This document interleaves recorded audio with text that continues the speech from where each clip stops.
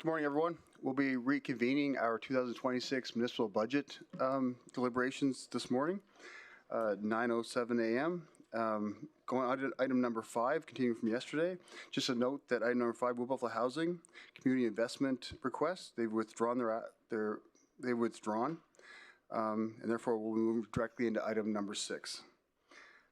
Moving on to 2026 operating budget presentation, we'll first hear from introduction from administration, following which delegates who have requested to speak before that item will be heard. Following that, we will move into individual presentations from each department. So I'd like to invite Lori Farquharson, Chief Financial Officer, to present, please.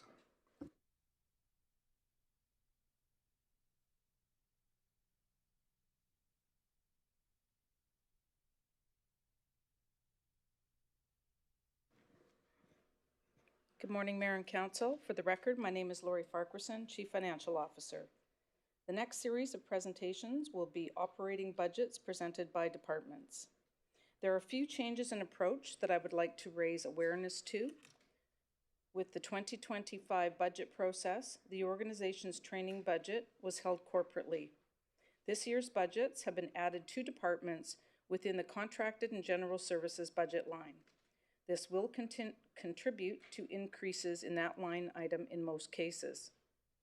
In 2025, funding for personnel was only provided for positions where there was an incumbent in the role. This resulted in approved positions that were on the organization chart that were not funded in 2025 and are subsequently filled or in the recruitment stage in 2026. New information provided this year is an overview, which you will see on slide 5 within each department, providing a summary of personnel costs, full-time equivalent positions or FTEs, vacancies, and where applicable, increased position requests. These vacancies were at a point in time to explain the underspending in salaries as well as the unfunded positions in 2025. Departments will speak to their current staffing levels where any changes in vacancies have occurred. As a general rule, the planned years in 2027 to 2028 have a 3% inflation factor. It's important to highlight that the actual expenditures reported throughout the presentations are based on September 30th close of the books. Council has been provided with a handout with updated financial results as a point of reference.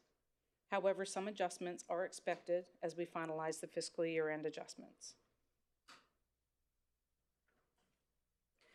The proposed 2026 budget consists of projected tax revenue of $505,840,997, which has remained unchanged from the 2025 approved budgets, and other revenue of $155,339,465, which is primarily derived from utilities, fees, grants, and investment income, for total projected revenue of $661,180,462. This is offset by projected operating expenses of $513,491,157 and transfers to reserve of $147,689,305 for total expenses of $661,180,462, resulting in a balanced budget. This slide illustrates the change in revenue budget from 2025 to 2026. For the 2026 proposed revenue budget, we anticipate a 2.4% increase in revenue when compared to 2025. I would like to highlight that tax revenue has remained unchanged from 2025. Sales and user charges has increased by $5,750,253 due to increased consumption based on historic trends, as well as some rate increases based on the fees, rates, and charges bylaw. Return on investments have increased by $2,343,523 due to a strong equity market performance that continues to benefit financial outcomes. Other revenue has increased by $1,344,523 due to an increase in tax penalties based on historical trends and an increase in the utilities franchise fees based on estimates. Other transfers have increased by $5,760,025 due to transfers from the Community Initiatives Reserve for the CIP program.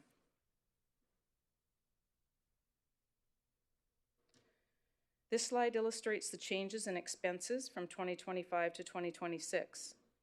For the 2026 proposed budget, there's a 2.4% increase in expenses when compared to 2025. I wish to highlight that salaries and benefits have increased by $21,816,281, which is attributed to the change in personnel costing I mentioned in my previous presentation and on the previous slide, ensuring a detailed analysis of filled vacancies in comparison to 2025, ratification of the IIFF agreement up to 2024, 25 new FTE positions proposed for 2026, and 8 new positions created in 2025, which included the establishment of the Chief Operating Officer and Regional Auditor Office.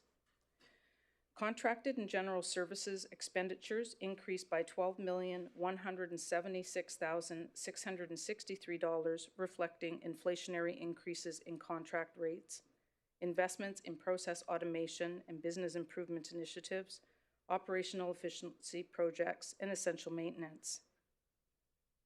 These increases are offset by a $21,715,118 reduction in transfers to reserves, primarily reflecting a lower capital budget requested compared to 2025. This overview is based on the corporate summary of the organization. Departments will be presenting in more detail within their presentations. This concludes the introduction for the 2026 proposed operating budget. I'm happy to take any questions before we move on. Thank you. Councillor Vardy? Thank you. Good morning. I have a question about our revenue government transfers. So we have a decrease of 152. Can you educate me? Is this a decrease that we see year after year? Is it specific to this year? I'll have to defer to my team for the specifics on that, if you can give us a moment.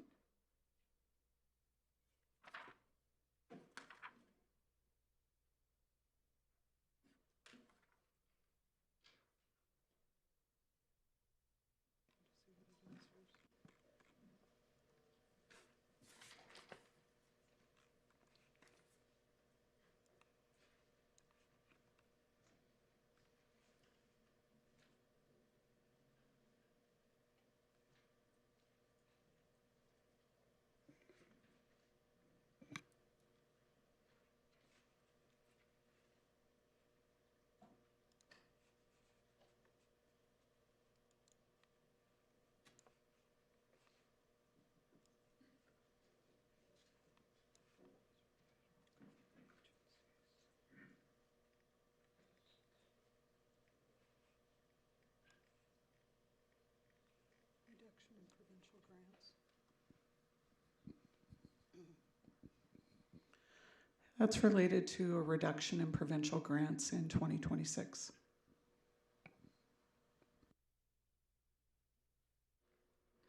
Thank you. And then have we seen a trend of decreases throughout the past couple of budgets in terms of government transfers, or is it just the one-off because we didn't receive the grant?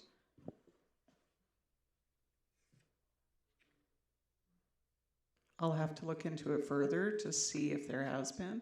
I don't have that information right in front of me, but I will look it up. Awesome. Thank you. Thanks, Councillor Vardy. Councillor Boussier? Thank you, Mayor Bowman. I have a general question, Lori, because it's come throughout here, so I'm going to ask you.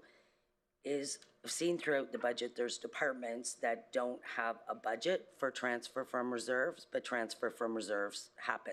How does that happen? Through the chair to Councillor Boussier, if there is a line item for transfers to reserves in the revenue line, it is because they had carry forwards from prior years. It's expense. Pardon me? Expense line item. Budgeted zero, but money transferred. So are those situations that would have come before council?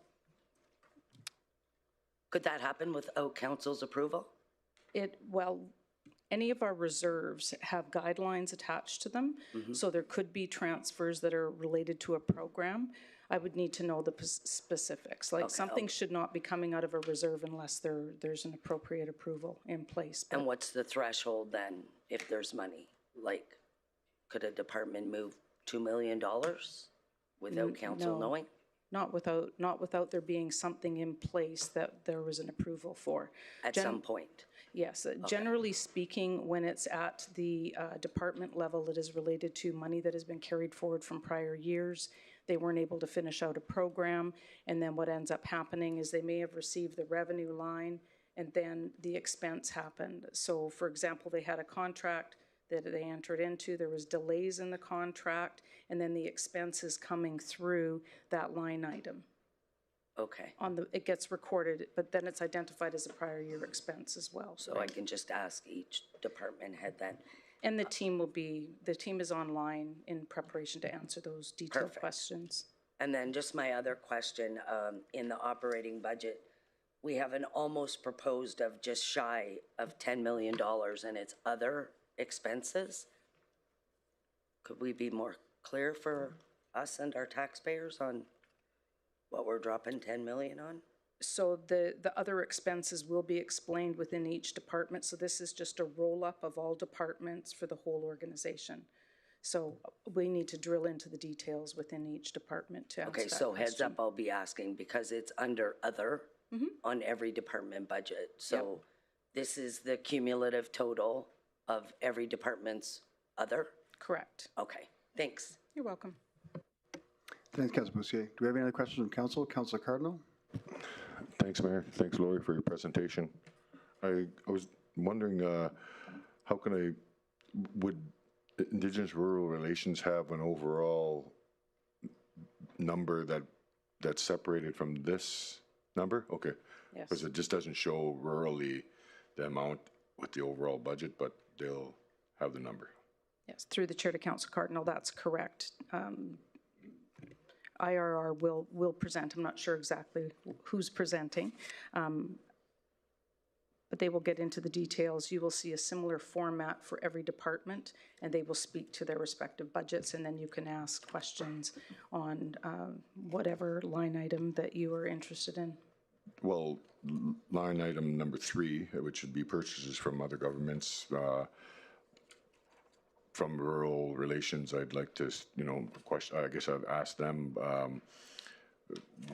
purchases, have we done any of that stuff from the government, as well as transfers and grants, like, have we applied for, certain grants from the rural areas to help us build the region rurally, right? I guess that would be my question to them, and I just want to put that out there. Right.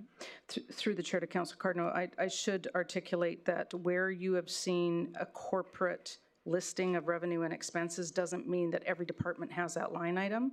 For the most part, purchases from other governments, the majority of this is going to be RCMP, and that is provided to the entire region, whether it's rural or urban. But we can get into those details within each respective department. Perfect, thank you. You're welcome. Thanks, Councilor Cardinal. Councilor Weigel?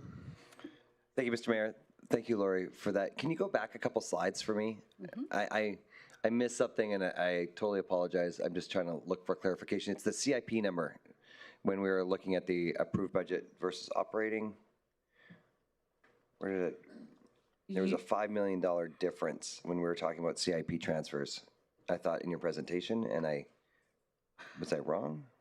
Through the chair to Councilor Weigel, as I mentioned, this is a consolidation of the entire RMWB, so we're not going to see CIP split out necessarily here. Did you speak to CIP at all? Like how when you went through line by line? Yes, pardon me. There was an increase Of $5 million, right? Yes. So with the CIP program, in 2025, they were provided with a budget. They gave out X number of dollars. there was funding available after they provided funding to all of the grant requesters. So the 5.76 million that I referenced was the balance from 2025. So when we looked at 2026, instead of fully funding that from the tax base, we gave them the money from the reserve. Right, so the difference that we actually spent this year was a lot less because we transferred over from 25 to 26. Correct. Okay. Yeah, sorry, I just didn't see that in here, and so when I heard it, it just triggered me. That's all. I didn't want an explanation. Thanks, Lori. You're welcome.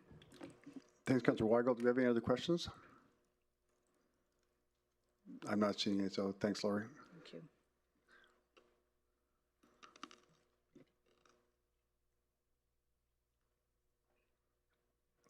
Up next, we have the delegation portion. We're doing the first one is regarding the operating RES. So I'll invite Evan Crawford and Ryan Pitchers up, please.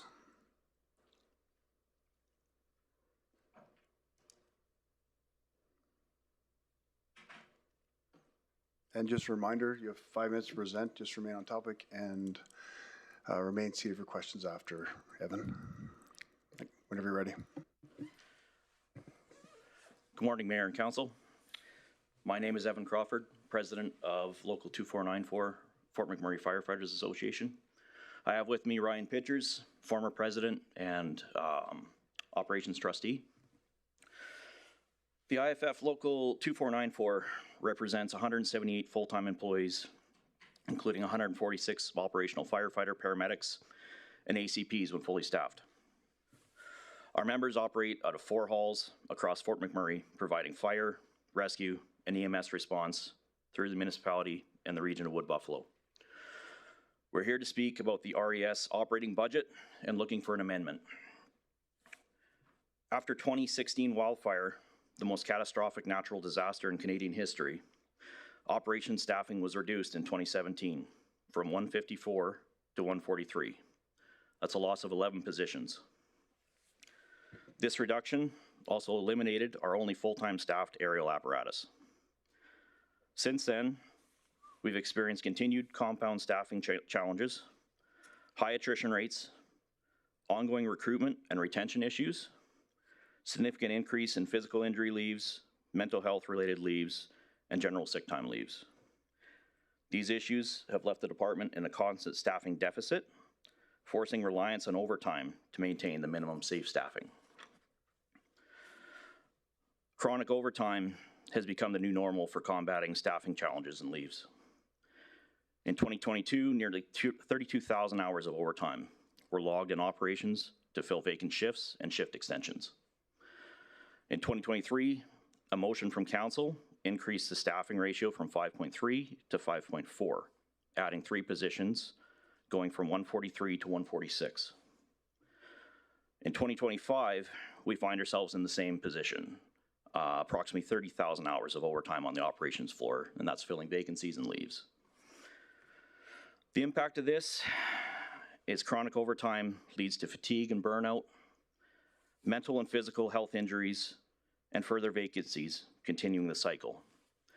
We just saw a recent article from Calgary Police Service stating that all the mental health support in the world won't put a dent in an department that is chronically understaffed. Overworking staff leads to further vacancies. The demand for our service continues to rise. Call volume from 2020 to 2024 notes a 39% increase in fire and EMS response, including major wildfire deployments in Fort Chip, Conklin, Johnvier, and surrounding areas of Fort McMurray.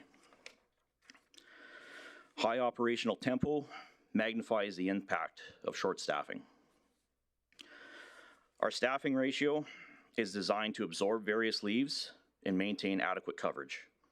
Our current ratio of 5.4 is no longer sufficient, given continuous long-term vacancies, short-term and long-term leaves, high proportion of maternity and parental leaves. I'd like to highlight that we have one of the highest female to male ratios among Alberta Fire Services. And now parental leave can be taken up to 18 months, which furthers that impact. A high attrition rate, which we've always struggled with, consistent difficulty filling shifts, The most recent was on Christmas Eve. We actually ran short-staffed below our minimum manning for Christmas Eve because we could not fill the shifts. Other Alberta departments with similar challenges have adjusted their operating ratios to a higher ratio. Our recommendation for the operating budget is to increase the staffing ratio from 5.4 to 5.7. That's the equivalent of adding 8 firefighters and returning us to the pre-2017 staffing levels. This aligns with the provincial average of 5.67, which we gather data from 11 departments across the province. Higher staffing ratios reduces reliance on costly overtime, supports physical and mental wellness, improves morale and work-life balance, creates stability and reduces staffing shortfalls during hiring cycles, and supports department needs such as continued training and special assignments. The overtime budget this year, if I read the budget correctly, is increased by $925 million, yet there's no ask for staffing. To put that in perspective, ballpark for an average FTE firefighter is $180,000. That $925,000 would be 5 new firefighters. Savings from reduced overtime will offset part of this increase. This request is simply not about numbers. It's about safety, sustainability, and the long-term health of our department. Increasing our staffing ratio ensures safer emergency response, a healthier workforce, better retention, reduced financial strain caused by chronic overtime. Sorry, Evan, we went over time, but I'm sure a lot Sorry. of this will be answered in the questions that come from council. Okay. I think you'll be able to get the rest of that out for sure. Okay. I'll start first with questions. So the overtime, or the injuries and the mental health issues you believe are caused by a poor work-life balance between work and home and family, caused by overtime? A lot of it has to do with, yes, the strain of overtime, short staffing, and that leads to people being off. Right now in operations, we have 21 people off. Our minimum staffing for a shift is 27. So we almost have a full shift of people off, and that's various leaves. That's mental wellness, that's injuries, that's maternity, that's a lot of things. And we noticed it's not just a one-off that this year is just bad. It's been continuous pretty much since 2016. Yeah. And Okay. we were warned of that during the wildfire, that after a major incident, you're going to start seeing those effects after 5 to 10 years. Yeah, now we're at 10 years for Yes. sure. So also with that, you mentioned, so adding more positions, recruiting more firefighters will lessen the amount of overtime. Yes, when we're fully staffed and we have we'll call it a reserve staff to offset the vacancies, including when we're hiring, like right now, we have a cadet program going through, Yep. but it's still reliant on them passing the fire training, passing the fire physical. Without them, we are short 9 FTE vacancies right now, and we're in a perpetual hiring cycle. When we hire 3 or 4, sometimes we lose 5 or 6. So we're always behind the 8 ball.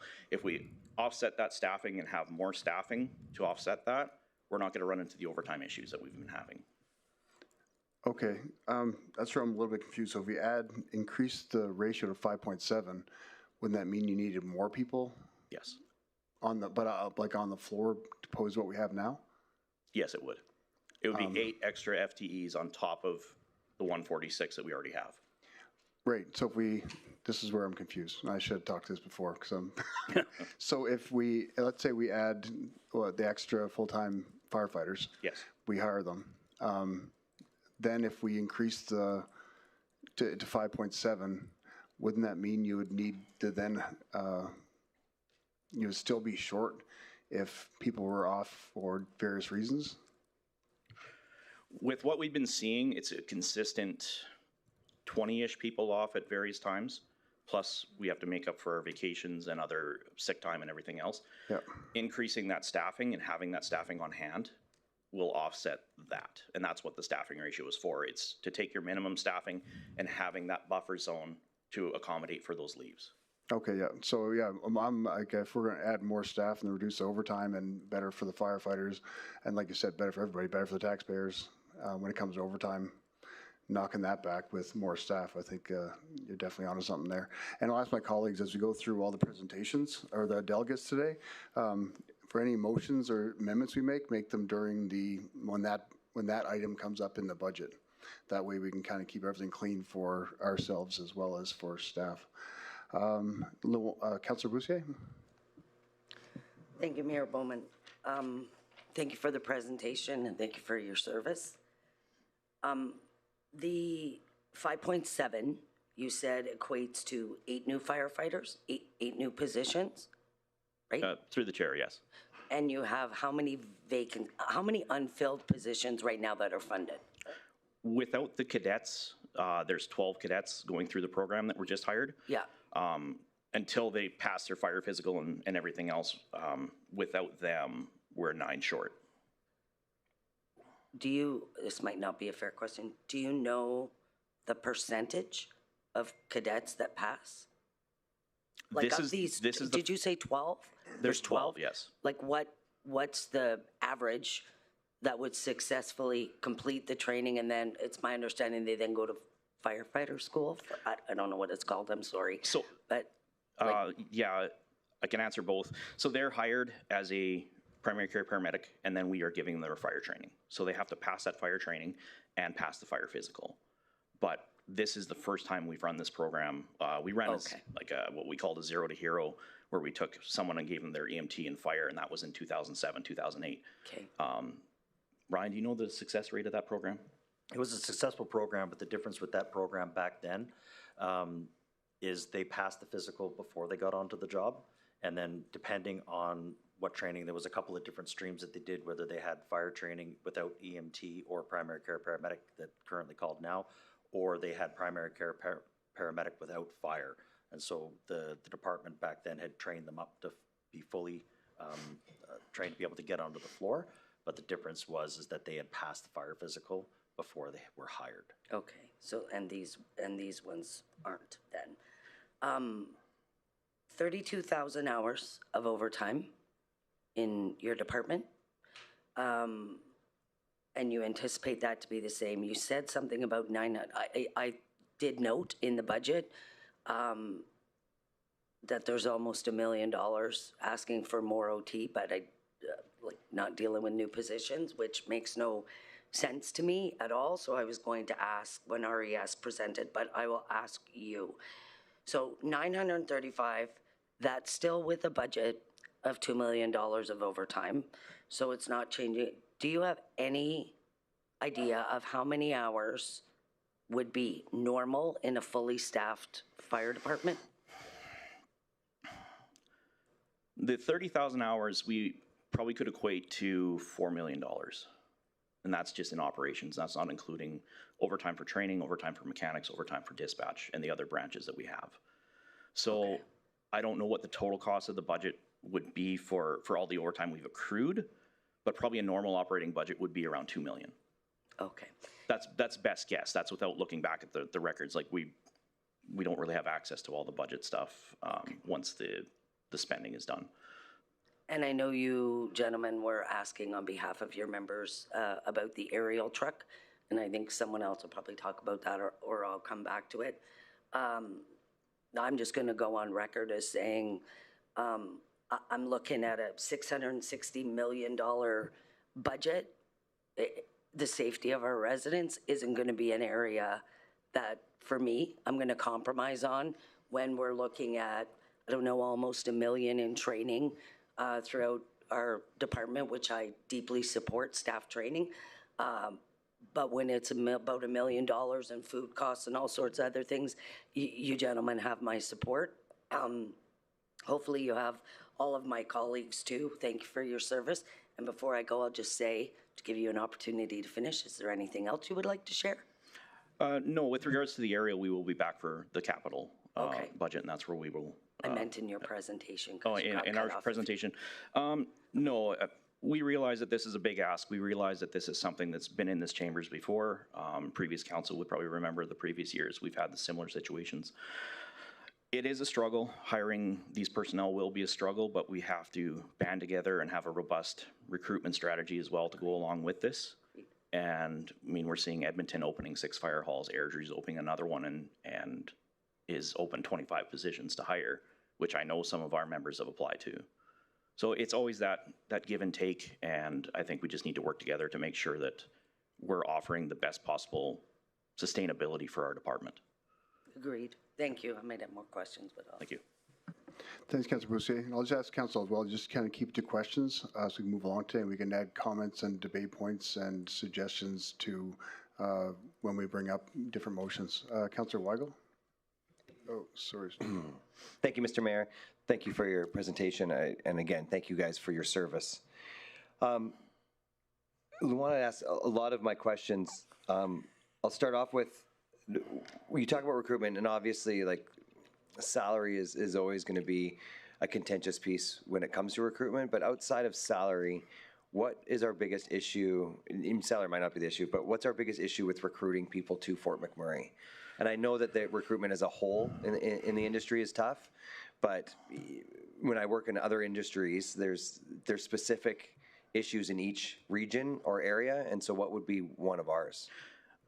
I think the biggest issue is selling the region, and now it's not like 10, 15 years ago where Edmonton and Calgary and all those bigger departments weren't hiring as much as they are right now, but they're reaching their cycles where they're having higher turnover rates, or having higher retirements and everything, and they're opening more stations. As growth happens, we're competing against every other department in the province, and we need to find a way to attract those people. That Fort McMurray is the place that it is. It's a beautiful place. It's offered all of us great careers, and we need to emphasize that when we need to go to the fire schools and have those presentations ready and hit all the graduating classes, and look outside the province as well. There's other fire schools in Manitoba, there's fire schools in BC and Ontario, and we got to expand that reach so that we attract from across Canada instead of just in the province, because we're under 20 other departments that are all offering the same thing. And so what would be the number one thing you would say that we could offer, or what we could do to be an advantageous place to work? We can go back to where we offered several incentives to work here. What was it called? The housing one. Home Equity Protection Plan. We offered an education buyback at one point, where we were offering to pay back all of your fire and paramedic education over a term of service. We had first-class wage matching, which we have done periodically to entice ACPs to come up here and work. We offered them a first-class wage. A lot of that stuff has come and gone. Right now, I don't think there's any other incentive right now. So looking at some of those to bring back would probably be definitely helpful. Okay. No, I appreciate that. I'm going to ask an awkward question, and only because it's rumored out, and I don't know if anybody else is going to ask it. And I think it's important, and excuse my ignorance here. I value the fire department so well.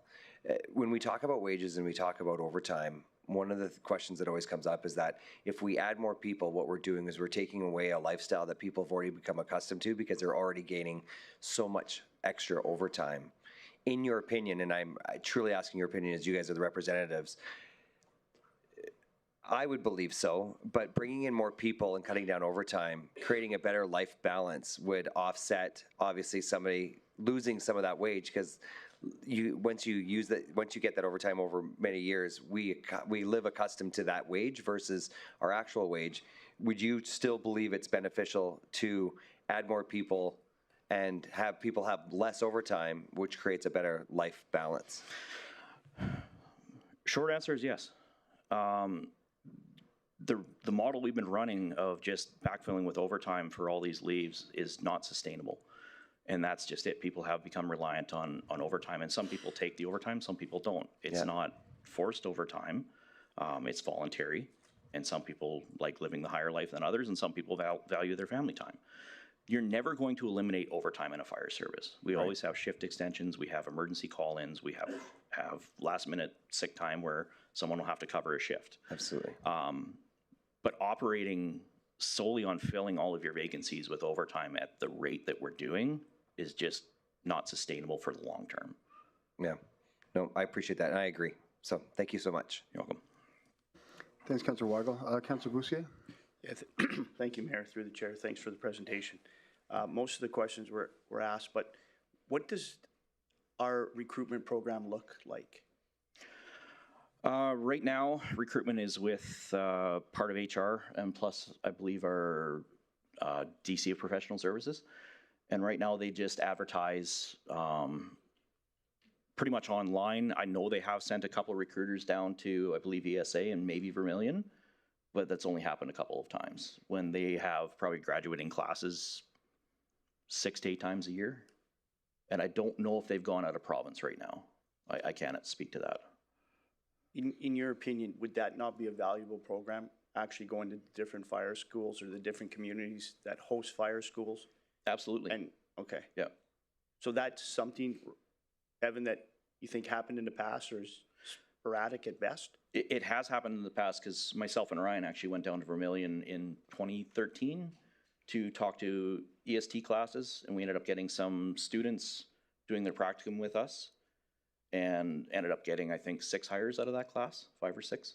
Okay. So it does have value to it, and obviously you're going down, you're showcasing the region, you're showcasing the department, and you're giving them a perspective that they might not get because they're hearing from all the down south departments, but we've got to do our best to showcase what we have here as well. Yeah, and I believe the school boards do it. They may not do it now, but I believe they do in the past where they go different communities or different and we universities. So do you know why it was canceled or put on hold or?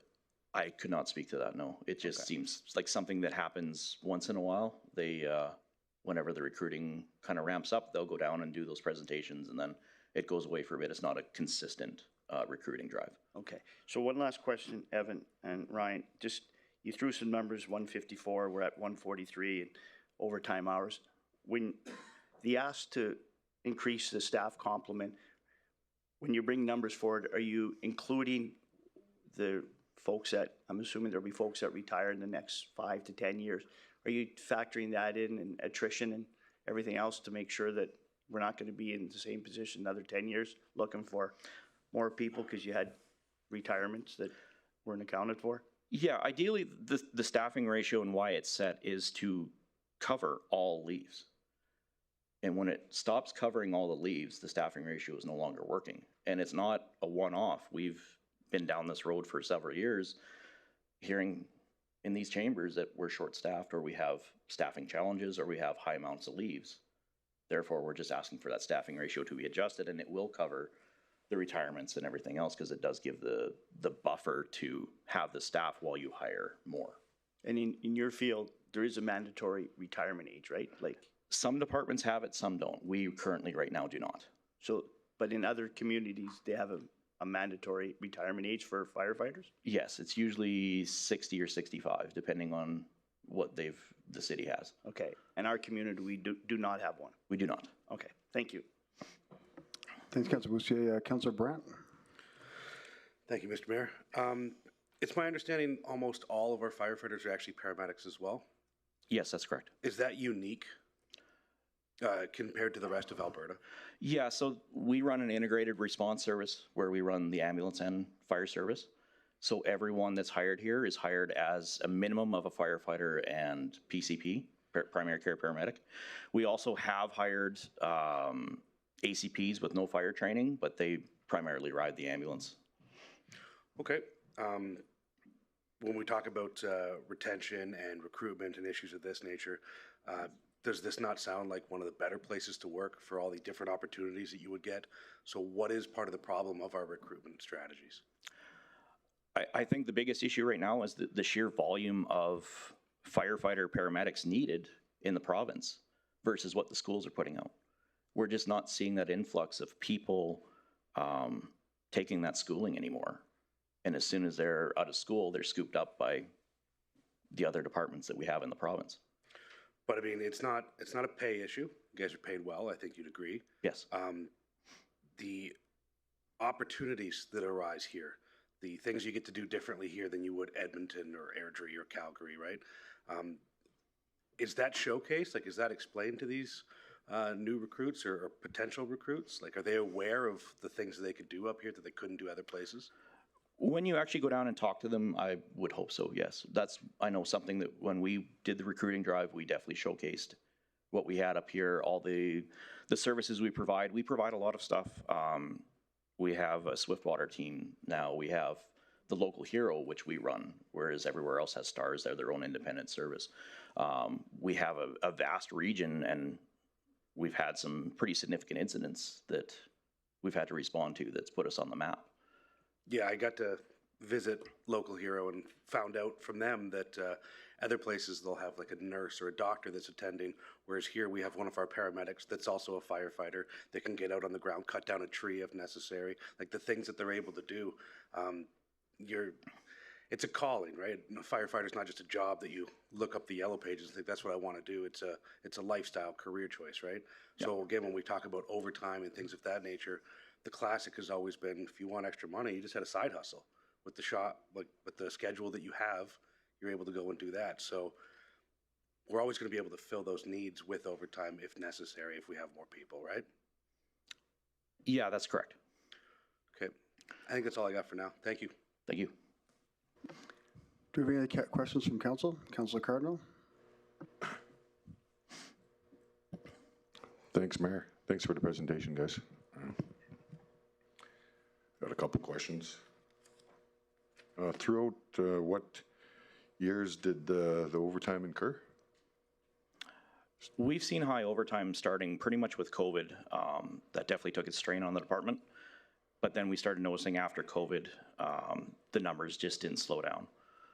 So the overtime pretty much from 2020 on till now has been higher than average of what we've seen in this department. 6. Thank you for that. I guess with the 30,000 plus overtime hours, do you have a number that was shared with administration for the amount of budget increases or decrease? So you got the overtime hours and then you have just regular hours. Do you have the data shared with administration with those numbers so we can back up your request? Administration would have those numbers. They should have the numbers of what the overtime incurred. Okay. We don't have the numbers, like the actual dollar figures. Okay, thanks for that. Maybe I can get that number. I guess so out of the 21 out of the 21 employees that are off right now, how many of them are on mat leave? Right now, I think 3. And those ones would be coming back to the force? Yes. So then would that bring the number to 6 with the request that you're requesting? Because you were requesting 9 new employees with the budget request or the budget ask. So if you have 3 people on mat leave and they're situated to come back, would that bring your number back to 6? No, our request would still be to have an 8 additional FTEs. And that, again, this is not about people coming back to the floor. It's about having a sustainable staff to cover leaves that continually happen. Like, we know that some people are going to come back. Unfortunately, some people, when they go off on WCB for various leaves, they might not come back. That's the nature of the business. And what we're asking for is just to have a proper complement of staffing to cover those leaves plus vacation and still maintain minimum staffing. One more question. In the union, are there any rural union members? There are not. We do have some of our members that live in the rural areas that do respond to the paid on call fire services. Okay. But they're there in a paid on call capacity. So they're all volunteer and they're rural? Yes. Yeah, every service outside of Fort McMurray, our general Fort McMurray city, is a paid on call volunteer service. But they're not unionized. Do you ever try to get them unionized with you, or just that's too much to ask? We have not. The trend kind of has been going that way. There has been some services across Alberta that have unionized paid on call, but it's pretty far and few. right now. Maybe in the future, but it's nothing on our radar at the moment. Okay, thanks. I got no more questions. Thanks. Thanks, Councillor Cardinal. Councillor Weigel? Thank you, Mr. Mayor. Just one question. In your opinion, why do you think the budget asked for more overtime versus asking for more people? It's a tough question. I don't know if the administration just feels maybe these people will come back sooner and the staffing level will level off. The reason we're here speaking today is we've held off for long enough and seen 6 years of basically running this and running chronic overtime and creating burnout and stress in employees. And we just haven't seen the people coming back from the leaves. And when we do get people back, others go off. And it's just, now it's a trend, it's a continual cycle. So that's why we're trying to make this correction to try to correct that. And we've seen it across the province as well. Okay. Okay, thank you. You're welcome. Thanks, Councillor Weigel. Councillor Allen? Thank you, through the chair. Thank you for the presentation. I guess, and I kind of had been given a heads up that something was coming on this, but I just want to clarify your ask. Really, when you're talking about increasing the ratio to 5.7, I mean, with currently being short 9 positions, and you want to increase 8, I mean, obviously that's going to give us an immediate vacancy of 17. Currently, the department shows 16 vacancies, and they're looking to increase 6. Now, I don't know what the ratio of firefighter EMTs to other support staff, I don't know what that is, but we'll get to that question when the presentation is made. So I guess technically, it's we know with some of the challenges in recruiting with an integrated service. I know that there's at least 2 other departments in the province that have integrated services as well, which we looked at when the whole thing with the province taking over ambulatory services. So really, to clarify it, your ask is just to increase to 5.7. We'll deal with the vacancies after, and is that more it? Or can you just hire straight EMTs and firefighters from other locations? Would that help bring up the ratio to 5.7? So you had a couple comments in there. So the first one, when you see the 6 FTEs in the budget proposal, that is for 4 bylaw officers and 2, I believe, wildland urban interface staffing for FireSmart. So it's not firefighters for operations. Yeah, so there are 7 integrated locals across the province that run EMS and fire, and our bread and butter in this region is EMS. So we have tried with this PCP hire, primary care paramedic hire, that we're going to give them their fire training. We've tried that route, and we're hoping for a success that all 12 will pass, and they'll come to the floor, and that'll be a great recruiting strategy as well. As far as hiring one or the other, our minimum to get on here has always been you have to have medical training, so primary care paramedic or advanced care paramedic. If we start looking at hiring one or the other, then we degrade a service on either side. If we hire just straight firefighters, we're degrading the medical service. If we hire just straight EMS personnel, we're degrading the fire service. So our goal is to always have dual trained firefighters, and we'll come up with solutions like we have with this program to try to combat that. Is it easier to train EMS personnel to be a firefighter as well, or the other way around, if firefighters to get their medical training? Yeah, it's easier to take someone who's medically trained and train them to be a firefighter, and we have the facility to do that. Okay, yeah. Great. Thank you very much. You're welcome. Thanks, Councillor Allen. Councillor Boussier? Thank you, Mayor Bowman. Sorry, I'm just trying to wrap my head around the staffing like Mike. So the current vacancies you have are how many? Currently from the 146, we're down 9. 9. And then even filling those, that brings you only to the 5.4 ratio, correct? Yes, that's correct. So we're talking 9 to get to the proper ratio, and 8 more for the new ratio. Yes. Okay. And when you talked about recruitment and a recruitment strategy, that wanting to look at a different way, how will that impact recruitment in terms of like, sorry, I'm struggling to explain this. Developing a new recruitment strategy where you said you work more closely with administration in that regard, you believe is going to be more effective. So my question is, for this budget, would 4 staff in the budget be sufficient, giving you an opportunity to work on that new recruitment strategy? Because clearly there's a problem with recruitment if there's already 9 vacancies. So having a commitment from council like 4 for 2026, 4 for 2027, what do you think of that?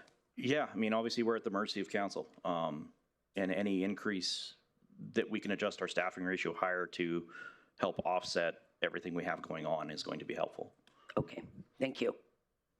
Thanks, Councilor Boucher. Do we have any other questions from council? I'm not seeing, so thanks, gentlemen, and great job. Keep out doing what you're doing. The community does support you, and we know we have you guys supporting us when we need you. So thanks, Ryan. Thanks, Evan. Thank you, everyone.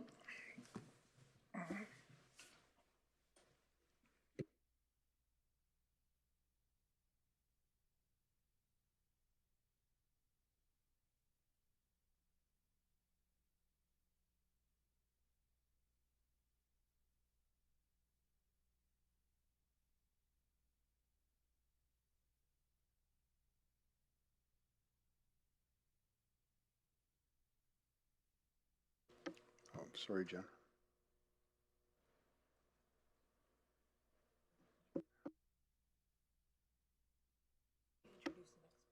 Yeah. And next up, we have, in relation to CIP funding, we have representatives from Chard Métis, Rolando, and Candace. Councillor Vardy? Thank you, Mr. Mayor. I'd like to recuse myself due to a potential pecuniary interest. I'm an employee of the Chard Métis Nation. Okay, super. Thanks, Councillor Vardy. For some reason, of course, my camera doesn't seem to be working. We know what you look like, Rolando. Unlucky for you, but good morning, Mayor, Council, and Administration. My name is Rolando Nzunza. I'm the Director of Consultation for Chard Métis Nation. I want to thank you first for the opportunity to speak today during the budget deliberations. We are here to speak on the decision not to fund Chard's 2026 Community Investment Program application for elder transportation. I'm going to provide some context as to our intent and request. My team member, who's also attending virtually, Candace Black, will speak to the real-life impacts this type of service provides the residents of Janvier.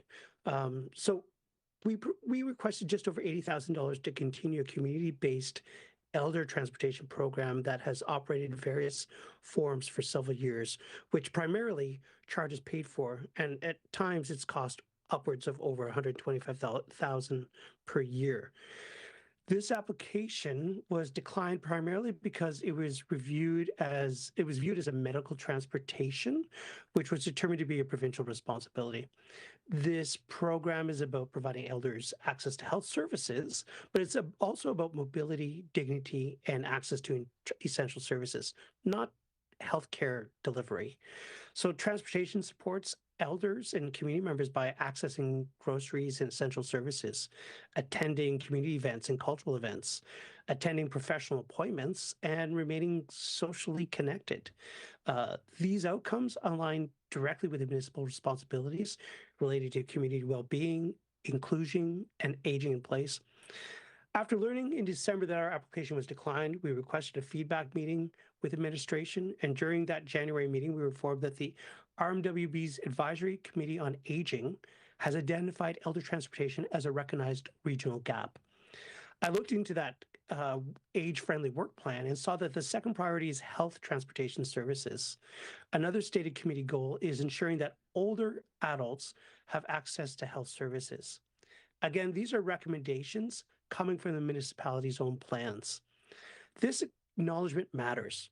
It tells us that the issue is not isolated to one community, but throughout the region. For example, council just approved looking into a shuttle service in Fort Chipewyan. While we understand there are initiatives for a broader transit review, including review of transit master plan. Those processes will take time. Elders need support now, not several years from now.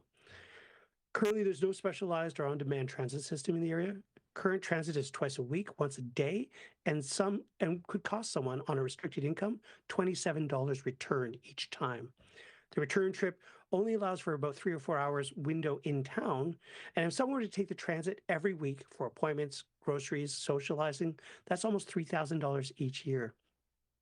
Numbers and policies absolutely matter, but impacts matter more. And to share what this program means in real terms for elders and families in the community, when it's available and what happens when it's not, I'd like to invite Candace Black, a resident of the community, and our community manager to speak next. Good morning. Can everybody hear me well? Yes, you're good, Candace. Well, good morning, and thank you for taking time to listen to me and allowing me to be a part of this.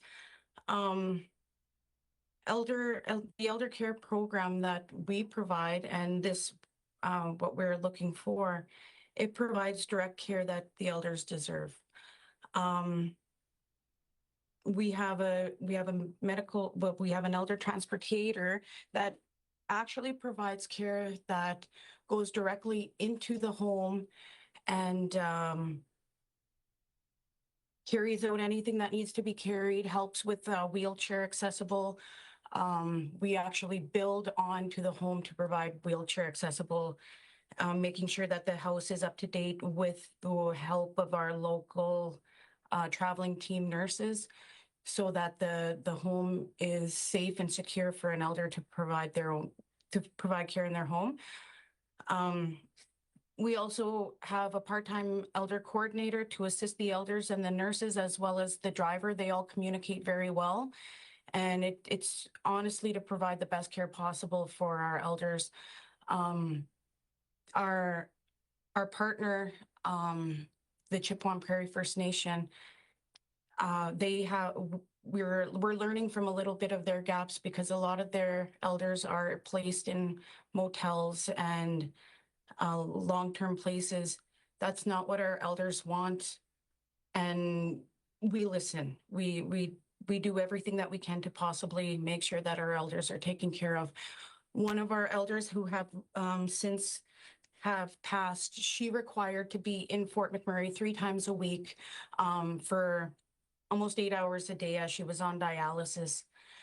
And she was very blessed to have this care from Chard Métis.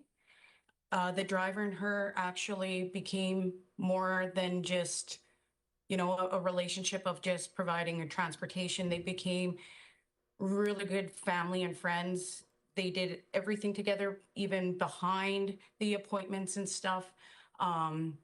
He would just go and have coffee with her to provide just that communication, and that so there's not isolation, because that is an issue that will and does happen when the elders don't have this care. If we don't provide this transportation and stuff, that we believe that it's... Sorry, Candace, I'm going to cut you off. We're over time, but Okay. I'm sure those things you have to add will be addressed through questions from council. Councillor Allen? Thank you, Your Worship. And, well, Rolando, I'd like to say it's good to see you, but it's good to hear you. And as well, Candace, thank you for the presentation. Can you explain this service a little bit more that you're applying for the funding for? Is this a one person FTE? Is it multiples where you're providing a service to your elders? Yeah, so it is paying for a number of things. We have a vehicle that we use to go back and forth to town. So it pays for some of the cost related to that, of operating that vehicle. We also do hire a driver, and that that cost is covered in there. But there's also scheduling, there's also a number of other kind of like secondary pieces that are related to that. But this is only for within the municipality. We've applied for grants to support people going to Edmonton for specialist appointments and things like that. But this is only for transportation, primarily between Janvier and Fort McMurray. Candace, are there other costs that you would see included? Well, we always provide a meal to our elders when they are in Fort McMurray as well. We like to provide a meal. We also, because we know that these elders, a lot of our elders are just on fixed incomes, that their medical coverage only covers a certain percentage. So we also like to make sure that this is not a worry or concern for them, that their livelihood and their health means most to us. So we provide that additional funds to cover costs of the medications. Sounds like a rather unique service for your elders, and I think there's no question we all respect our and want to look after our elders as good as we can. Have you applied for any provincial funding via Alberta Seniors or Human Services? Yes, we have. Like I said, we've applied for other funding. I don't remember the name of the specific grant, but we did apply for other funding to support the medical transportation and the transportation to and from, for example, Edmonton for specialist appointment. Similar types of costs, but of course larger because it's a longer distance. Okay, and you're specifically looking to provide a service that is separate or different than whatever the types of transportation we can provide through municipal transit. Currently, the transit operates only twice a week and is one trip a day. Unfortunately, it picks up at 10 o'clock in the morning and then in Janvier, and then it picks up in Fort McMurray it takes 2 hours to get into Fort McMurray. And then just because the route, so if somebody arrives, say at noon or even 12:30, then they have to, the pickup in Fort McMurray is at 4 o'clock. So, presumably they have to be getting ready, finishing whatever they're doing at 3:30. So there's only a very small window. So if you're going to a medical appointment, for example, you have to hope that you can book it one of those 2 days that the bus is operating. And you have to hope that you can book it within that small window of time, and that for example, the doctor isn't running late.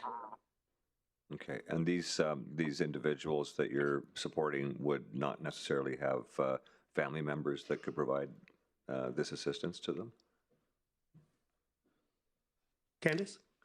Well, it's hard for us to take a day off coming in from living out in Janvier. If I needed to go to Fort McMurray for anything personal, doctor, groceries, that consumes a whole portion of my day regarding the transportation there, the transportation back. So we're providing this care. It allows us to continue with our roles in the community that we do, but it also provides care and direct care for an elder. And it takes a whole community to take care of our elders. And that's a whole huge part of why we do what we do. Putting the elders on transit, it is possible, but at the end of the day, then there's one stop in Fort McMurray, so they have to walk or they have to cab it. Then they got to carry everything that they have to carry, and they got to go back to that location spot. And then when they come back out to Janvier, there's only 2 spots that do the drop off. So it doesn't matter where you live or how far you live, you have to walk because we don't have cab service as well. So with this grant, it provides more than just, elders just going in for, a quick appointment or this or that. It provides the wraparound supports that elders truly, honestly deserve. And I asked my mother-in-law once, I said, how do you know as an elder that your time is almost up? And she says, when we don't feel needed, wanted, or valued. And that actually hit really hard for me, because how does an elder not feel valued anymore?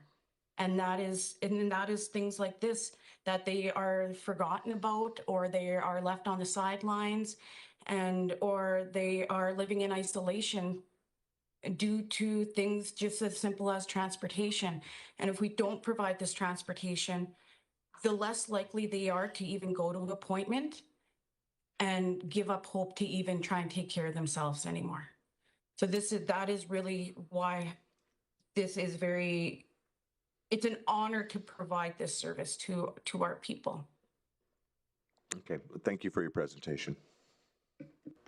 Thanks, Councillor Allen. Councillor Bussier? Thank you, Mayor Bowman. Thank you for the presentation. Can you tell me if you applied for the Healthy Aging Alberta Medical Transportation Grant? It's been out 3 times, and they had very low volume of applications. I sat on the Healthy Aging Alberta Provincial Leadership Council, so I know. Did you apply? I wasn't on the review committee, so I'm not sure. I'm asking if you applied for that one specifically. Thank you. Through the mayor to Councillor Bussier. We did apply for a grant from the United Way Calgary. I think it was the Healthy Aging Albertans. I can double check, but I just don't have the specific name of the grant, but that does sound familiar. And again, that grant application was to support the medical transportation that would happen from the community to, for example, Edmonton for specialist appointments and such. So were you successful, Rolando, or you haven't heard yet? I've not heard yet. Okay, so that could still be coming? Fingers crossed. Okay, can you share that when you find out? And then I'm just wondering, you mentioned about financial security. Do you have a program out there to help the elders access financial benefits? I know 76% of older adults don't access the full spectrum of financial supports that are available to them, like Alberta Senior Benefits and then the different levels. Do you have a financial program that helps them access those? Candice, can you speak to that? Well, we have our part-time elder coordinator, Connie Mercury, who works directly with the elders and programs like St. Aidan's. They come out usually once a year or on request to help seniors and elders apply for those applications. A lot of our elders do get declined just because of our location and stuff like that. So we just try a different avenue, but there have been applications sent out multiple times for our elders, yes. Okay, I was just wondering if you ended up developing the internal capacity to do it. I know St. Aidan's goes out to the Royal Hamlets, but I also know their capacity is limited, so I didn't know if you developed that internal capacity, because that matters. So thank you. And just, sorry, you were declined because of the grant or the ask being focused on medical, and that doesn't fit the parameters of the grant, correct? That's what you said? That was our understanding. Yeah. Through the mayor to the councillor, that was our understanding. Perfect. Thanks, Rolando. Thank you, Candice. Thanks, Councillor Bussier. Councillor Van Castian? Thank you, Mayor. Thanks, Rolando and Candice, for coming forward with this. Just to kind of go lean in a little bit more what Luana was saying about your grant application, this isn't just medical. This is quality of life, quality of service to elders in your community. My question is, your ask of 80,000 plus your applications to grants,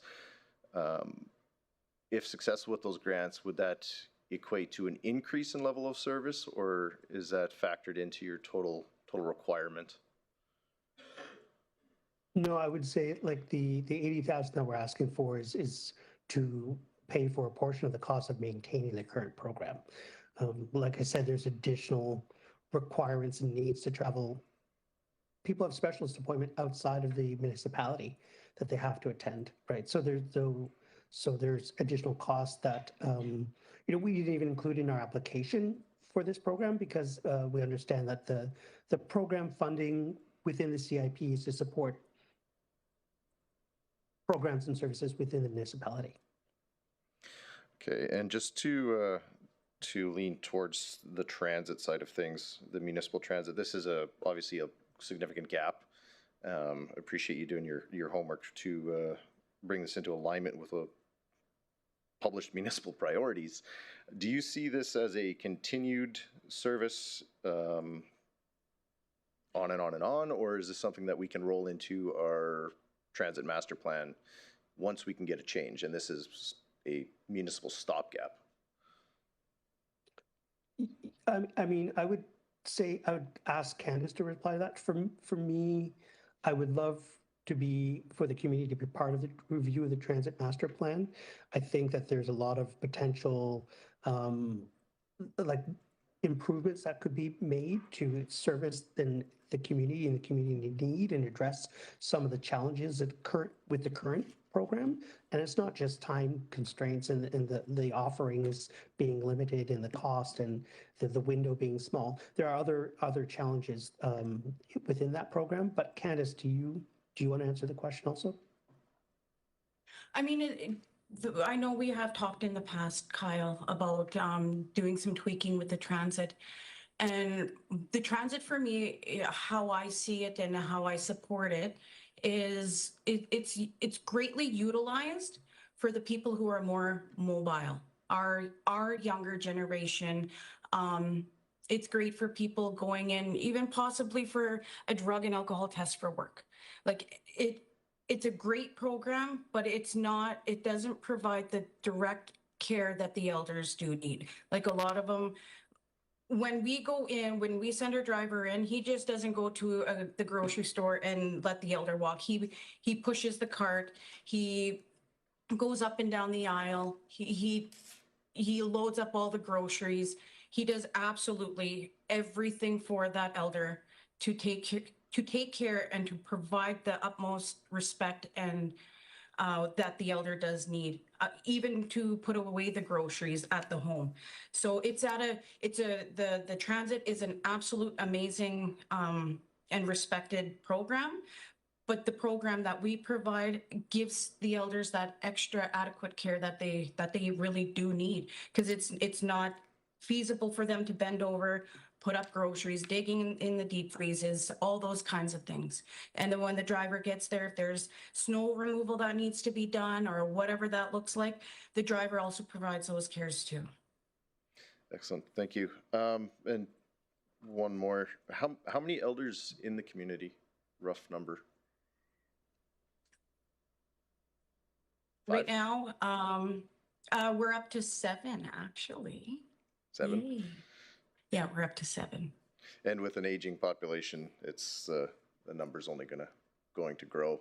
Yeah, that's all I got. Thank you for your perspective. Thank you for coming. Thanks, Thank Councilor you. Van Castian. Do we have any other questions from council? I'm not seeing any, so thanks, Candace. Thanks, Rolando. Sorry, can I add one more thing, Certainly. Mayor Bowman? I would just let the council, mayor and council know that we are planning a report back to our funders on March 5th in the afternoon at 2 p.m. And we'll be sending an invitation to everybody for that. What we've been reporting back to some of our oil and gas partners over the last 3 or 4 years, and we're seeing opportunity, and I think to present to our funders, inviting all of our funders to participate and kind of get it like an annual report back from the community. So you can see and learn about all of the successes that we've had and some of the current challenges that we're trying to address still moving forward. So I just want to give you, I guess, an FYI, and a formal invitation will come soon. Okay, thanks, Rolando. Appreciate it. Thanks, Candace. Have a great day. Thank you. Thank you.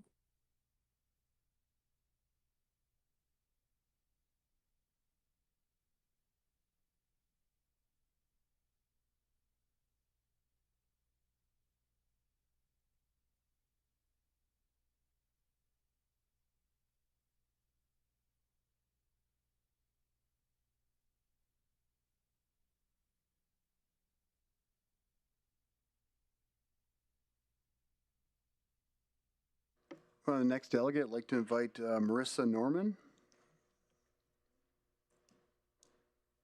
Oh, Councillor Scott. Yeah, I just want to say that on the advice of legal counsel, I may participate in this matter and vote. Okay, thanks, Councillor Scott. And Marissa, just to let you know, we have 5 minutes to present. Just introduce yourself and remain seated for questions after, please. Whenever you're ready. Well, good morning, Mayor Bowman and City Council members.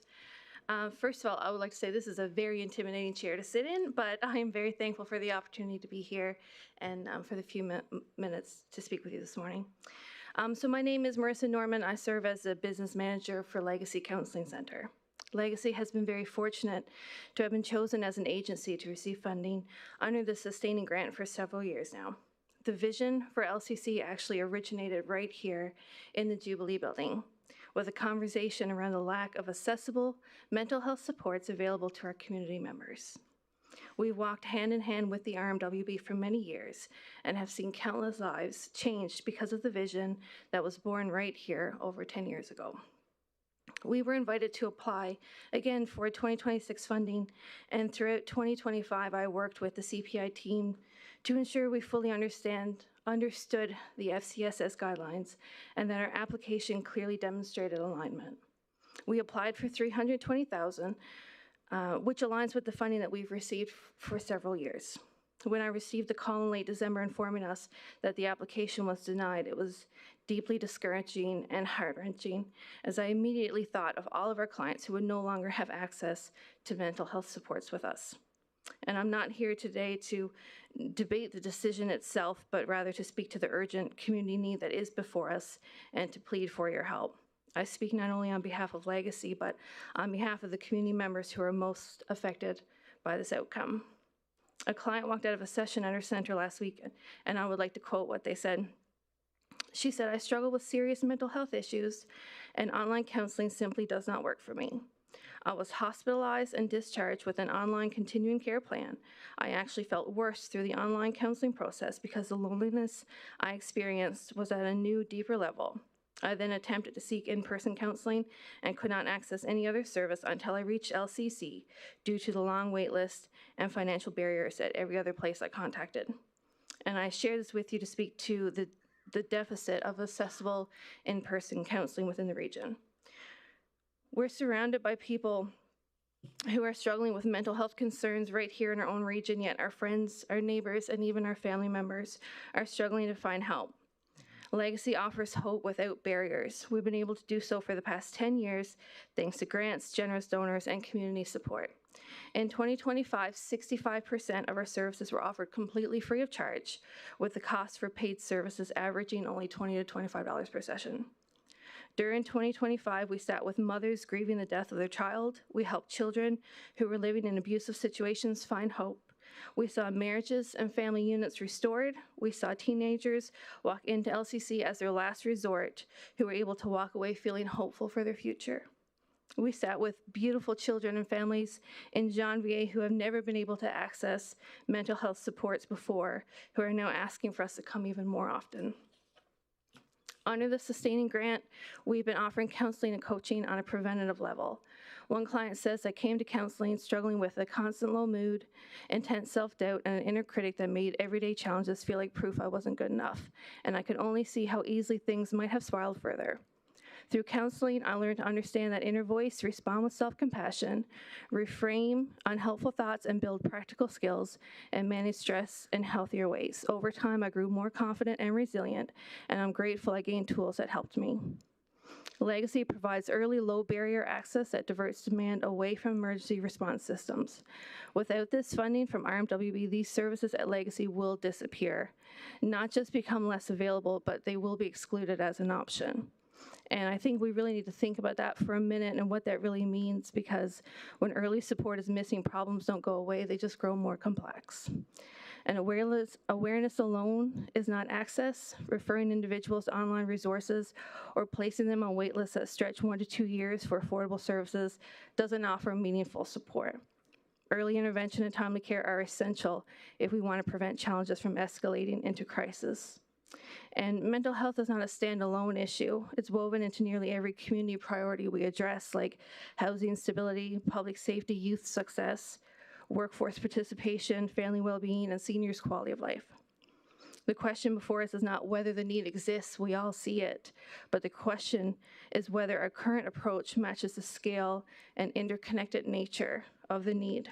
In closing, I encourage you to view mental health not as one item on a list of needs, but as a foundation that affects the success of nearly every priority we share for this community.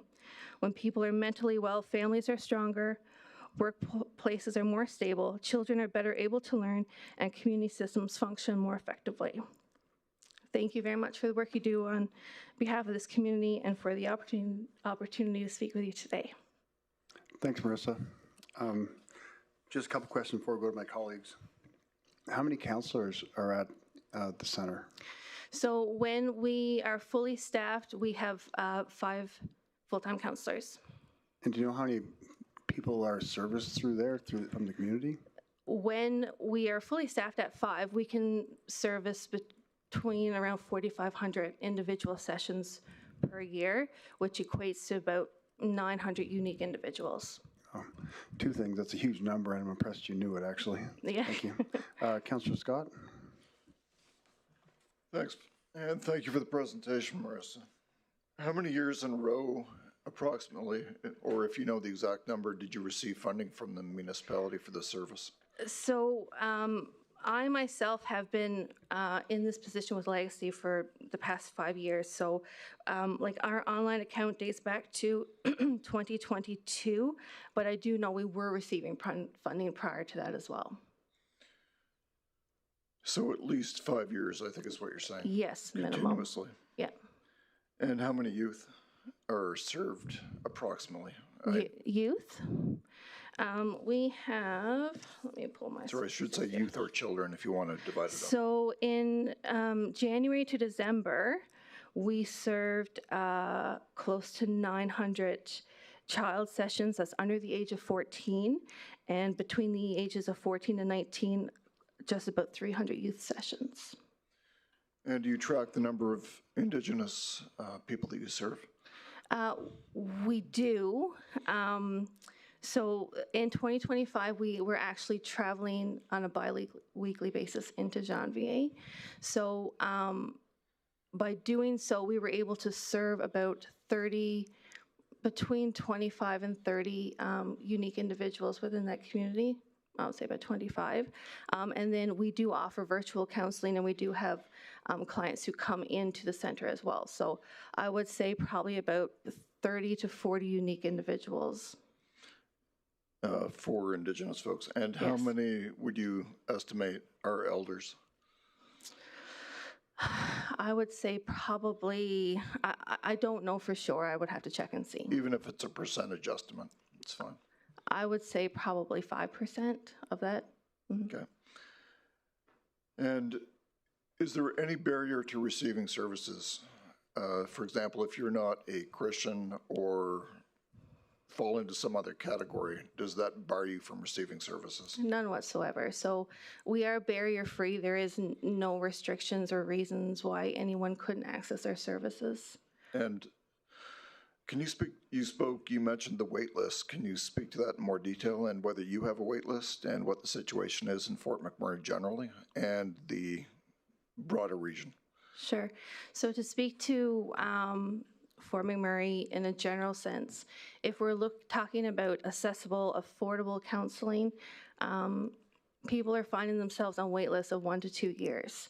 At Legacy, we strive to provide a short wait list. So the maximum amount of time that someone would be sitting on a wait list at our center is 2 to 3 months. That would be an extreme, honestly, because of the way that we're able to balance our sessions and get people in quickly. So right now, because we're not fully staffed, we're struggling with funding, we have about 25 adults on our wait list. Children and youth is where this really speaks to the need, because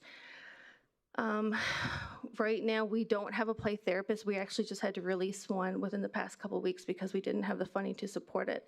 So we have 100 children case files sitting with us right now that are waiting to be seen. And that's with our current client load. That's not even speaking to the continuous calls that we're getting every day. Can you speak to the, in broad terms, the concerns that you're seeing or hearing from the folks that come in or from that are reported to you? What categories they fall into? A lot of anxiety, depression. A really big one that's coming through our center that we've really noticed in 2025 is lack of connection, whether that's children not feeling connected to their parents, whether it's a spouse not feeling connected with their spouse. We've had seniors who are feeling very lonely and no way of connecting, and so helping them work through that. A lot of high conflict separation and divorce, which, we have a social worker on our team, so she does a lot of intervention in that area as well. So a lot of suicidal tendencies. We are, in general, we are a general counseling center, so we do address an array of different mental health needs, but that would be some of the top priority ones that I would speak to. The phrase mental health crisis has been used with me in various contexts. Would you agree that in this region there is a mental health crisis? Absolutely, I would. Vital statistics that were carried out a few years ago spoke to the need and I'm trying to think of the percentage, but I believe it was somewhere around 75% of people reported either themselves had experienced a mental health illness or issue or a family member. And so there was something like, another 45% reported of knowing people struggling, the people connected with them were struggling. So even in Alberta alone, like our average for people struggling with mental health is incredibly higher than the national average. We're at 30%. And so they say, 1 in 5 Canadians have or will have had experienced a mental health issue or crisis before the time they reach the age of 40 years old. And can you briefly speak to what happened this year? So you've received funding consistently over the last 5 years and probably before that. And then can you describe what happened this year or what the result was or what you know about the Sure. Yep, application? Certainly. When we were coming into 2025 year funding, I met with the CPI team, and at that time we were talking about the changes in FCSS guidelines and what they needed to see from us for eligibility. So throughout 2025, we did work closely with that team to ensure we were demonstrating the alignment. The decision that came in December, we were told that our application was dropped because we weren't eligible due to Family Christian Center participating in political activity during the municipal election. So, not to debate the decision, but in response to that, I understand that concern, but what I want to clarify is the distinction between an individual's personal civic activity and the organization's operational view. So the endorsements being referenced were not authorized by our board, whether that's on the Family Christian Center side or the Legacy Counseling Center side. It wasn't communicated as an organizational position. And so to also speak further to that, Legacy Counseling Center, while we do share a charitable registration number with the Family Christian Center, we do operate completely separate. So Legacy has its own board of directors. It operates with its own budget, its own bank account, its own policies and procedures. So, there's many organizations who share a charitable organization number, but operate separately. So Legacy does operate completely separate from the Family Christian Center. And because of that, I can't necessarily speak to comments that were made in that level. What I can speak to is the organizational position from where I stand to say that it wasn't directed from the board or from the organization itself. And if you could just speak a little bit more about the separation, and you've applied for, is it correct that you've applied for charitable status and how long that takes? I understand it takes approximately a year or 14 months? Yeah, so we are in the process of legally separating Legacy Counseling from Family Christian Center. We are in the process. It is a two-step process. So right now, we're just in the waiting stage of having it set as its own legal entity. And then as soon as that's done, we can go ahead and apply for its own charitable registration number. Okay, thanks very much. You're welcome. Thanks, Councillor Scott. Councillor Vardy? Thank you, through the chair. You answered a number of my questions. One I do have is about sustainability of funding. So is the RMWB your only funder? No, it's not. So to speak to the budget, it takes about $850,000. That's what our operating budget looks like annually. So the municipality has been contributing about $320,000 a year. We do have a private donor who donates annually. He's been doing that since we opened our doors in 2015. His donation is largely based on the success of his business annually. So on average, that donation looks at about $300,000 a year. We also get funding through, we're funded through United Way as an agency with them. We are also currently in conversation with the Mental Health and Addictions Department of the Government of Alberta. The Chief of Staff actually came to visit our office yesterday. So we're in conversation with them to see if there's any way we can get support through there as well. Changes in government funding in that area has significantly changed over the past couple of years. So previously, we were able to submit an application directly to that department. Now, like through Recovery Alberta and things like that, that's all changed. And so that funding now goes through Calgary Counseling Center. So that all operates a little bit differently. So we do have other sources of income. We've also partnered with companies like Homewood Health in 2025, and so they are the mental health service provider for EFAP programs for like Syncred and Suncor.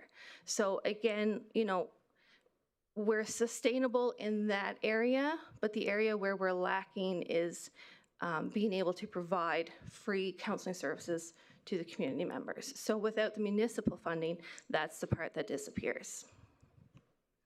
Thank you. And where is your physical building located? So we are located inside the Family Christian Center building in Dickinsville. Thank you. Thanks, Councillor Vardy. Councillor Boussier? Thank you, Mayor Bowman. Nice to see you again, Marissa. Nice to see you. I'm struggling with this. Jennifer and I were the councillors appointed to the CPAC committee. Are you aware that when the pastor gets up on a church pulpit, uses church resources to highlight certain political candidates, that's against charitable regulations? So again, I mean, it wouldn't be right or fair for me to speak on behalf of Pastor Edwin because that's his opinion, that's his right. I can only speak on behalf of the organizational part of it. That's what I'm asking on. He's a representative of the organization, and that was the problem.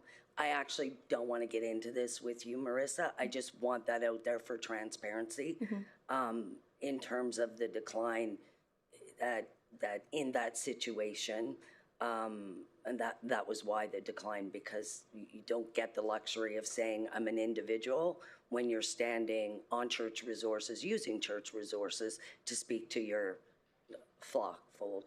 congregation. Sorry, that's the word I was looking for. And you mentioned, or Dawn mentioned, that Legacy is applying for its own charitable status. Yes. I think that's going to save you many mountains, including with United Way. But as it stands today, you're one entity, correct? Legally? Legally, we are one entity. So the grant funding is technically for Family Christian Center, not Legacy itself. So when the grant applications are written, it's written Family Christian Center. Correct. With Legacy Counseling mentioned as the operating name. Right. And so the granting process evaluates the applicant, not a bunch of specific program. Like the legal entity is what's determined whether or not it can be funded or whatever, right. with obviously Absolutely. a look at the programs. all of that said, because that sounds like I don't support your organization, I 100% do. I know Jennifer and I am extremely worried as a social worker and as a citizen, the mental health of our community. I know your organization, Legacy in particular, was approached in 2022, and that came about because the municipality outsourced their FCSS counseling. That's right. So I know that you guys have been a strong, solid service delivery person, entity, since that time and before. Without the RMWB funding, how many unique people would be served? Without the funding? Without the funding. So again, we're talking about being served, but on a different level, because Correct. this isn't necessarily people who would be getting service for free. This would be people paying for services or through the EFAP program. So the RMWB funding supports nearly 2,000 unique individual sessions, which equates to about 360 unique individuals. So basically 50% of the people Legacy no longer serves have access. are free. That's right. The critical piece, though, is that all of the RMWB dollars are used to provide the free sessions, and then the sliding scale kicks in. That's correct. After the free sessions are used, right? Over the age of 19. So under the age of 19, after their free sessions, it's just $20 a session for them. Okay. I don't know if I'm supposed to do this, but I'm going to anyways. I just want you to know that, and for anybody else presenting, I'm bringing forward a motion later to look at all of the applications in an effort to be equitable. So I just want you to know that. And thank you for presenting, and you're brave. You always get the marching orders to go present to the committee, so well done. Thank you. I appreciate it. Thanks, Councilor Boussier, and yes, we'll be doing motions when that department comes up, but thanks. Councilor Vardy? Oh. Thank you, Mayor Bowman. I have a comment on a question. Should I save it till the end? Pardon? I have a comment, not a question. I'm going to do it anyway. Is it for the presenter? No, it's for everybody. I agree wholeheartedly as one of the members of the CPAC committee that within the policy that we were looking at, that the decline was appropriate. We do have a lack of mental health services, and I echo what Luana said. I do appreciate the work that you guys do. Coming into this role newly, realizing that people in positions of power have a responsibility to speak to and for their truth, but also in association with who they're associated with, there's a double-edged sword. So I would be amiss if I didn't say that now coming into this role, it is difficult to have your own personal opinions when you're now associated with a larger organization. So there is a responsibility, I think, that we all in this horseshoe hold, and our other leaders in the community also hold. Thank you. So yeah, probably when we're debating it. Thanks. For future reference. Councillor Scott? If we've entered debate, I'm happy to proceed. No, not yet. No, we're going to hold off on that. Yeah, I just wanted to, and thanks for answering all the questions. And if you could speak to just one more time the total number of individuals served approximately. As like Legacy as a whole? Yeah. So when we are fully staffed, in 1 year, we can serve between 4,000 and 4,500 individual sessions, which serves between 800 and 900 unique individuals per year. Okay, thanks very much. Thanks, Councillor Scott. Councillor Boussier? Thank you, Mayor Bowman. Sorry, one last question. Marissa, have you had your United Way interview yet? It's this weekend. Good luck. Thank you. What was your level of eligibility this year? 80,000. 80? And so last year was what? 50. I should know that. That's okay. Yeah, so 50, but prior to that, it was 2 something, wasn't it? So prior to when they introduced this new funding model, it hasn't been a consistent amount every year. So the year before, I believe it was about 100,000. and the year before that, I think it was about 50 or 60. So it hasn't been like a consistent amount year by year. Yeah, I know it was significantly higher. I know you were one of, because I sat on that committee for a while, and you were one of the organizations that saw the big, there was a few, St. Aidan's would have been one, but there was, when the funding recruitment dropped. Oh, when it dropped, yeah. The model, it was Galena that was presenting them, but I think you guys were upwards of 2 at one point. Oh, not so. 260? Yeah, it was. Dropped hard to like 50. Yeah, yeah, so Yeah, probably so that right was before probably you. prior my time, yeah. Yeah, so just getting that out. Thank you. Thanks, Councilor Boussier. And does council have any other questions? I'm not seeing any, so thanks, Marissa. Thank you very much.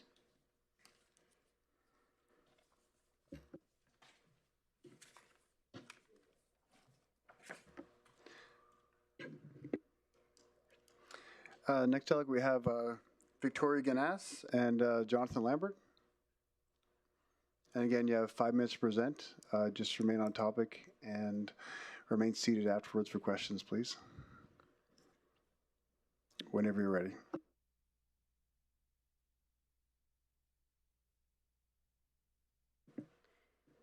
Good morning, Mayor and members of council. For the record, my name is Victoria Ganas.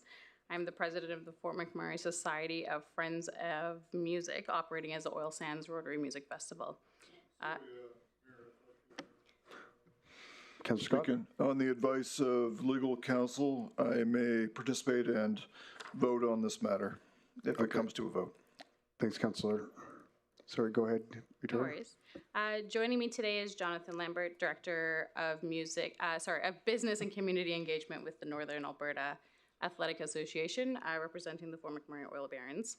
Together, we are here to speak to you about a shared community priority, one that demonstrates how sport and the arts can successfully work together within a single facility to better serve Fort McMurray families, youth, and community organizations. We are also here to respectfully request council's support for the replacement of a critical piece of shared infrastructure at Centerfire Place, the amphitheater piano. For over 50 years, the Oil Sands Rotary Music Festival has supported youth music education and performance opportunities here in Fort McMurray. Each year, the festival welcomes an average of 3,000 young performers across a wide range of disciplines, including choir, voice, piano, violin, speech arts, handbells, and musical theater. These young performers are supported by families, educators, volunteers, out-of-town adjudicators, and community partners who come together to celebrate creativity, discipline, and personal growth through music. While the festival celebrates this diversity, the piano remains central to many of these disciplines. It is used not only as a solo instrument, but also to provide essential musical support for vocalists, choirs, and musical theater performers. Access to a high-quality piano is critical to ensuring these performances remain accessible and meet standards of our community expects. For this reason, the amphitheater piano is not a single-use asset. It supports multiple disciplines, hundreds of classes, and thousands of performances throughout the festival throughout the duration of the festival and throughout the year and many years to come. From the perspective of the Northern Alberta Athletic Association and the Fort McMurray Oil Barons, Centerfire Place is first and foremost a home for sport. It is where fans gather, youth are inspired, and community pride is on full display during Oil Barons games and major sporting events. It is more than a sports venue. It is a shared community asset that serves Fort McMurray far beyond game night. Beyond the excitement of hockey, this building has also become an important arts space. The amphitheater within Centerfire Place is where sport and arts intersect, allowing the facility to be active and valuable year-round. Maximizing the use of this space supports a broader cross-section of our community and maximizes the region's investment in infrastructure that already exists. This is not about choosing sport over the arts. It's about recognizing that one space can and does successfully support both. At the center of this request is a critical piece of shared infrastructure, the piano used at Centerfire Place. The piano is essential to the Oil Sands Rotary Music Festival, which runs annually from March through the end of April. It goes for a solid 2 months. It is the third largest music festival in Alberta, third to, of course, Edmonton and Calgary. Sorry, and it brings thousands of youth performers, accompanists, and adjudicators from across Canada into the center fireplace each year. Unfortunately, the existing piano has already reached its end of usable life, with the soundboard being cracked and pin blocks being extremely worn. A replacement is now more cost-effective than a repair. With this year's festival beginning in March, replacing the piano before then is already time-sensitive and essential to the continued success of the festival. The reality in Fort McMurray is that there are very limited venues capable of supporting events of this size. The only other suitable space is the Keano Theatre, but it is often already booked, and its booking costs are not affordable for community-based organizations like the Oil Sands Rotary Music Festival. Without accessible and affordable spaces like Center Fireplace, festivals of this scale and the opportunities they provide for young people are at real risk. Beyond the festival, the amphitheater at Center Fireplace is used year-round by music teachers and students for lessons, rehearsals, and preparations for Christmas concerts, group performances, and individual practices. At present, Holy Trinity and Keano Theatre are the only available options for many of these groups, and both are already extremely in high demand. By investing in the amphitheater at Center Fireplace, Council is strengthening a third much-needed community art space that is accessible, affordable, and available for regular use. For this reason, we are respectfully requesting Council support to replace the existing amphitheater piano with a new high-quality instrument. This replacement is essential to maintaining the functionality of the space, supporting year-round community programming, and ensuring Center Fireplace can continue to serve both sport and arts effectively. We recognize that the amphitheater may require broader modernization in the future. However, replacing the piano is the most immediate and practical first step. This phased approach is responsible, realistic, and aligned with good asset management. It ensures that existing infrastructure continues to deliver value to the community. From Council's perspective, this investment supports key priorities: youth engagement, accessibility, efficient use of public dollars, and year-round community use. It strengthens a space that already works, and it ensures it continues to meet the needs of Fort McMurray families for years to come. Thank you for your time and for your continued support of projects that bring our community together and through both sport and arts. Thank you so much. Couple quick questions before I go to my colleagues. Is this an ask from the NAAA or is this from the music group? It's more of an ask from our group, with the support of that the piano is actually going to be in their facility. Do you guys have a registered nonprofit organization? Yes. Have you applied for CIP funding? We did. Oh, you did apply for CIP Yes. funding for this item? And not for this item, it went strictly to venues. Okay, thank you. Councillor Allen? Thank you, Your Worship. Through the chair, as we go through a lot of these deliberations, I'm constantly awestruck at Councillor Boussier's knowledge and perspective on the nonprofits and process and policies on how we allocate funds. Even though I've been involved in it a long time, her knowledge just far outweighs mine. However, you've now struck something that I have a little bit of knowledge in. So I do have some questions. I'm extremely familiar with that space. I know a lot of us around the Horseshoe, to some it's new, and they're not even aware that we had an amphitheater in Center Fireplace. I can tell you it's a real gem. Jonathan, I also suggest that you put in an application to get $200,000 to upgrade that entire sound system and lighting. Understood. That'll be something that Terry will probably look at. I'd be happy to help you with some of that. To your point, I had no idea the amphitheater was even there. Just going to the Royal Barons games, and when I started working there and I saw the space, I was like, this is a definite hidden gem for sure. Yeah, well, I can confirm that it is extremely well used by the community, and and I have absolutely no pecuniary interest here at all. But I would like to ask a couple things. Have you selected or put together a budget for this, and do you have preferred equipment? Have you sourced out the type of instrument you're looking for? Because I know sometimes it could take a little while to get that.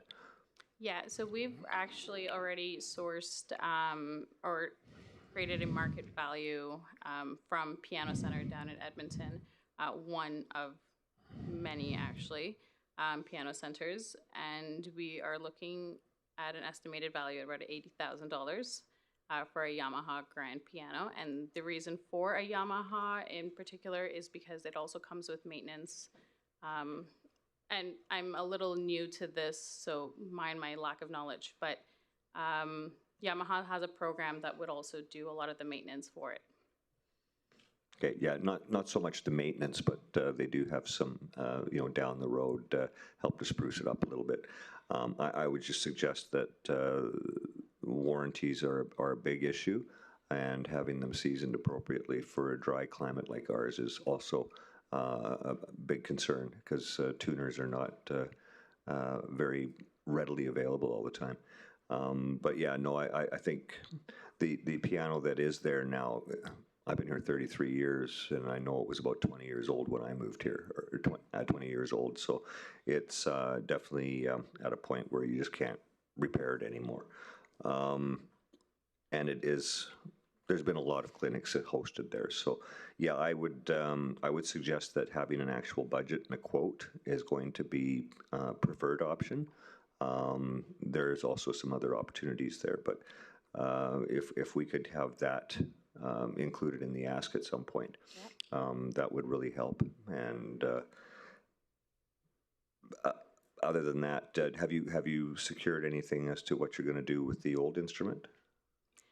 We were looking at donating options. However, with it being so aged, and unfortunately it is to the point where replacing it is better, we haven't figured out exactly what we were planning to do with the old one as yet. Yeah, certainly. I think donating it would there'd be some options there. So just a suggestion, but that would be my ask, is that you have a formal ask with a dollar figure attached to it, and then we can. I'll give it some thought as to how we can come to a good motion that would help satisfy the cause. But thank you for your presentation. Thank you. I can get that quote over for you guys as soon as possible as well. Okay. Thanks, Councillor Allen. Councillor Scott? Hi. How many young people or people generally benefit from the piano in your understanding? So the piano discipline itself throughout the music festival is our largest discipline here in Fort McMurray, and we average about 2,000 to 2,500 students on piano alone. And that's per year? That's per year. And that's just for this one festival? That's just for this one festival.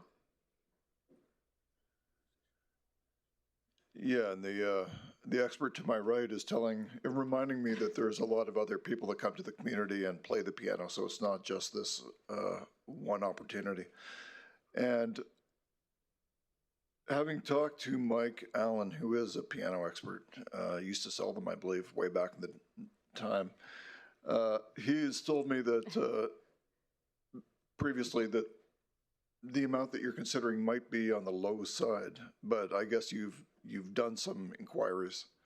That's correct, yeah. Realistically, anyone that knows pianos knows that it can go up to millions of dollars easily. We are obviously looking at something that's more sustainable for the community using tax dollars. And we believe $80,000 is somewhat of a healthy budget. Of course, I will provide those quotes to you guys as soon as possible as well. Okay, sorry, I thought you said 8,000, but now I think I've very clearly heard 80,000. 80,000, yes. Okay, just to clarify that, and the piano expert, Mike Allen, has said that is reasonable. Thank you for that. And I guess that is it. And I just want to thank you both for this partnership between the arts and the facility and the sports, really. And you both are leaders in this community, so I'm grateful. Thank you. Thanks, Councillor Scott.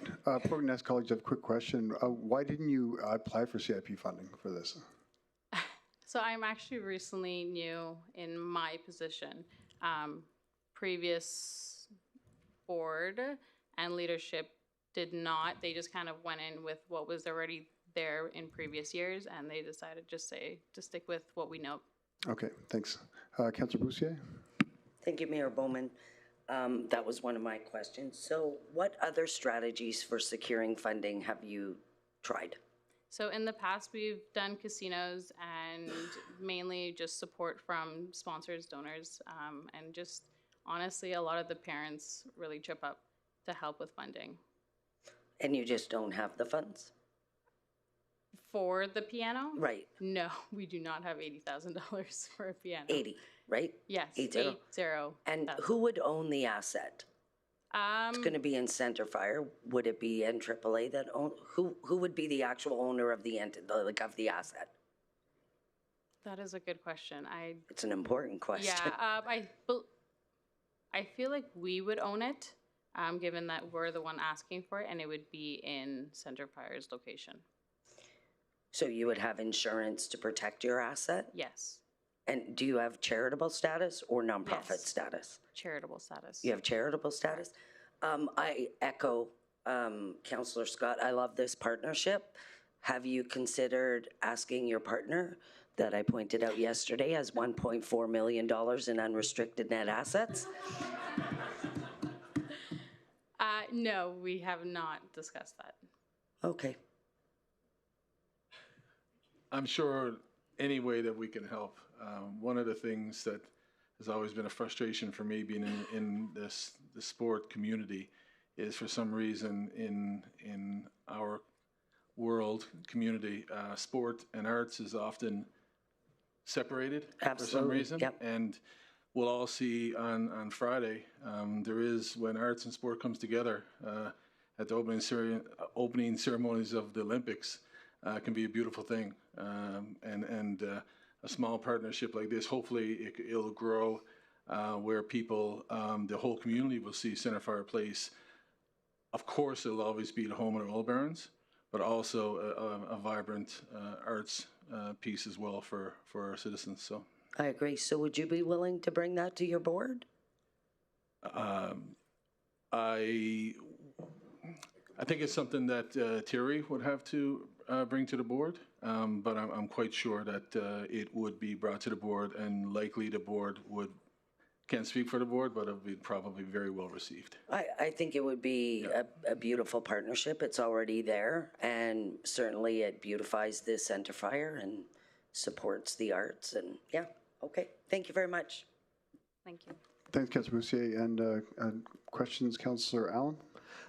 Yeah, I'm going to go back, but as far as I know, the municipality owns this building and owns that space, and it will be a question to ask for our community services presentation. I mean, at the moment, though, I believe it's Friends of Music, Oil Sands Rotary Music Festival, that owns the piano that was donated to them some 50 years ago. That's to my knowledge exactly what I've heard as well. Okay, yeah. So it's a matter of, I think that was a good point. It's a matter of who the ownership is, and it's just that you have always housed it there in Centerfire Place, Casman Center. Before that, whatever the arena has been called, the Thickwood Arena. I would suggest we can ask the right questions then. It's just, but you could be the society would be prepared to be a steward for that, because I think it's the same with the sound system and the rentals. And you may ask Terry, because I'm not sure, but are you aware if when people are using that venue, the rent that's paid goes to the AAA Junior Oil Barons or to the operator of the building? It specifically goes to the building itself, not to the Oil Barons. Completely, it's two separate budgets, and any bookings and whatnot is to the building itself. Right, because the building is, but there's. So if I want, as a community group, I want to use the amphitheater for another event, I would be making those arrangements with Centerfire Place. That's correct. And paying rent to that organization. That's correct. Okay, so which is a municipal asset at the end of the day, and it's offset by, their deficits are funded by us. So that's a question I'll get into when we get into the community services budget. Thank you. Thanks, Councillor Allen. Councillor Scott? One last question. When is the Oil Sands Rotary Music Festival, and were you planning on using the space in the piano this coming season, I guess. Yes, it starts in the beginning of March, and yes, we are planning to use it right in the beginning of March. Okay, thanks very much. Thanks, Councillor Scott. Councillor Cardinal? Thanks. I got a suggestion. Can you donate the piano back to the piano people, and then hopefully they can donate it back to a good cause? I would have to look into that. I'm not entirely sure if that would be an option, but I can definitely look into that for sure. What would be another option for the piano then? Donating it maybe to another nonprofit or maybe a church. Is it broken? It is broken. Well, don't give it to anybody else. Get them to fix it. Yeah. Thanks, Councillor Cardinal. Does Council have any other questions? I'm not seeing any, so thank you both. Go ahead, Jonathan. Yeah, just real quickly, just to, I guess, invite to council and to the community, two things. Obviously, this musical festival, when it happens in March, if anyone doesn't know about it, but also tonight's Oil Barons home game. Hope to see a lot of you out there. We may be sitting right here, but thanks. Thanks, Jonathan. Thanks, Candace.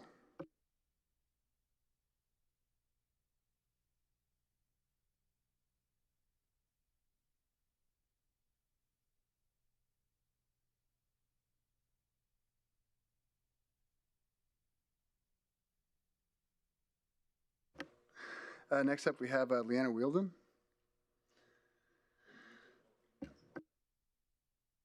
Actually, sorry, Leanna, we're going to take a 10-minute break, and I missed that. Sorry. So we'll take a quick 10-minute break and be back here.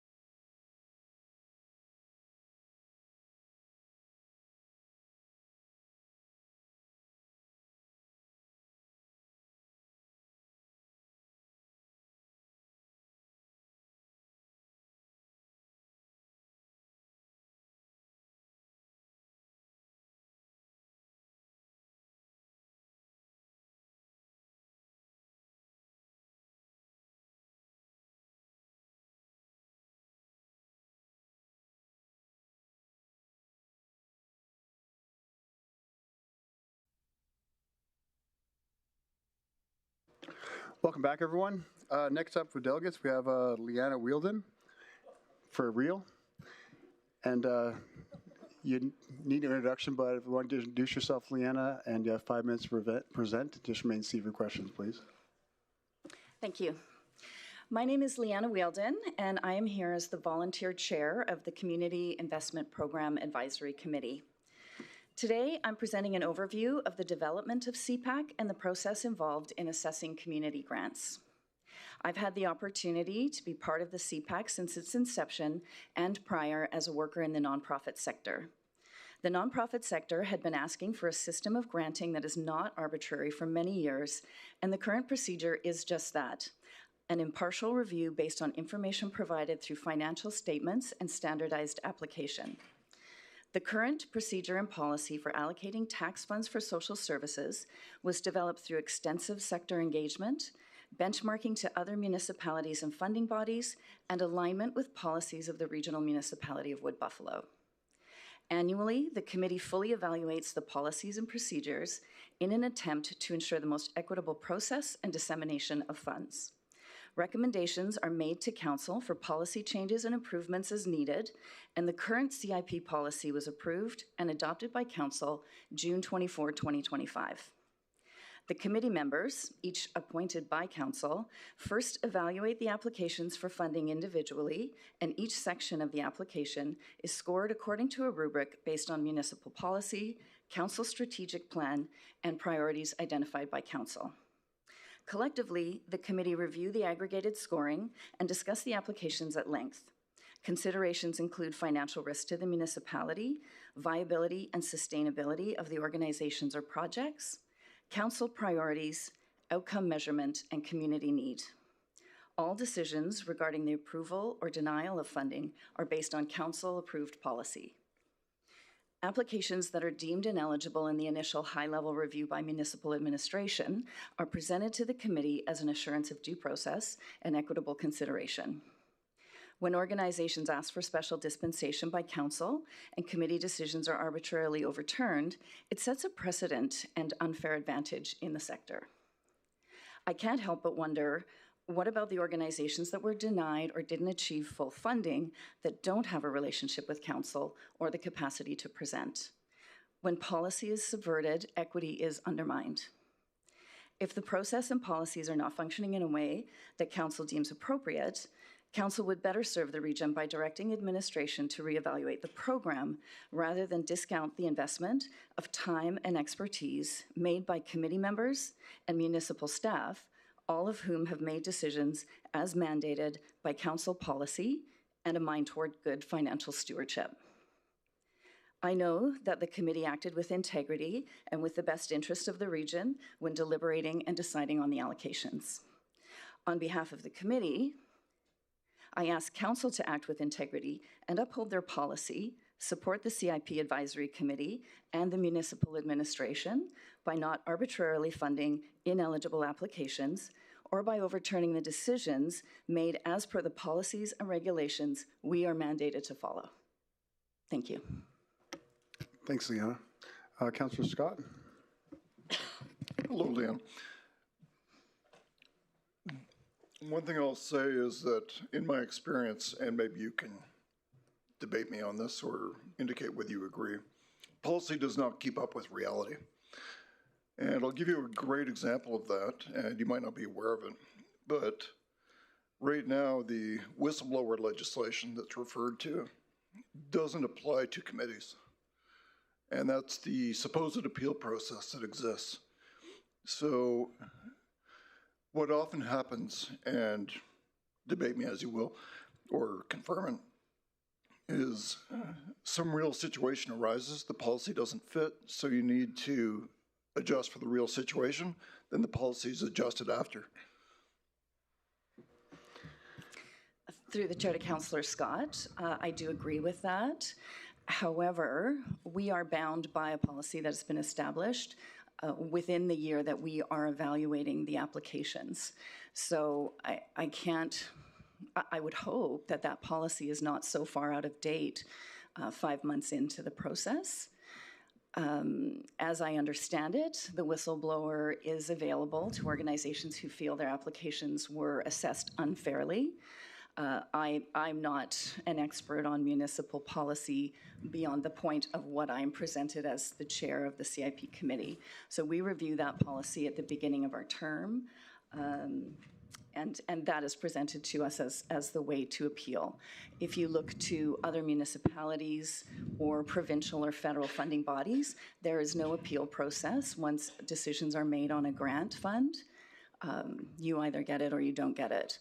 In many cases, granting bodies don't even notify you if you're not successful. In this case, municipal staff reaches out to organizations to let them know that they've been successful, or they phone them to let them know that they've been denied and what those reasons are.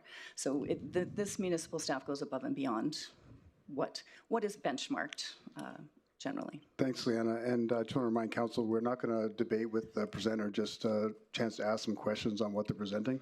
And we can do that debating when we get to with a motion on the floor. Anything else to add, Councillor Scott? Yeah, I'll point out that, and you can comment on this if you could. 2.2 of the whistleblower legislation said whistleblowers can make allegations of wrongdoing related to employees and contractors. So how does that work with your committee? Through the chair to Councillor Scott, I would imagine that's a question for your legal or administrative team on how a volunteer committee is classified. If we are considered contractors, if we are governed by that or not. It's certainly within the policy that the whistleblower function is available. Yeah, and what role do you see of council being here? Are we supposed to rubber stamp decisions of the CIP group? And I say that as kindly as possible. Through the chair to Councillor Scott, I don't think rubber stamping should happen at any level. And I certainly know the committee doesn't. And so I think it's very contrary to ethical, practical application of council policy to overturn when there is an established procedure that is impartial. We had a very arbitrary system previously, and in some cases that was fantastic for certain agencies and organizations that are great at presenting, that have great personal relationships, and created a barrier for those that don't. So as a recipient of funding from the municipality, in my other hat, if you will, this feels much more fair, the policy and procedure that we have now. Is it perfect? No. And that is why the committee spends time evaluating it post each application period, to make sure that we're making recommendations to council to tweak policy and to make things more equitable and to continue to align ourselves with municipal funders across Canada. A mistake. Go ahead, Councillor Scott, your question. Yeah. So it appears to me what you're saying is you believe that council has some role, but they should defer to the CIP committee on all matters. Do I have that mistaken? Through the chair to Councillor Scott, I think you're simplifying or overstating that perhaps to make a point. So I think council sets policy, and I think the volunteer committees work to uphold that policy. Does council have the opportunity and in its capacity to make dispensation? Absolutely. Will the committee make mistakes? Will administrative staff make mistakes? Will council make mistakes? We're all human, but I can guarantee that everybody on the committee enters into each year wanting to fund as much and as many organizations as possible. We don't go in with a mind to deny. We are looking to support the community, but in a fiscally responsible way. And we are deferring to your policy. So you have a role of changing your policy if you feel it's not being applied appropriately or it's not meeting the needs of the community, and we defer to you. If you could help me understand, what are the public-facing elements of this process? So what does a recipient get to see after it's all done? They get a letter and some sort of a discussion. I understand all the debate happens in camera. What else is there? Through the chair to Councillor Scott, if you start at the very beginning of the application, community members have the opportunity to meet with municipal staff to discuss the process and the application and receive feedback on that. The applications are submitted and internal staff at the municipality review those applications.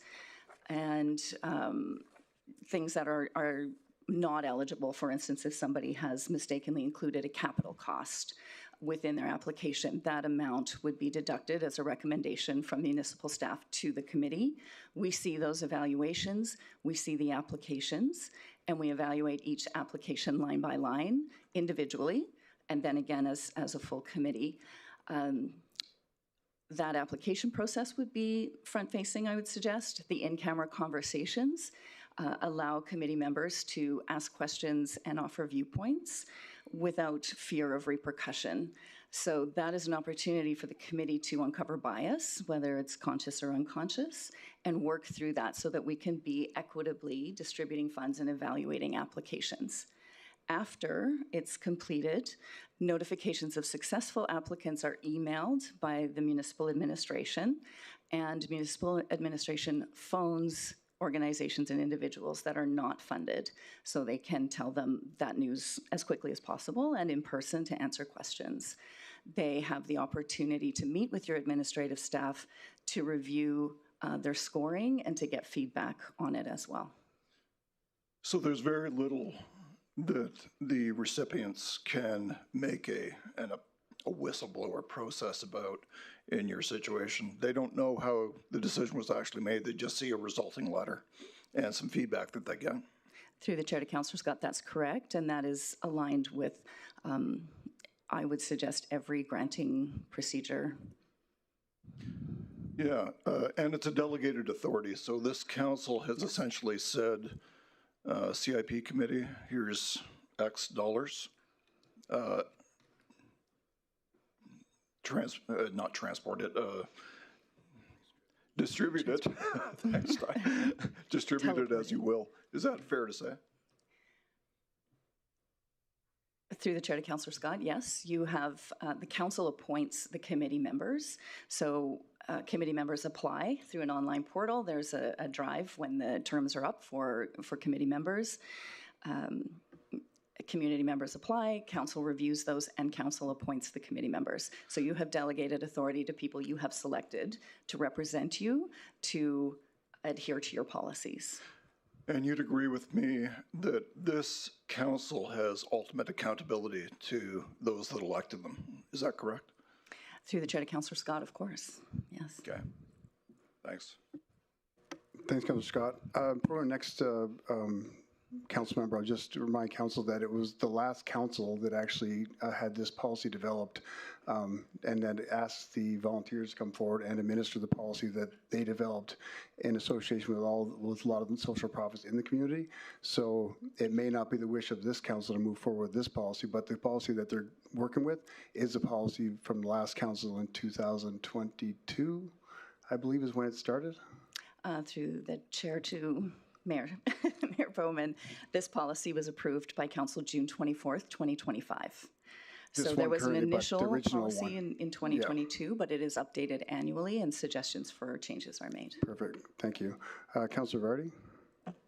Thank you, through the chair to the presenter. Thank you very much. Myself and Luana were part of CPAC. I have a huge appreciation for the people in that committee. The amount of work that went in, not just during our 14-hour meeting, but leading up to it was remarkable. I have a lot of confidence that they followed our policy to a T. My question is, being a policy hound myself, you had talked about you review the policy annually and look for areas of improvement. I know that there will be a presentation, I think, coming up. Can you maybe highlight some areas of improvement that you see for this policy? Through the chair to Councillor Vardy, yes, we haven't had a chance to meet as a committee to gather all of the feedback, but definitely I think allowing more time through the process for the adjudication committee. I think that separating sustaining and capital grants, for instance, that we have those, we review those, we decide those, and then that those decisions are communicated, and then perhaps another month, another 2 months, as it is for programs and events. So we're getting those organizations that are really reliant on those do or die grants know as soon as possible.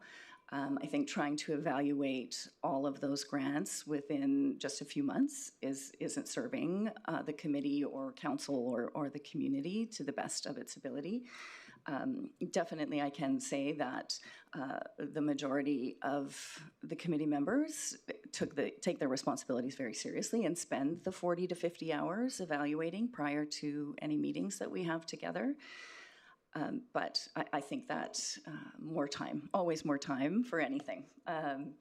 And definitely, I have done some other research, spoken with colleagues across different arts funding bodies.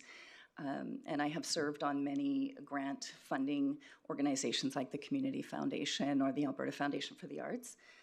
There is an organization in Calgary that has tiers for applications. So if an organization is primarily volunteer-led, for instance, or struggles with financial stewardship, they have a higher level of involvement with administrative staff, and they are handheld a little bit through not only the application process, but the administering of the grant. So rather than doing a 6-month and a 12-month report, they might meet monthly. They might report quarterly, and not a full report on outcome measurements and program statistics, but that area that they struggle with. So if it's financial, if it is outcome measurement, then also for that. But they break it down and build capacity within the sector so that those organizations have the support they need to be successful and move into the next tiers. And a tier 4 might be somebody who only needs to report once a year. Thank you. I have one more question. You were on the committee prior, you have prior experience. So can you educate me on why we chose to remove the direct to council appeal process and move towards this one? You touched on it a little bit, but yeah, please fill me in of how we got to that decision and why it's beneficial. Through the chair to Councillor Vardy, within the sector, it was felt very much that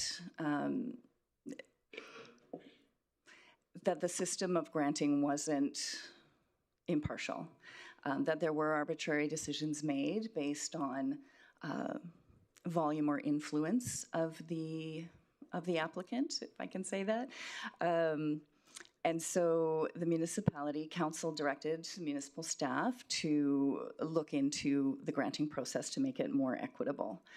So an outside consultant was hired to research other municipalities and other funding bodies, and they presented options of what everyone else is doing, what we could do to be in line and to be more equitable and offer a more impartial. That was vetted through the nonprofit sector. It was taken to council ultimately. I don't know what happened between us giving our feedback on it and the administrative staff presenting to council, and then council adopted having an external committee consider the grants, which is very much in line with how most or all municipalities do it. I think as well, from a time spent versus output, it was quite a burden on council to have 200, 300 nonprofits present individually at council. So where our allocation day might have been 14 hours, council was looking at 3-4 times that. So your decisions become perhaps not as clear as they could be. So I'm assuming that would be why council adopted it, but that would be a question for previous council. Thanks, Councillor Vardy. Councillor Bossier. Thank you, Mayor Bowman. Yeah, I'll keep it to questions. I know this panics you. Leanna, was there, and you too, sorry, yeah. Was there outcomes that you didn't like? Through the chair to Councillor Bossier's, we don't... That hurt your heart. Oh, outcomes from the... From the committee decisions that hurt your heart. Oh my gosh, yes. I thought you meant outcomes within the individual applications. Oh, no. Yeah. No, there are organizations that were not funded that hurt all of our hearts. Yes, exactly, definitely. Yeah. You stand by those decisions? Yes. Okay. Can you tell me how many hours overall you put in because I'm pretty confident you were one of the most diligent. How many hours total did you put in reviewing all the applications? Just the review. Well, review scoring. Through the chair to Councillor Bussières, I would guesstimate, I try not to keep track of my hours. I learned as a retail worker that you discover how lowly paid you are when you divide time spent versus. So I would conservatively estimate that I spent about 65 hours. I like to read all of the applications, read the policy, look at all of the budgets, read the policy, and then review the applications again and score them. So that is my process, and each individual committee member is going to have their own process. What do you need council to know?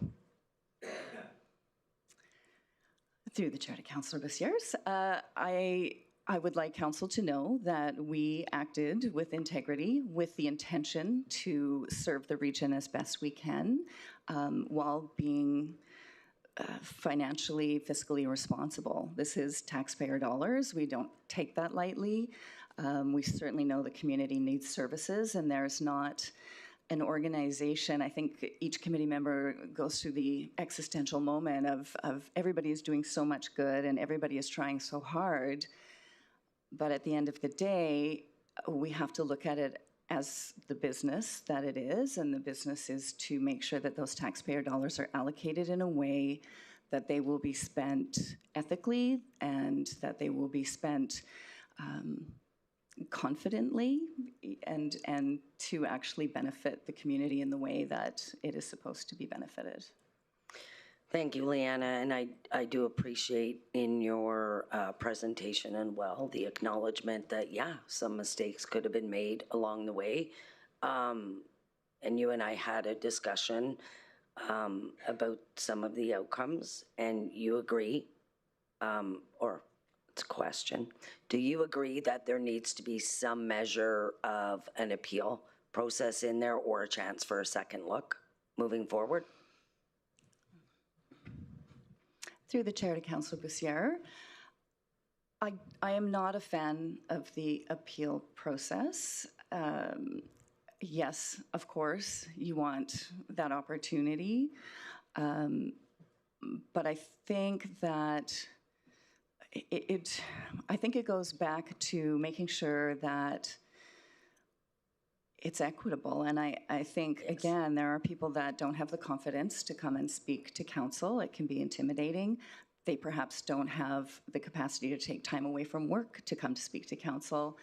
And I think that there is still that margin for friendships or connections to influence outcome. And of course, there is that within the committee as well, but I think there's enough layers within that to help protect.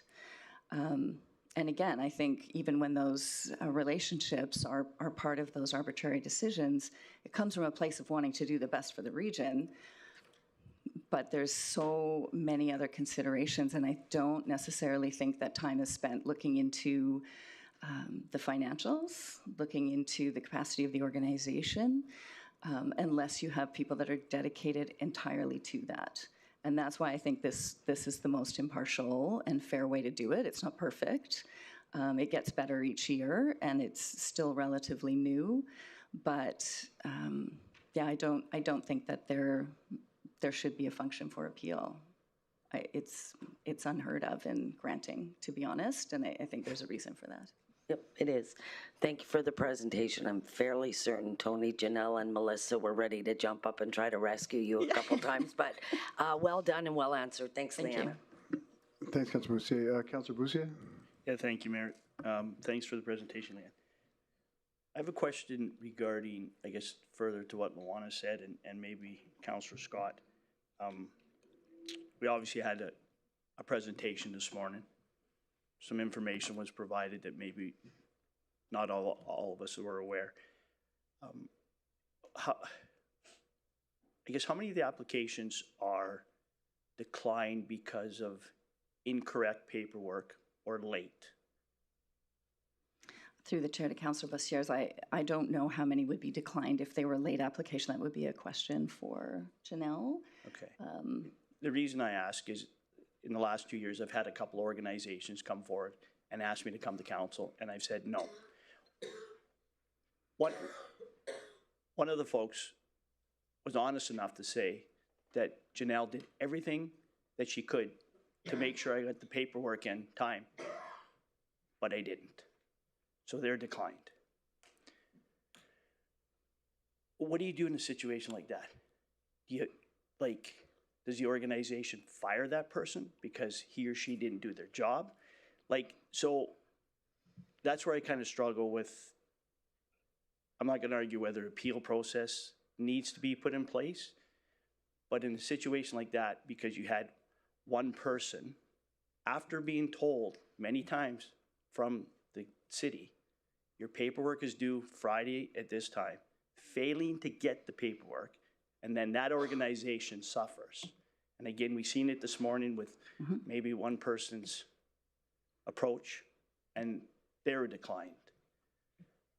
I guess that's where I struggle, Leanna, where because of one person's failure or inability to get paperwork in, the organization suffers. Through the chair to Councillor Bussières, I don't know how involved council or administration should get in running a nonprofit. So if an organization has people in place to do jobs and they don't do them, that is the organization's problem. So do they deserve to be fired? Maybe they need a little coaching. Would start there from a human resources standpoint. I think this goes back to governance training for the board of directors. It goes to training for the executive directors. If I don't pay my taxes, the CRA doesn't say, oh gosh, you know what, I guess you missed the deadline, sorry. I'm penalized for that. That's the reality of life. There is every opportunity given, as you've mentioned, that administration works out, hey, you know, you've missed the deadline, or you're about to, or you have applied to the wrong stream. That information is provided to organizations ahead of time, and it's incumbent on them to meet those deadlines. I know this is in my other life, my other beret that I wear, we have deadlines on applications, and we don't allow people to apply to opportunities at that organization if they've missed the deadline. They can apply next year. It's not fair to people who have done the work to be on time to say, well, it's just a deadline missed. So if we're talking about being equitable, then everybody has to play the game by the same rules. It's as close as I get to a sport analogy, I'm afraid. Thank you. And you did, I believe you mentioned, you had done some of your own research, and the other communities, most of them or all of them, there's no appeal process? Through the chair to Councillor Bussières, yes, as per the research that was done by the consulting firm initially hired by the municipality, there's no appeal process, and that has not changed. And as in many cases, you do not even receive notification that you've been unsuccessful. You just never hear from that granting body again, and you see their deadlines reemerge and you reapply. So I do believe that the administrative staff or the policies and procedures within this municipality are quite fair, and offer opportunities for organizations to put their best foot forward in application, to meet deadlines, to receive feedback. Even if you're successful, you can also approach municipal staff and say, what did I score? What were some of the comments? So you don't get individual comments or feedback regarding your grant from any other funding body. Okay, thank you. Thanks, Councillor Bussières. And Councillor Allen, you have a question? Thank you, Your Worship, and Leanna, thanks for the reminder on this one. I guess because I'm familiar with, over the years, I'm used to doing that individual grant process, and it is very cumbersome, and I can tell you it's extremely difficult to say no to someone who's sitting in front of you. Many times we were turning down applications because they were a duplication of services as well.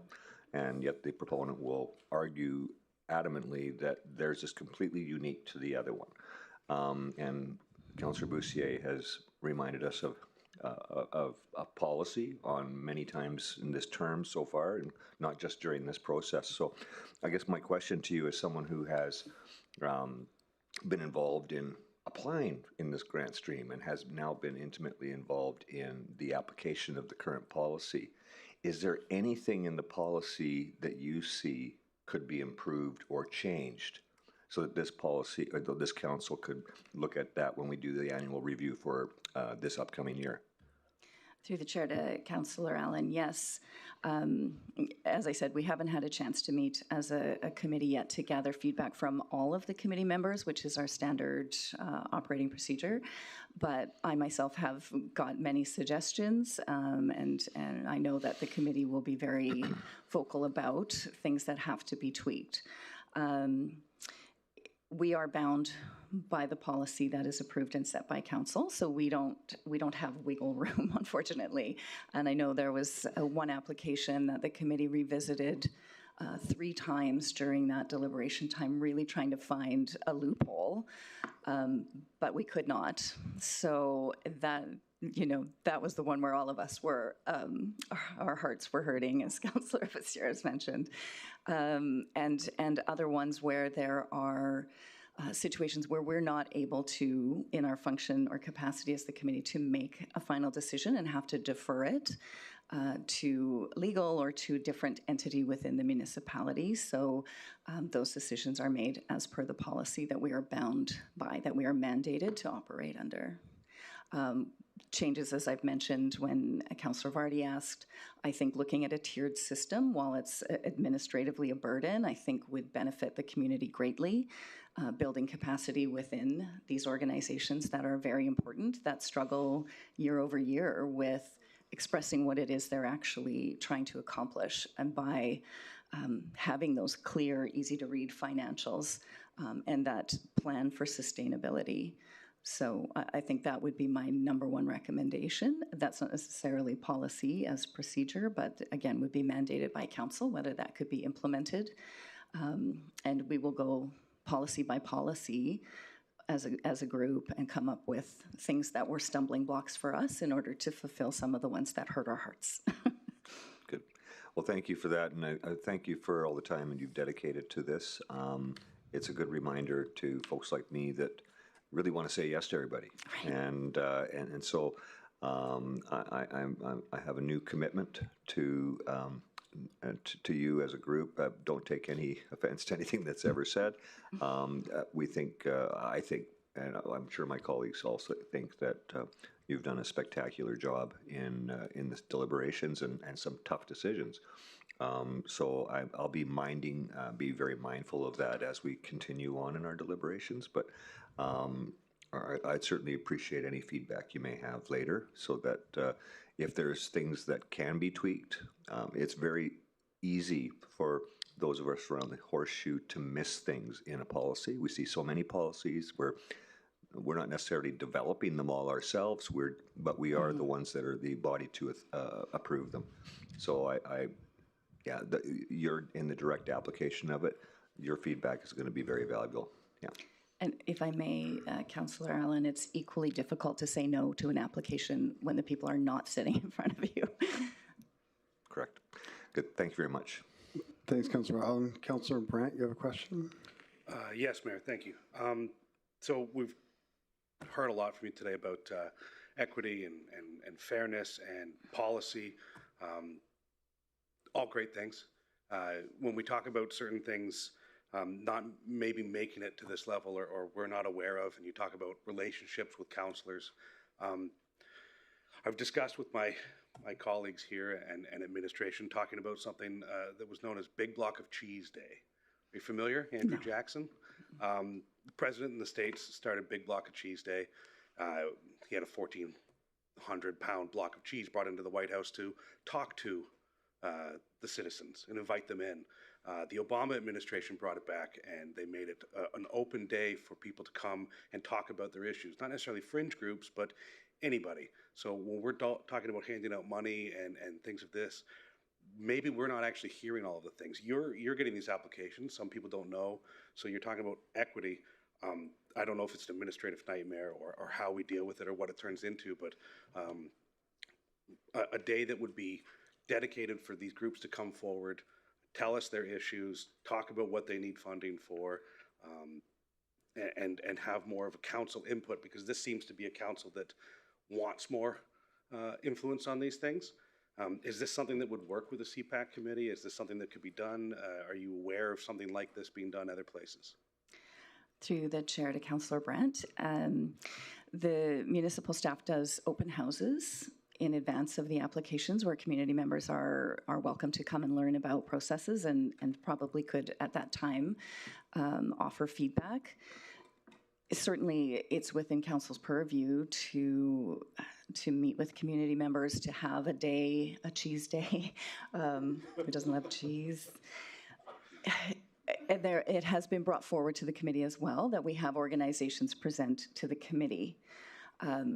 Part of the findings in the initial launch of this particular procedure and policy is that's quite burdensome to smaller organizations, again, volunteer-led, ones who can't get time away from work to do that per se. I don't think that the committee would be against hearing, but I think, again, it goes back to becoming a decision made based on tugging of the heartstrings rather than the quality of the application. And as cold and clinical as it is, deciding it based on information provided through a standardized application form and through financials is truly the only way to have it be equitable. It would be great to be able to fund every organization. And yes, there was money available that was left over. But the objective, as the committee understands it, is not just to spend all the money. We have heard time and again that the budgets are getting tighter, that the money is not flowing as freely, that the municipality needs to look at efficiencies. And so if an organization is clearly not sustainable and not taking steps to correct that, or they're not providing enough benefit out of their program to justify that investment, it really has to come down to this versus that on the applications and the financials. We have to look at it clinically rather than, oh gosh, I wish this existed, and I know they're only going to last for 2 years because they're going to blow through their money. It doesn't make sense. And as a business owner and as somebody who is the leader of a nonprofit, I look at the applications from the point of view of, would I invest in this business? And if I wouldn't, then how in good conscience can I take taxpayer dollars and fund it?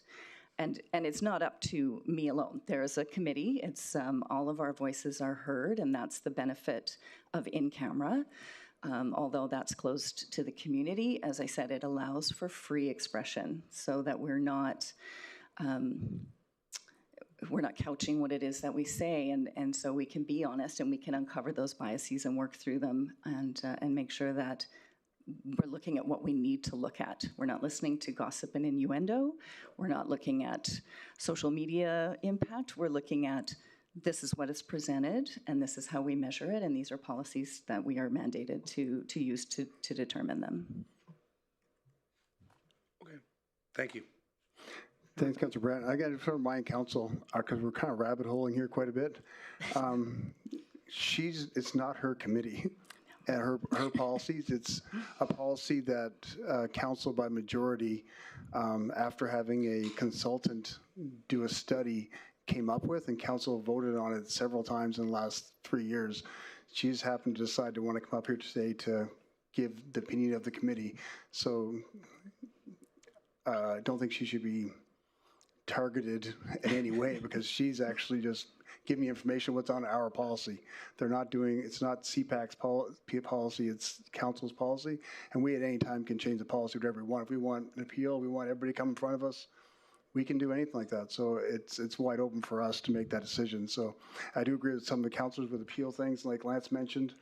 We were lucky in some things that couldn't get funded, that some local organizations stepped up and helped those organizations. And there's always going to be things that fall through. And I do appreciate council being able to, even now, we can, I'm not going to say do whatever we want, but I'm going to say if we want to change the decision, we can. We do have that capability, but I do appreciate coming forward. Thanks, Leanna. That, again, wasn't a question, but I just wanted to let council know we're kind of rabbit holing. It's not her committee. Sorry. Councillor Scott, your question? Yeah, just a quick one. I just want to thank you and the committee for all the work you do. It's obviously not anything to do with you. I think the policy is in dire need of adjustment. As you mentioned, folks make mistakes, and right now there's no solution if a mistake is made except for us to correct it. So I would just say that I realize that's not a question, but I do not see a technique to remedy mistakes right now, which is a problem. Thanks, Councillor Scott. Does any other councillor have any other questions? Perfect. Go ahead, Councillor Cardinal. My question is, how do we fix the policy to support the wording around the denial of applicants? We can change the policy at any time. Through the chair to Councillor Cardinal, certainly if we look at the definition of what is a provincial service versus what is a municipal responsibility, that might be a very good place to start, in my opinion. What is our leeway as a committee to fund something that on the surface looks as if it's a provincial responsibility? I would suggest that, and the best thing would be for council to review the policy and certainly bring forward any changes they want, and the committee will also bring forward suggestions for council. Thanks, Mayor. Yeah, that kind of was a stupid question on my behalf. Sorry about that. No. I kind of wanted to get to, my question is that no, let's not go there. I don't have a question. Okay. Thanks, Councillor Cardinal. Does anyone have any other questions? I'm not seeing any, so thank you very much, Leanna. Thank you.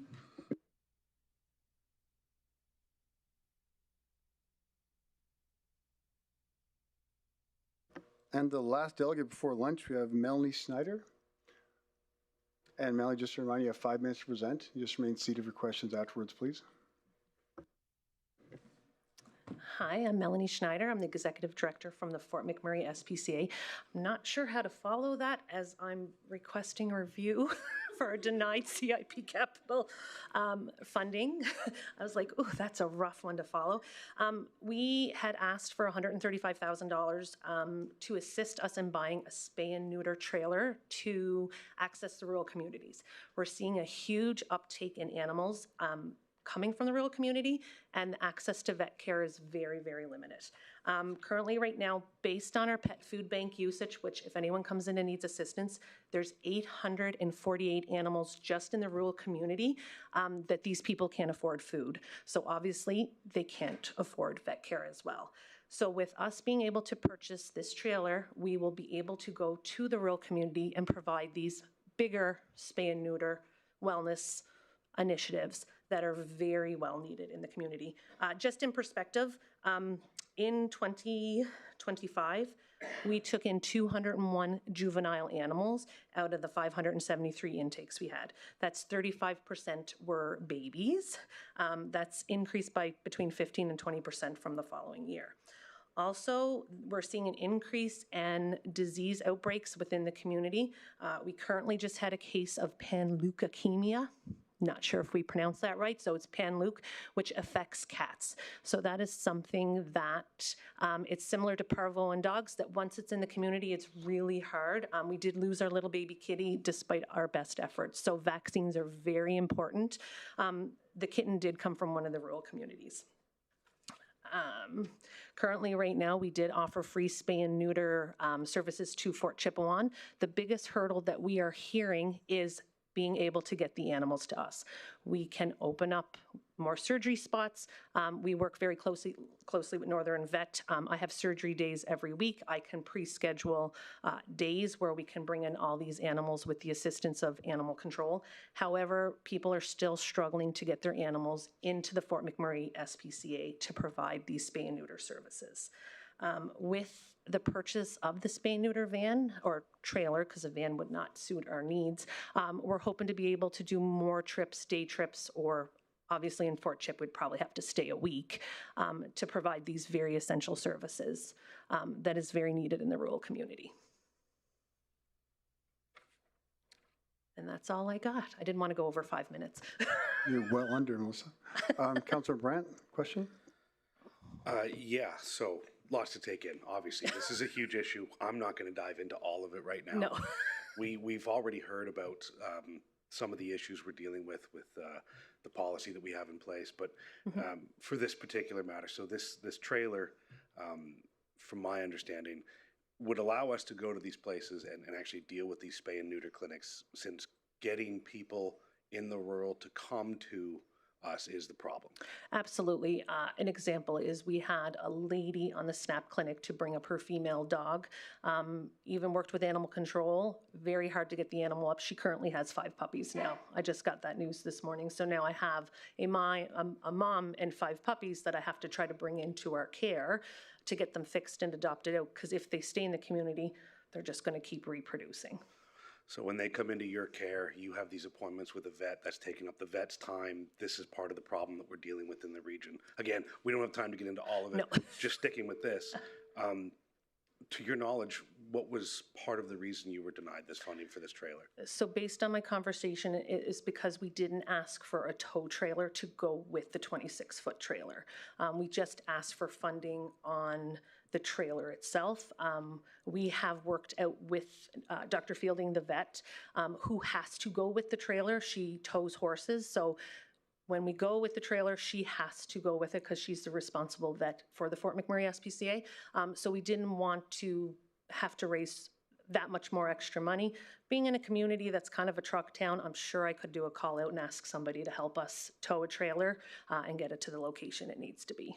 So the need is the trailer. Why the trailer instead of a mobile van or something? So I know there's a new vet in town that has a mobile van. They do not do surgeries. And the price difference is pretty significant. For the trailer, it's $190 US. For a mobile larger, it's over $300,000 US to purchase that. Cost saving issue. You don't need the truck. It's already going with a vet. It's not like just a volunteer is taking this Absolutely trailer for fun. not. So a vet needs to go with it regardless. Yes. They have to do the vet you use surgeries. has a truck. Kind of defeats the purpose, right? Yeah. So, yeah. Sorry, you said it's $135,000. Is that the total cost? That's half. The total cost would be $189.9 in US dollars because we purchase out of Arizona, Phoenix, Arizona. Okay. And this, I So mean, the we want this capital to be able grant to go to allowed us all. to ask for half of it. Fair enough. And this is something that would have to be built and like purpose built. If it's coming from Arizona, we've already factored in issues of like traveling to Fort Chip on a winter road, proper tires, things of that nature. That's all included. Absolutely. Okay. No, I don't really have any more questions than that. Just for this trailer and this issue. Thank you. Thank you. Thanks, Councillor Brandt. Councillor Allen? Thank you, and yes, I can appreciate you. It's a tough act to follow that you just got into here now, and it just, as a former board member with the SPCA, this has never come up before. So, is this something that's new, and is this a service that's being done in any other jurisdiction in the province or in Western Canada that you're aware of? Chair to council, absolutely. Edmonton Humane Society has a mobile van. I reached out and I've been working with the Edmonton Humane Society. Their biggest hiccup is the trailer. The trailer that they have, they can't do large canine spay and neuters. Like, it's limited space. So in order for us to go into the rural community and deal with the big dogs, we need more space. So when they came up here to help us, they couldn't do any dogs. They could only do cats at the time, or small breed dogs, which we don't see a lot of. Right. And this is something, I guess, as far as use is concerned, there's that big a demand? There's something that would be utilized once a quarter, twice a month? We're hoping, our goal would be every 2 months, pick an area to go to. Obviously, with Fort Chippewa, we have to utilize the winter road when it's open. So we would start off with probably once a quarter and then work through the need. It's very hard to get the amount of animals in need in the rural communities because there's no database for that. So just based on me going out into the community, the conversations I'm having with community leaders, they're asking for it. So I think this will be a good time to provide them that service. Okay. Well, I mean, as a social profit, to come forward with an idea and have a desire to provide that need, I can really appreciate that, and I can appreciate the need and what kind of service it would provide to the community. So I guess my thought is at this point, because of what we've heard previously as well, if there's a way to mitigate the challenges that led to the denial of your application, that may be a way, just a suggestion, a way to reapply, maybe not even in the not too distant future, but to tweak it so that we can take another look at it. But I think if the concerns are there, maybe we have to, as a council, either revisit our policy or maybe there's another way that it can be helped, either with donors but I mean, if you have one person who said, well, I could use my truck every now and then, it doesn't give you that sustainability either. And I won't get into the whole thing about buying a truck or anything like that. That just puts me in an awkward position. But we would, I mean, I'm trying to wrap my head around it because it's never come up before. And it's a new idea. But it's not, this is not a must-have immediately, or we would like to provide this service. Well, of course, I'd like it yesterday, but yes, in the near future, we would like to see it because we're seeing an increased number of puppies and kittens being born in the rural communities, which is flooding the shelter, which is causing issues. Okay, and since you have a shared space as well, I guess, with animal control and bylaw services, is there an opportunity for partnership with them? We work very closely with animal control. They can identify the animals that need our assistance. They will transport the animals for us. They can bring them into town and then provide that service here? Yeah, as long as it's on the municipal side. They'd have to get the animals to the municipal side. They don't go on the First Nation lands to pick up the animals. Yeah, we're not permitted to, but at the same time, if there's a need from the First Nations, we have good relationships there where I'm sure that could be accommodated. Yeah, and there's still that little bit of a hiccup where they don't want to bring them over to the municipal side, or they want us to go scoop them up, as I've been told. So if you have permission, go for it. But I wish. Yeah, I just want to reiterate that it's a difficult one, but I certainly support the concept.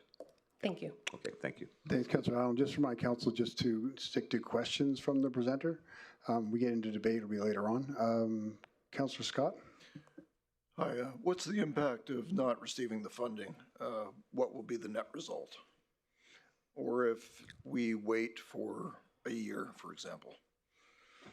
I think we'll still see a huge increase of puppies coming into the shelter, that if we had been able to spay or even neuter the dad, that we wouldn't have those issues. And how's the shelter doing financially, if you're able to speak to that more generally? I can speak to that. So we did go through a little bit of a rough patch. I can absolutely state that last year we did do significant cutbacks, and we are not our audited financial statements. We have made a profit of over $175,000 based on all the cuts that we had to do to get there. And do other regions in Alberta or Canada have such a service? There is 2 in Ontario, and Edmonton does have one, just smaller scale. Yeah, and I think it's fair to say we have one of the largest regions in North America. And what would you say the need is in these rural communities? You've spoken to it more generally, but how big is the animal control issue from what you're observing?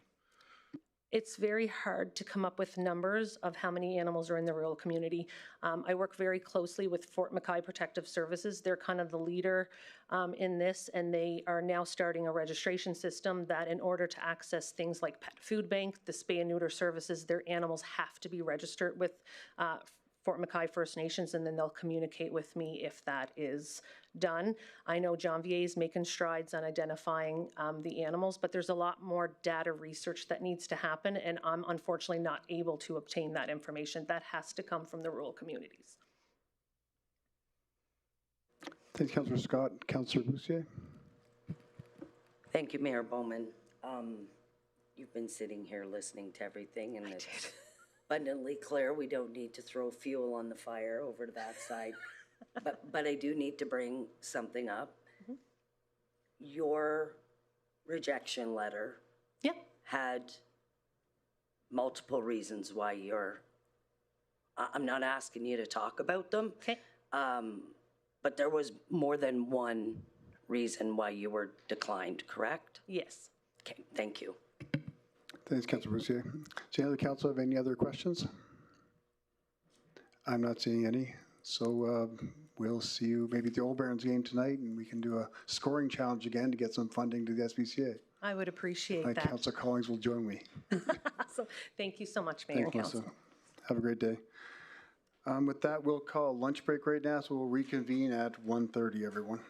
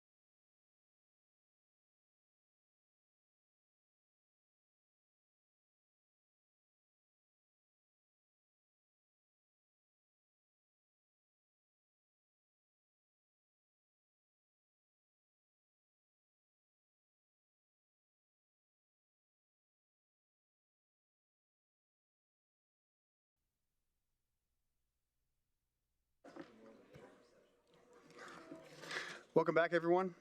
I'd now continue with our 2026 budget.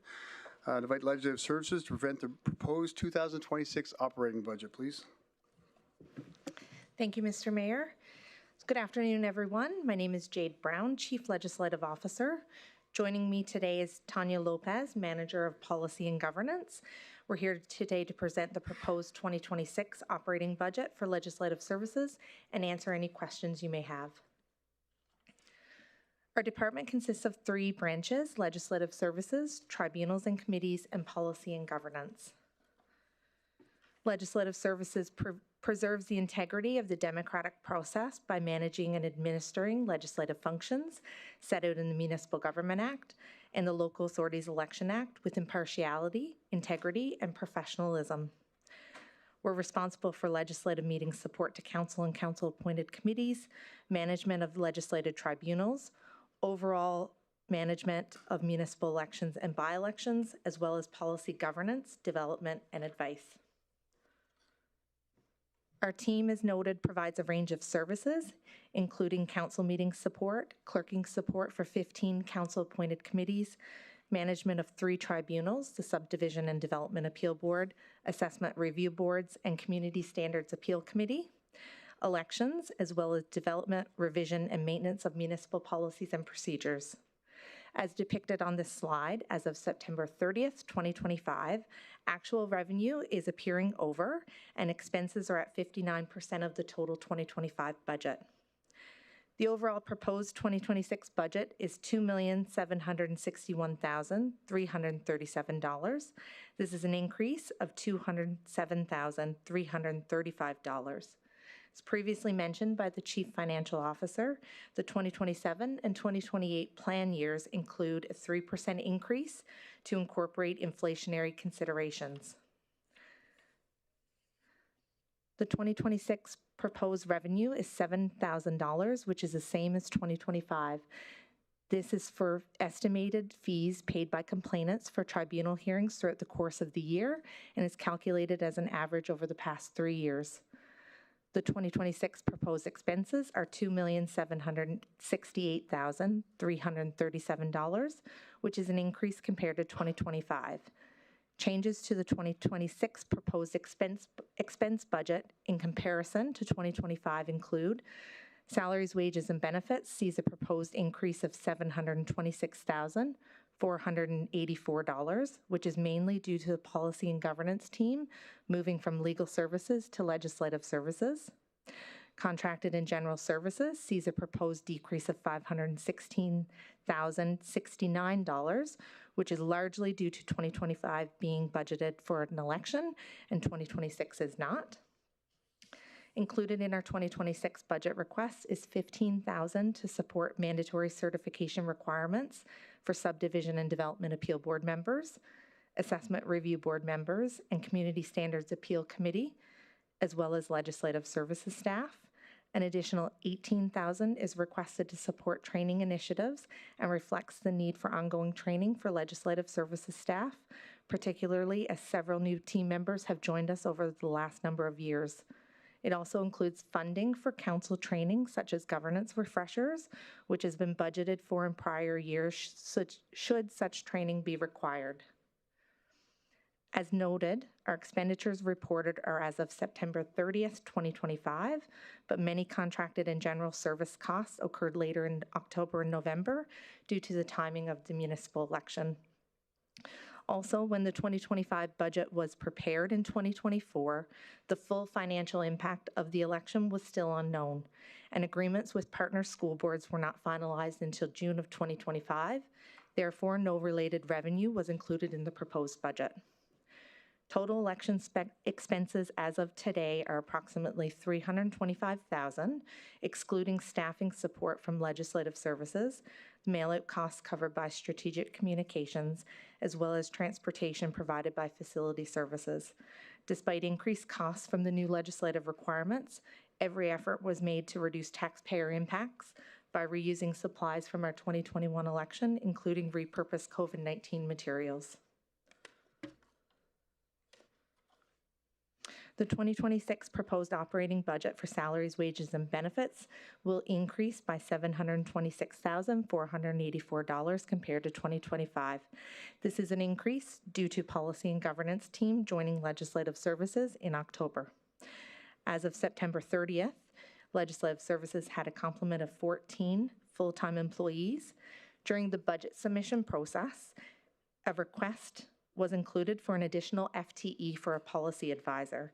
However, with the policy team transitioning from legal services to legislative services in October, and with a revised approach to the work planned for 2026, we are no longer pursuing this additional position at this time, and we're requesting a decrease to our budget of approximately $95,000, and I can get that full number for you. Over the coming year, we intend to monitor how the work evolves and assess whether further resources are required. Should additional capacity be needed in this area, our preference is to first explore internal opportunities and organizational synergies before requesting any increase in headcount. To summarize, we're proposing a 2026 budget of $2,761,337. This concludes our budget presentation. We'd be happy to answer any questions. Thanks, Jade. Questions, Councillor Allen. Thank you. I think you may have answered the question at the end there with, so there isn't no ask then for another additional FTE, and that, and you've reduced it by 95,000. So from what we have in the presentation here. Thank you, through the chair. To confirm, we're requesting that council make a motion to decrease our budget by $95,969. Okay. When it comes time, I'll be prepared to make that motion. Because I just, in the budget, so that big increase in contracted and general services was specifically for the election, I'm assuming. That's correct. And cost of schools and whatnot that we ended up not using, really. Okay. That's correct. All right. Thank you. Thank you, Councillor Allen. Councillor Boussier. Thank you, Mayor Bowman. Thank you for the presentation. You answered almost all of my questions, and you probably answered the only one I have, and I didn't catch it. You said there was a shift of a position over to yours, so we've seen an increase. Where will the decrease be in someone else's budget? Which budget? So it would have come through legal services. Legal? Yeah. Okay. Awesome. Thank you. It was an awesome presentation. Thanks, Jade. Thank you. Thanks, Councillor Boussier. Councillor Vardy. Thank you, Jade. Looking at revenues and understanding that for the election, there was a lot of additional requirements put on the municipality. I don't see anything reflected in revenue that the government would have given us money for those additional responsibilities. Can you help me understand that, please? Thank you so much for that question, Councillor Vardy. We did not receive any additional funding from the government of Alberta. They did put significant increases on the demands through the election, and I would speak for myself and other returning officers in saying that, in my opinion, it is a disservice to taxpayers to propose those changes without also providing some sort of recognition through grant funding. Agree wholeheartedly. Thank you. Thanks, Councillor Vardy. Councillor Weigel. Thank you, Mr. Mayor. Thank you, Jade, for the presentation. You said that you guys brought on extra people in the department. So who did you lose? Because the difference of FTEs are only one. And so what department did you lose, or what went away? Thank you for the question. Through the chair, the council relations team that supports the council members through the chief of staff office moved out of legislative services earlier in 2025. And then the move from legal services happened in October with the policy team moving in from legal. Awesome. And so the council relations team, that will now fall underneath the CAO budget? That's correct. Okay. Thank you. Thanks, Councillor Weigel. Councillor Scott. Jade, thank you for all you do, not only for this table and all of us, but for the region. I know it very well, having sat beside you for 4 years. The election is going to require some sort of a review on what happened. I'm sure you've thought of that. Is that idea built into the equation, or is that something that would have to be developed as we go along and a motion brought specifically for that unless you've built it into the equation. Thank you for the question, Councillor Scott. I'm happy to report that we have built that into the equation. Our team is currently reviewing actually our survey that just recently closed.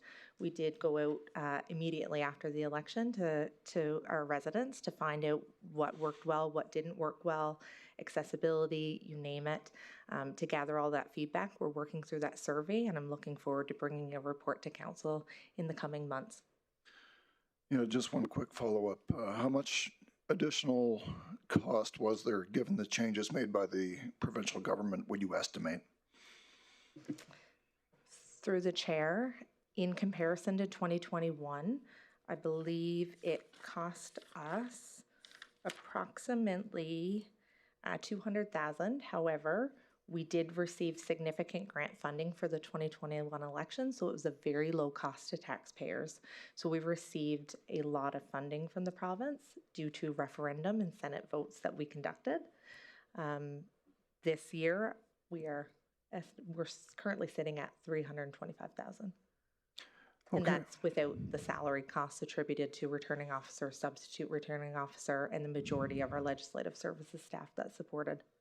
And if I understand what you indicated earlier, the provincial government increased the burden but didn't give a corresponding increase in assistance to meet that burden. That's correct. Yeah, we should just send them a bill. We all agree, Councillor Scott. We should send them a bill. Does any other councillor have any other questions? I'm not seeing any, so thanks, Jade. Go ahead, Councillor Allen.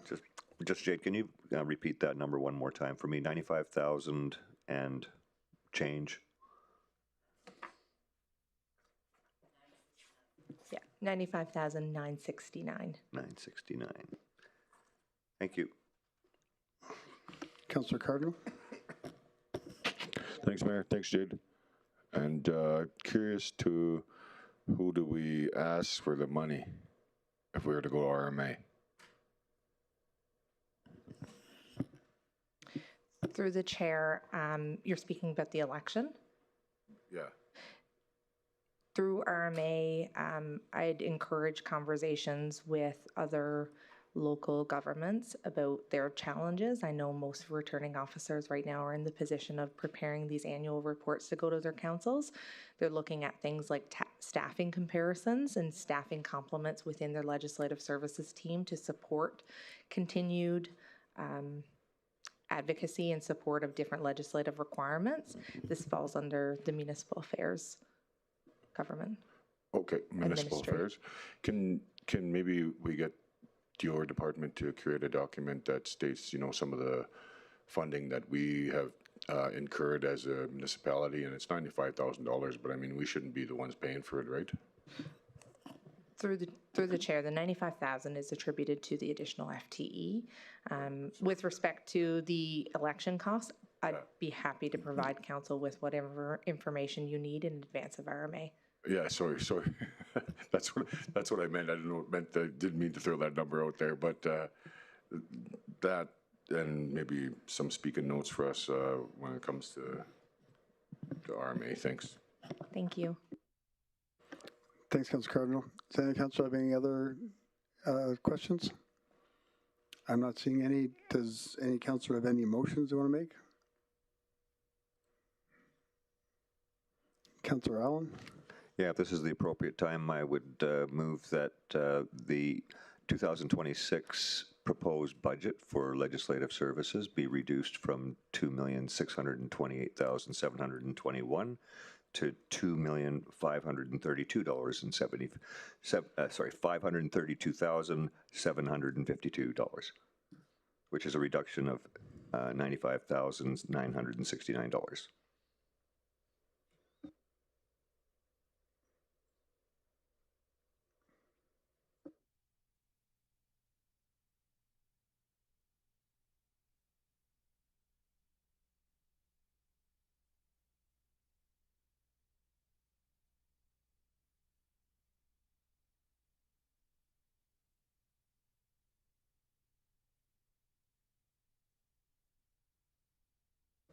Thanks for the motion, Councillor Allen. Thanks for the second, Councillor Weigel. Councillor Scott.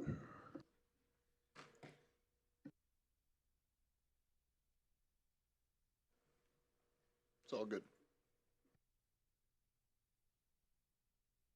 Do you want to speak to that motion, Councillor Allen?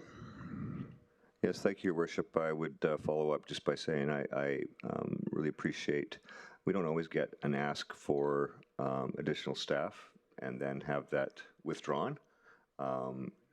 You've found some ways in your willingness to work within your department to find ways to make up for additional workloads with your existing resources. I think that willingness is appreciated, and I'm happy to bring forward that motion to reduce your budget any way we can. Thanks, Councillor Allen. I don't think the public is really even aware of what legislative service is done. It's not the most glorious department in the municipality. You're not out there clearing snow, and you're not out there performing a service that people see on a day-to-day basis. But I think council really values the work that you do, and really you make our job so much easier and keep us all on track. So your work is appreciated. Thank you. Thanks, Councillor Allen. Appreciate it. Questions, comments, debate points? Councillor Scott. I would just echo the comments of my colleague and say you do great work. I do think it's glorious because we encounter it every day, and I would encourage all my colleagues to support the motion. Thank you, Councillor Scott. Any other comments, debate points, or questions from council? Not seeing any, so I'll call for a vote.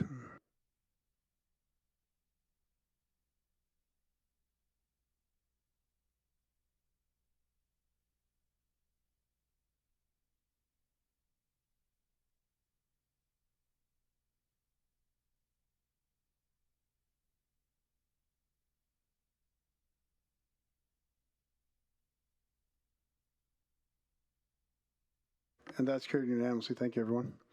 Moving on next, I'd like to invite Legal Services to present their proposed 2026 operating budget, please.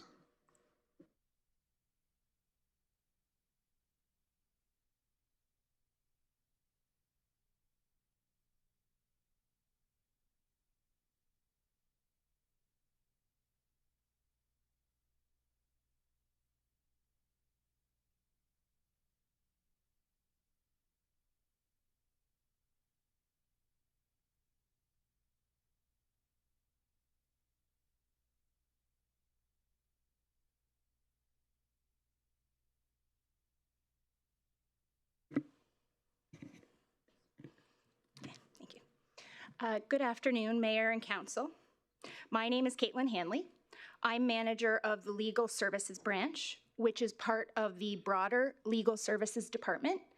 And I'm joined today by Sam Rege, who is our manager of Environmental and Regulatory, also a branch within the broader Legal Services Department. So I'm here today to present the proposed 2026 operating budget for the Legal Services Department. The Legal Services Department is comprised of 3 branches: the Legal Services Branch, the Environment and Regulatory Branch, and the Privacy and Access Branch. And now you will think of that branch, or have heard of it previously, as FOIP, which is the Freedom of Information and Protection of Privacy Act. Further along in my presentation, I'm going to explain why the name change.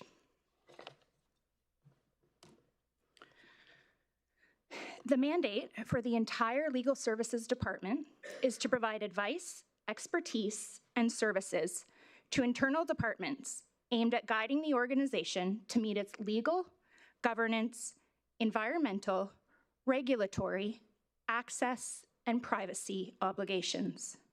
These activities focus on limiting the legal liabilities of the organization, as failure to meet these obligations can result in financial consequences for the organization. The Legal Services Department plays a key role in positioning the municipality to take a proactive approach in managing organizational risks. We aim to provide strategic advice, reliable service, and to play an important role in helping the municipality secure the public's trust. As of September 30th, 2025, actual revenue for the Legal Services Department is higher than what was projected in the 2025 budget. This is the result of an increased number of access to information requests, with the 2025 budgeted amount for fees being only $4,500, while the actual fees collected were $9,784.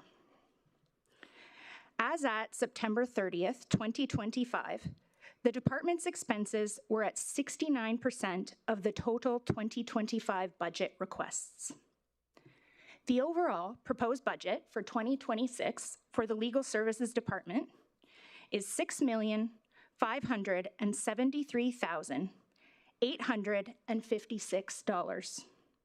This request represents a decrease of $749,423 compared to the approved 2025 budgeted amount for the department. As previously mentioned by the Chief Financial Officer, the 2027 and 2028 plan years include a 3% increase to incorporate inflationary considerations. So I'm now going to take you through the 2026 proposed operating budget for the department in more details, going through each of our individual branches. Oh, sorry, before that, I'm going to take you through our slide on personnel.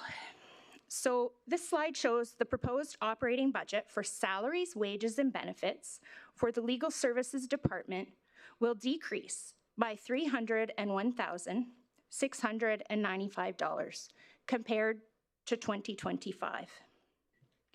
As of September 30th, the Legal Services Department, which includes the Legal Services Branch, Environment and Regulatory, and Access and Information, had 22 full-time employees.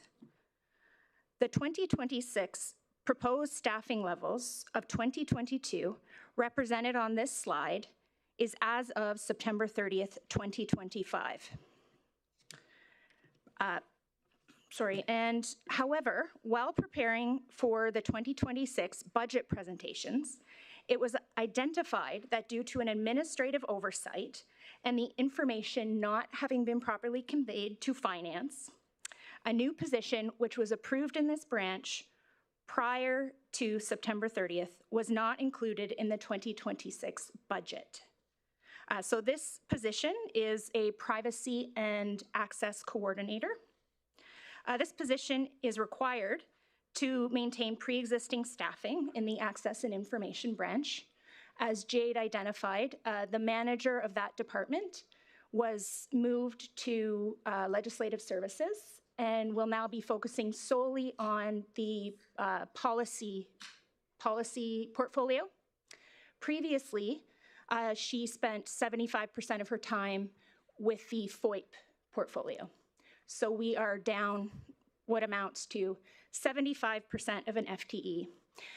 In addition, the FOIP, Freedom of Information and Protection of Privacy Act, was changed approximately a year ago and divided into two separate acts. One of those now called the Access to Information Act, that governs what we would formerly think of as freedom of information. So requests for access to information by the public are held in that branch and processed by that branch under that legislation. And then we also have a new act called the Protection of Privacy Act. And we believe the government did this because the former act focused a lot more on access to information and less so on the municipality's obligation to safeguard residents' personal and confidential information. So under this act, municipalities are required now by June to implement a privacy management program across their organizations. This is required to, under this, various departments will be required to perform what are called privacy impact assessments when we look to enter into contracts that would send information to third-party contractors, when we look to implement new software programs that might have information stored in data centers or the cloud, when we look to implement new programming and we're going to collect a new type of personal information to residents. We have to undertake a privacy impact assessment that will involve identifying what kind of information we are going to be collecting and our long-term obligations to secure that information. And then under this privacy management program, we'll be required to do compliance activities throughout the year. We'll be required to investigate or explore any breaches and work with the Office of the Information and Privacy Commissioner to respond to any complaints or concerns that are raised by residents. So all of that is to sort of explain why we need that additional FTE. It was approved prior to the division of FOIP and policy. And so now that we've lost that 75% FTE, it's only now more important that we get that position. So I am going to, so the long and short of that is we right now have 22 FTEs proposed on this slide. The number actually reflects 23. And I know I'm going to explain as well that if we lost a position and now we're asking for one, it should still look like 22. But during the, okay, I'm gonna explain this. The FTE numbers do not reflect temporary employees. So in our department, for the majority of 2025, we had an articling student. This would be a training lawyer, somebody who's learning how to be a lawyer. She was called to the bar and is now officially a lawyer. So her position was flipped into a FTE at that time. So the amount for her, my understanding from finance, is that the amount for her temporary position was included in our 2025 budget, and it is also included in our 2026 proposed budget. It's just not reflected on our actual FTE numbers because the temporary position is not an FTE.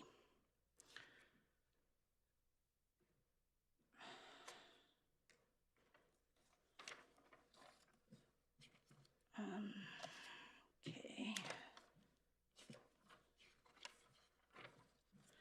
So I'm going to take you through the Environment and Regulatory branch. This branch supports the municipality's operational departments by providing advice and services that support compliance with federal and provincial environmental regulations, like the Water Act or the Environmental Compliance and Protection Act.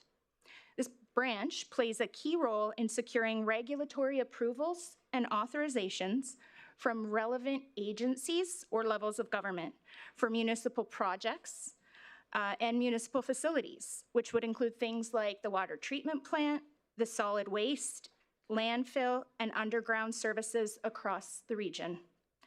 This branch also supports the Project Management Office to ensure that contractors put appropriate measures in place to protect the environment and secure the necessary environmental approvals to meet the municipality's legal obligations while undertaking capital projects. That might include things like crossing agreements that are required, or perhaps there's a habitat for a protected species, a wetland that is on the lands that we're needing to construct on, or perhaps it involves diverting water from the Clearwater. All these things require licenses and approvals from the provincial government. This department also manages the municipality's contaminated sites program. So they work to remediate identified parcels of land that are municipally owned. The 2026 proposed expenses for the Environmental and Regulatory branch are $1,676,420. This represents a decrease of $576,648 compared to the 2025 approved budget. This change to the 2026 proposed expense budget in comparison to what was approved for 2025 includes two items. The first is salaries and wages and benefits. So this has a proposed decrease of $72,899. And this decrease is driven by a planned vacancy for a portion of the year due to a leave. Contracted and general services has a proposed decrease of $504,250, which is mainly due to less reclamation or restoration projects than were planned for 2025. And the balance of the $500,000 allocated in 2025 to the Stony Mountain Reclamation Project, which is going to continue and carry forward into 2026.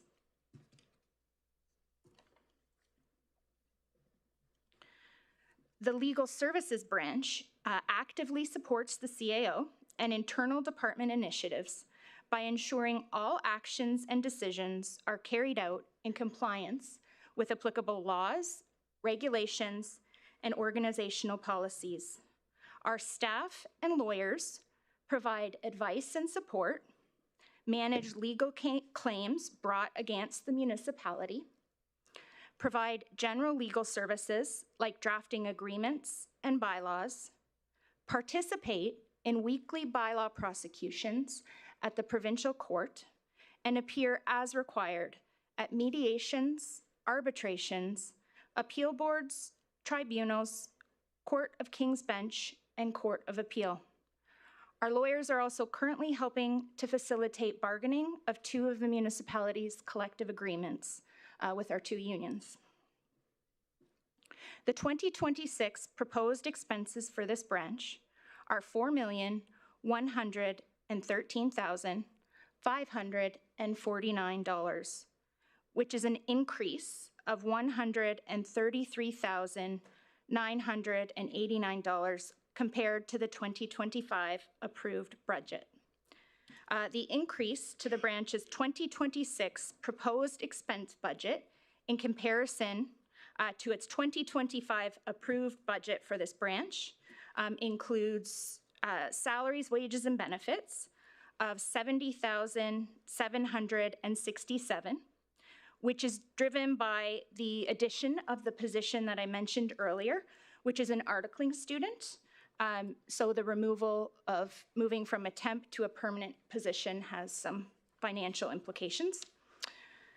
And a proposed increase of $62,622 for contracted and general services, which is largely due to the increase in conference registration, mandatory, and beneficial training, which is due to a change in the approach for budgeting in 2026. So these funds were held previously in the corporate finance department's budget in 2025. And so our branch, the legal services branch, now holds that budget for our entire department. And that would include environment and regulatory and access and privacy as well.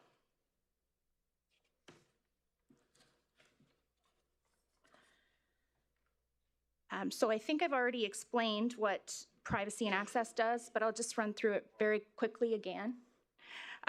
This branch oversees the Access to Information program and will also be responsible for the municipality's new privacy management program. So key responsibilities under the Access to Information program include responding to access to information requests from the public, advising across the municipality on the sharing of personal information, both to the public and between departments, investigating breaches of personal information sharing, responding to inquiries from and complaints to the Office of the Information and Privacy Commissioner, and providing training to employees on the legislation and their obligations under the Act. So as I mentioned, branch staff are also currently working to develop the municipality's privacy management program, which is a new requirement under the Protection of Privacy Act. This will include developing the program and rolling it out across municipal departments, which will involve training staff on the requirements of the Act and their roles within the new privacy management program. The Act, as I mentioned, requires the completion of privacy impact assessments, and the Access and Information Team will be responsible for guiding departments through this process, as well as working across the municipality to monitor compliance with these assessments. The 2026 proposed revenue for this branch is $12,000, which is an increase of $7,500 from the 2025 approved budgeted amount. This is mainly driven by the increased number of access to information requests that we're seeing. The 2026 proposed expenses for this branch are $795,887, which is a decrease compared to 2025. Changes to the 2026 proposed expense budget in comparison to the 2025 approved budget for this branch include salaries, wages, and benefits, which has a proposed decrease of $299,563. This is driven mostly by the transfer of the policy group to legislative services and an unfunded leave of absence that would not have been funded at the time of budget preparation. So additionally, as I mentioned, this doesn't include the one FTE that was previously approved. So we are requesting that council consider a motion to increase the legal services budget specifically for Access and Information Branch by an amount of $126,750. And this will reflect 9 months of the position because we're at the beginning stages of recruitment, and we anticipate by the time they're able to start, we would only need 9 months of budget for the 2026 cycle.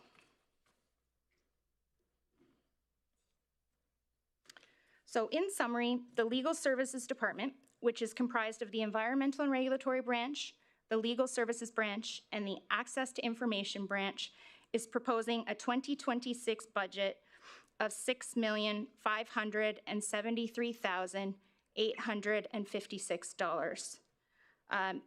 If the request that we've just made is approved, we would see that amount increase to approximately $6,700,000.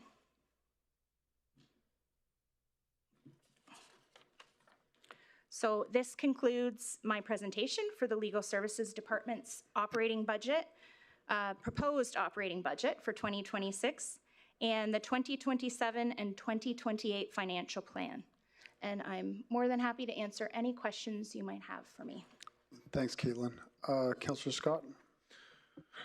Yeah, from what I understand, from what you described, the provincial shifts have increased the burden, but once again, did they write you a check at the same time to make up for that increased burden? And I'm assuming it's more than just FOIP that increased the burden legislatively in your department. They rarely do, and they did not in this instance. One of the challenges as well is it also increased the burden in the Access Department because it has now required mandatory reporting. So as we identify breaches in the organization, regardless of how serious they are and whether or not we're able to manage the outcome ourselves, we do have to mandatorily report to the Office of the Information and Privacy Commissioner. Yeah, and is it fair to say that the workload is increasing? It absolutely is. The public, it's a good thing that the public is becoming more and more aware of the rights that they have under pieces of legislation like this. So we are seeing a huge increase in the amount of requests that are made. We're currently processing a request, and this will help explain why we have contracted services in that department. We use it to sort of flex the workflow without having to overstaff the department because there's a legislated timeline to provide a response. You know, we initially have 30 days to find the documents, redact them, and provide them. We can allow for extensions in certain instances but they can also be denied by the Information and Privacy Commissioner. In regards to the flood requests, or the requests, I can give you an example of a request we're still working on, and this is what the contracted services relate to specifically and why they're a bit higher. We received a request in 2020 for all records across the organization relating to flooding and floods and flood mitigation from 1970, I'm just gonna pull it because I have the details here. I think it was 1976 until present. And so we're still processing it. We're still working to review those records. In that particular instance, it was actually from 1972, so it was even longer than that. And we had a habit of keeping all of our records. So more than 80 employees needed to be contacted and had to search all of their online records, their email, their systems across 11 departments. Our staff had to seek files for the email accounts of 90 plus former employees that were backed up on our servers and had to search those. That amounted to, just when they searched, 45,247 emails. And then when they calculated that out to pages, 575,000 pages. So 18,000 of those pages require third-party review under the records because they mention contractors, consultants, third parties. So now in all of this, of course, because it was requested in 2020, it's been challenged by the fact that we had COVID-19 in there, we had the flood, we have staff turnover, we've had organizational restructures. So previously we might look for a record in the engineering department, but now the engineering department is the project management office, and some of them are in planning, and some of them are over in the water treatment center. So this is not to say we shouldn't be doing reorgs, it's just to explain some of the challenges that we face in these record searches. Because it seems really easy on the face of it. Well, you just search the records and you provide them. So these records had to be converted, then they had to be reviewed for errors, they have to be deduplicated. So fortunately, we were able, in the context of this, to secure software that helped us with this deduplication and cut down the amount of records. We then had to we were then able to narrow it down. So at the end of the day, we ended up with about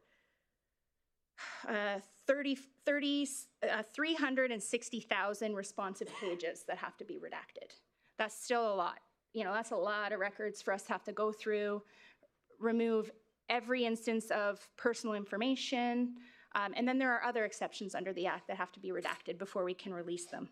So what I can say is, as at December 31st, 2025, we have released 108,303 of those pages, and we have committed to the Privacy Commissioner that we will have the remaining pages released by the end of 2026. Because there was a complaint fairly early on after the first year that we weren't getting them released fast enough. So we had to spend a lot of time reporting to the Privacy Commissioner to explain why it was taking so long. So that's sort of to give you some context around why we have those higher amounts of contracted services for that department. And we don't anticipate that will continue into, indefinitely. It's something that we're looking at probably when we come back to you for the 2027 budget. You'll see a bit of contracted services so that we can flex our workflow, but the goal will be that you won't see them for this flood search. This is mostly where we're using our contracted services. Thanks very much. Sorry, that was a long answer to a question, but I... Yeah, thank you very much for all your team does, and colleagues. I'll be pleased to bring this motion when the time comes. Thank you. Thank you, Councillor Scott. We'll go to you for that motion. Thank you. Councillor Brandt? So under the previous FOIP and now with this new access to information, are the cost structures still the same for someone requesting it?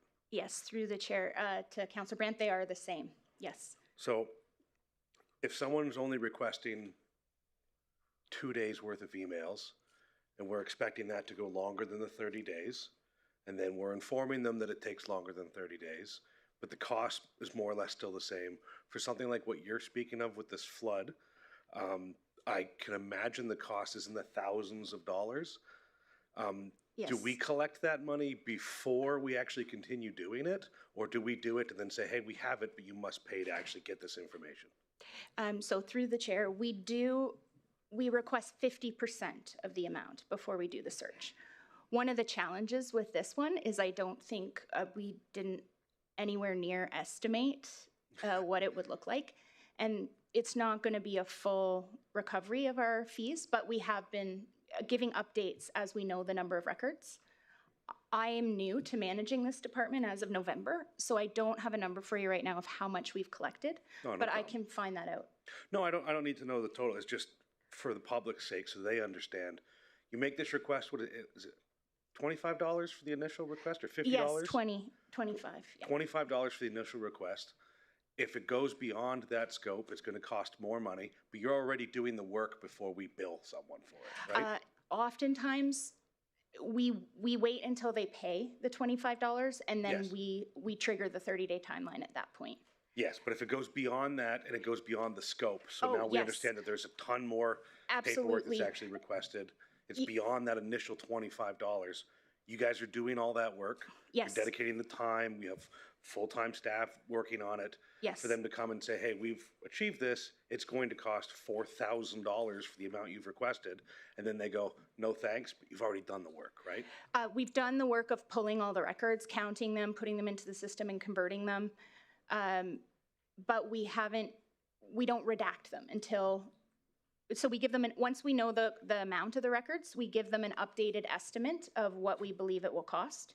And then we don't start redacting them until they pay that amount. But there is work that goes into that process, absolutely, before that point in So time. you said you had a dedicated person that was doing 75% of the work, and now they're 75% of an FTE? Yes. Right? My only question is, like, you're saying that there's going to be a proposed budget increase of revenue to 12,000, right? Yes. Is that anticipation of things like this coming forward? Because, as you stated, more people are learning what they can ask about and what they can do, which I'm all for. That's transparency and accountability. That's great. It's just, I don't think people realize how much it actually costs, how much work really goes into it. So if you're just $25 for a frivolous request, only to find out that it's going to be $1,200 when it's done, and then you don't want it, we've spent that time and money to pay for it already. I agree. Yes, that's correct. And further to that, if they're asking for a personal request, there's no fees under the Act. Yes, for their So own personal even in information. that, yeah. So there are instances where we process fairly large requests that, we're not able to recover anything for. So this increase in potential revenue is just the anticipation of this coming forward? Yeah, so that's based on the revenue that we collected. I believe it was $900,750 last year, which was higher than anticipated. We now think it'll be closer to 12,000 based on the trend, which has continued to increase each year. Okay, perfect. Thank you for all that you guys do. It's Thank you. generally thankless work, so I know how difficult it is, and it's disappointing to hear that, again, we're putting all this effort and time. I'm not doing anything. You guys are putting all this effort and time into it for us to not actually recover that revenue. It's kind of frustrating. We encourage as much as possible. I'm going to make a little pitch while some residents are Please watching. For residents to contact the staff in the office before formalizing the wording in their request. If we're able to narrow it down and actually identify what it is that they truly want, it makes it easier for us. The cost is less for them and our staff. It's less of a wild goose chase trying to find, one document out of the 50,000 that may exist. All right, perfect. Thank you so much. I appreciate it. Thank you. Thanks, Councillor Brandt. Councillor Van Castian? Hi, Caitlin. Quick question here. So you were talking about your FTE, that student now permanent. So your proposed FTEs is 23, not 22? That's correct. It's Okay. 23. And I see a motion in front of us here to increase your budget by $126,750. So that would bring your net decrease to 177,945, if I'm mathing that correct? Does that sound right? I did do the numbers. But the net decrease, because they've got a net decrease of 301,000? Yeah. Yeah, and I do have what the net decrease would be. I calculated it to the overall budget, but not to that particular line item. But that's what that's for? There would, yeah, the department would still see a decrease, yeah. Okay, and then last question is, you have about a little smidge shy of a $500,000 transfer from reserves for 2025. Looks like 381,000 was for environmental and regulatory, and about 115K was for privacy and access. Are those costs that we see coming into 2026 as well? Are we going to be wanting an increase, or was that a one-time hit? No, if you look at the environmental and regulatory budget and drill down to it, you'll see that there was a rollover from previous years of approximately 711,000, and that was to that was a result of primarily the incident in Fort Chip in the summer. Contracted services were required to help with one of the incidents, which was a hydrocarbon leak that was discovered at the water treatment plant. But typically, the approach that our manager takes is to budget the items very specifically to reclamation projects that he has. So what you'll also see on that budget is a transfer. You'll see I think about 500,000 under budget, and that's because some of the funds were budgeted to the Stony Mountain Road project. That is a multi-year project, and that reclamation is going to continue into 2026. So what we have asked finance for is a rollover of that approximately, I believe it's 432,000 that remains specifically for that project. Okay, thank you. Thanks, Councilor Van Castian. Councilor Luana Boussier. Thank you, Mayor Bowman. I guess this is for CAO Butts. I'm not sure why Caitlin and Sam are up there presenting. I thought we had agreed we would have the directors present along with their managers. No disrespect, great job. But we said we didn't want it to all fall on Lori and we would have directors up here. So I'm not sure what happened. So if it's all the same to everybody else, I'm going to pose my question to Director Susan. I'm sorry, Jody, were you going to say something? Okay. I'm just wondering what opportunities you see in your department for some efficiencies, where those would be across the entire department, not just Caitlin's branch or Sam's branch. Well, it's quite difficult because we have the province on one side who's saying you have all these extra responsibilities.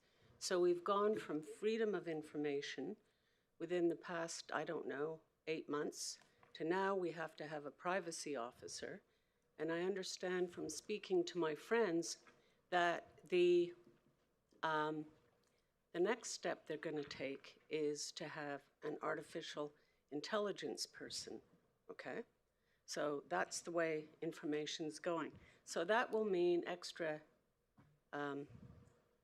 we need the staff, we have to do it. If we don't, we get into trouble. We need privacy impact assessments and the whole thing, okay?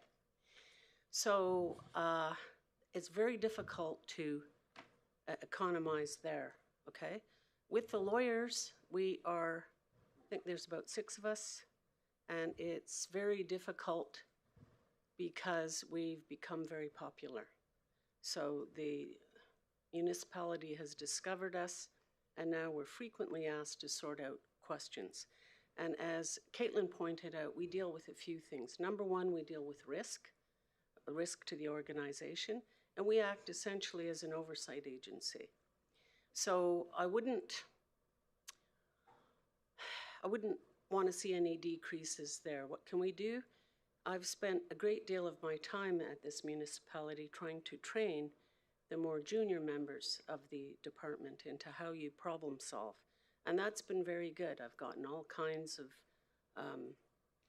kudos from external counsel saying they come to us really well trained. And where we have saved money is usually the way a lawyer works is you find out information, okay? in Calgary, you go to whomever, whatever company it is, and you ask them all kinds of questions and things like this. So we've gotten rid of that step, and instead the lawyers here do it themselves and come up with a brief of the facts, okay? So that's been a time and money saver in my view, because we don't have to fly people up here. Occasionally we do. And the workload is extremely difficult. In the past year, we also took on labor and employment. And that has added to our workload. And, you know, what can I say? That's what we need. When I first got here, I found out that the history of the legal department was the first person they had as a director type was somebody with 8 years at the bar. And that would have been very tough for that person, okay? Ultimately, she didn't stay, but, you know, so we've managed to build on that and build the department up. And now I think we've been pretty static. So in terms of cost saving, it's difficult, even with Sam's group, environmental and regulatory. It's all legislated. We have to administer it in a sense, okay? So that's kind of what we're up against. And as I said, we took on, you know, we take Sam's group and he's administering an act. We're now doing labor and employment law, which we weren't doing a year ago, okay? So, and the lawyers have actually stepped up very nicely to that. I'm proud of them for doing that because it's a tough job. So we try to have efficiencies where we can, but you know, as I said, we're in charge of, in a sense, risk management. You also have to change the culture of the municipality so that people accept it when a lawyer goes sniffing around. Yes, pardon me? Oh, oops. Okay, there. So, you know, we're in charge of risk management. That's very, very serious matter. And it's also, as I said, a matter of the culture of the municipality because people have to get used to providing us with information when we ask for it, not saying, well, what do you need this for? I need it because I'm a lawyer. This is my job, right? So those are some of the challenges that we face. And we're always taking a look at, you know, it's frustrating when the province says, oh, here's some new duties, by the way, get on it, right? And they've given us a date, I think it's what, June 30th, Caitlin, to get it all done. So it adds to our workload, most definitely. I hope that answers your question, sort of. No, not really. Like it answers some in terms of I get your I'm hearing you say we're trying to be fiscally prudent. Right. And when I think of efficiencies, I'm not talking about, I'm going to ask probably everybody this, to be clear, I'm not gunning for anyone's job. Nobody in this municipality needs to be worried that I'm out for their job. When I say I know efficiency, I've been told I'm not supposed to use the word efficiency. It triggers this organization because of history. I'm not sure what other word to use, so I'm just going to use it in the sense of what I mean is working more collaboratively across departments, being less siloed. I had a fantastic conversation with the HR director last week in terms of efficiencies and where things can align. So that's more what I mean. I hear you, you're talking financial, I guess. I just, maybe it's a conversation we can have down the road with CAO and the administrative team when we're looking at our strat planning, because just working as a stronger team across the organization is, I think, the appetite of all of us. Caitlin, I just do want to reinforce, no disrespect to you. You are very well versed in all of the departments beyond yours. So thank you very much. Thank you. Thank you, Luana. Councillor Scott? Yes, I'm ready to bring the motion unless there's further questions. I didn't see anyone else hit their light. Are there any other questions from council? I'm not seeing any. Go ahead, Councillor Scott.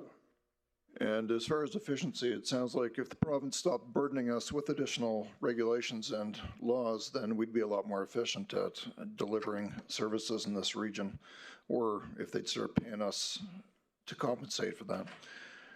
In any event, so the motion is that $126,750 be added to the Legal Services 2026 operating budget to fund the additional access and privacy coordinator position as requested. Thank you, Councillor Scott, and thank you, Councillor Brand, for the second. And Councillor Scott, would you like to speak to that motion? Yeah, it's, there's not a lot that the Legal Services Department can do when the workload is increasing. So I would just say, and this, they do protect the organization from lawsuits, from other things. And they are compelled to respond by the province, so it's an absolutely necessary service, and I'm grateful that we have the team that we do. And I know it's a bigger team than what is before us, but thank you all for what you do. So I'd encourage everyone to support the motion. Thanks, Councillor Scott. Council, have any questions, comments, or debate points? I'm not seeing any, so I'll call for a vote.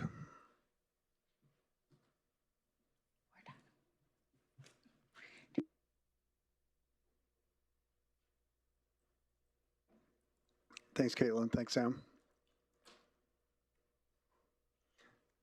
And that's carried with 2 opposed. Thanks, everyone. Moving on now, I will call on Human Resources and Safety to present their proposed 2026 operating budget.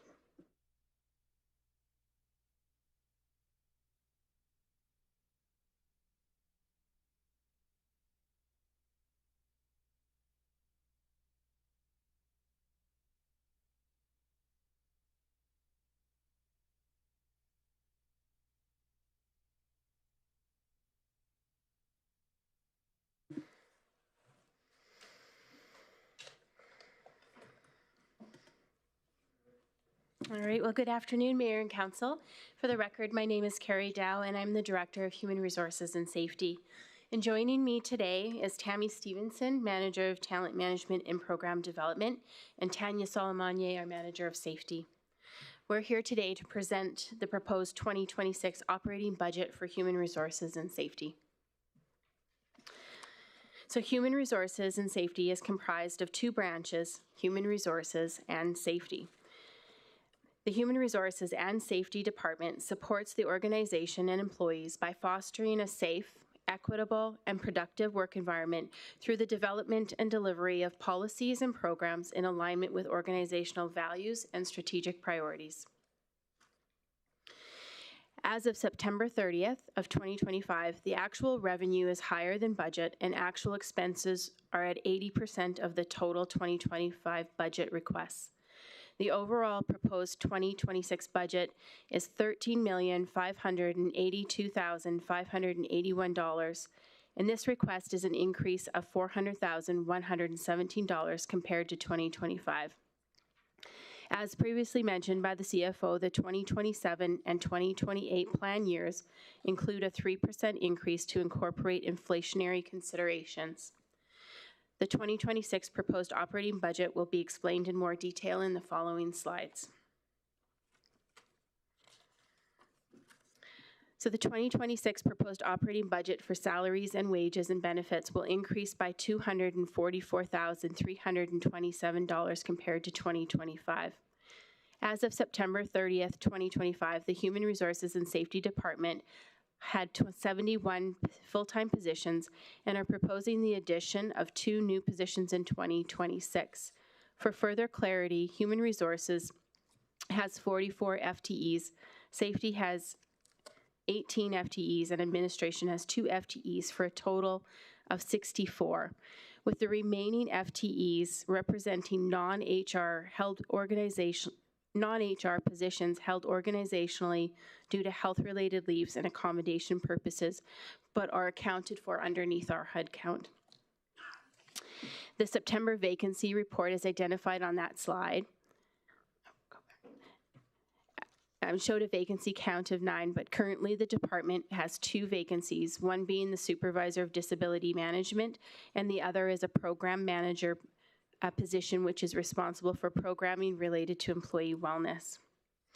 The FTE requests include 1 new FTE for an analyst in human resources to augment the capacity to deliver initiatives under the organizational effectiveness section. This position would provide specified technical skills to support database decision-making. And the second FTE request is for an advisor of equipment training and safety. This position would provide the opportunity to enhance field competency sign-offs, deliver training on specialized equipment that has higher potential for safety risks and incidents, and to facilitate training in-house rather than the use of external providers.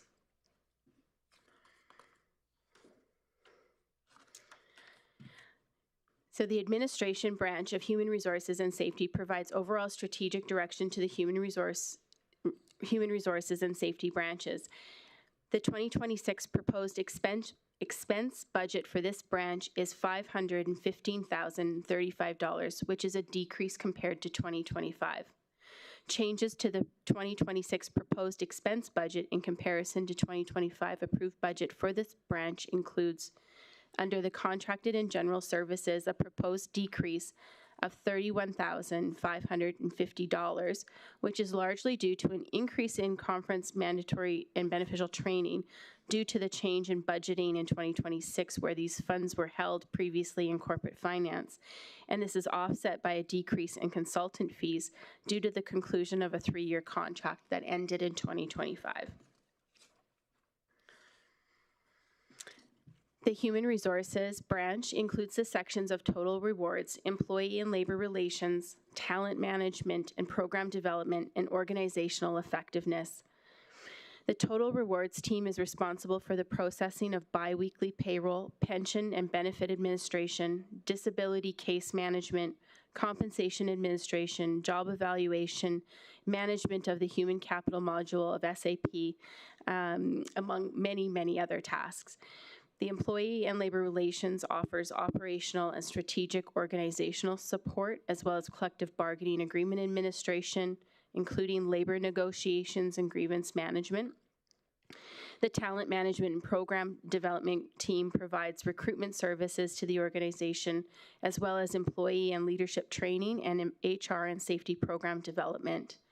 And the Organizational Effectiveness team is a brand new addition to the Human Resources branch and is a strategic function that supports the organization by optimizing organizational structure, streamlining HR processes, and fostering continuous improvement initiatives across the organization. The 2026 proposed expense budget for this branch is $9,014,799, which is an increase compared to 2025.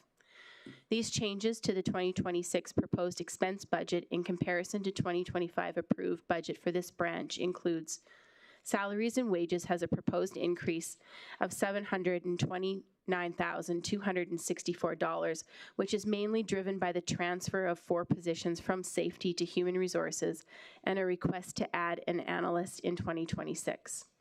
The contracted and general services has a proposed decrease of $79,400, which is largely due to an increase in beneficial training with the addition of centralized training previously held by corporate finance and is offset by the decrease to professional services and general contracted services for specific employer-paid expenses now being funded through the EI Savings Reserve. The safety branch plays a vital role in promoting a safe, healthy, and compliant work environment across all municipal operations.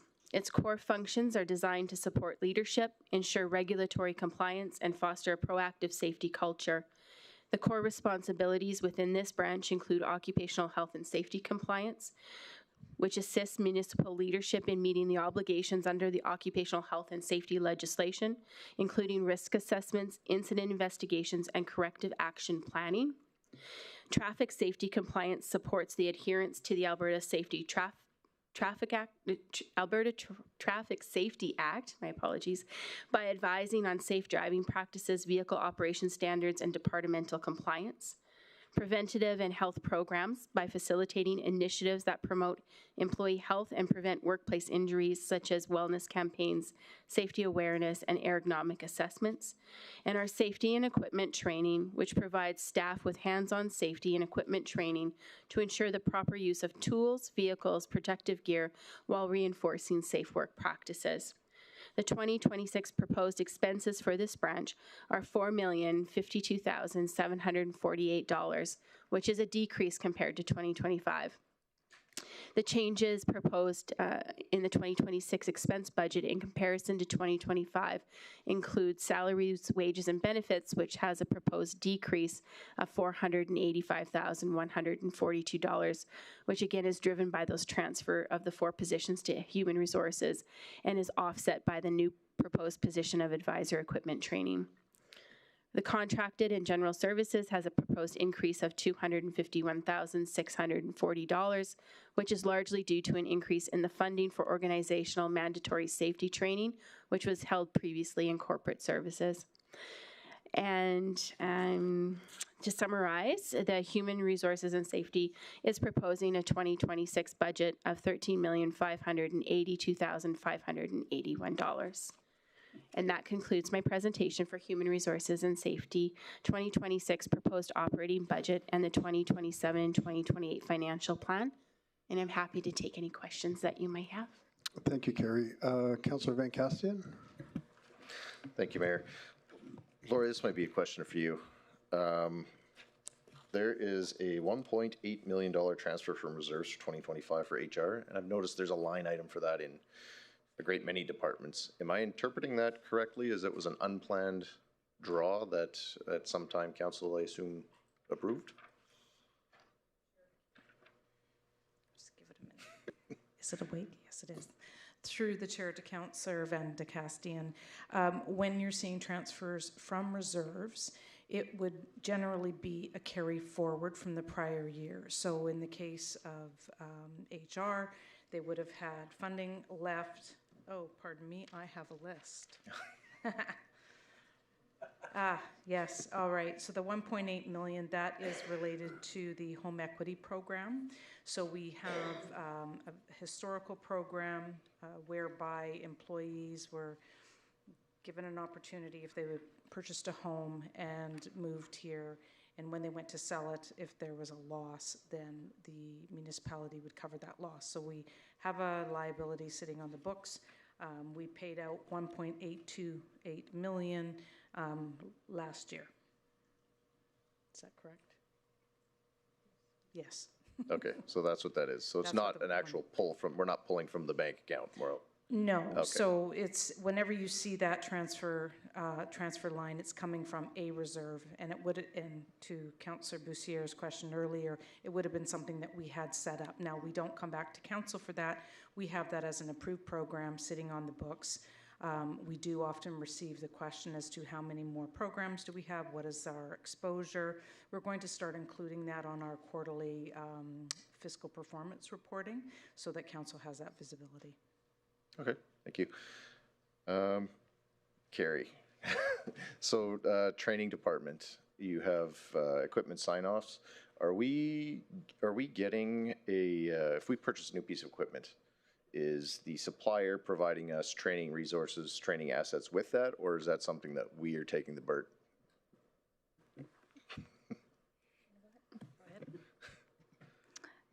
Through the chair to the question, in some cases, we are looking and exploring. We get what's called an orientation on the piece of equipment itself.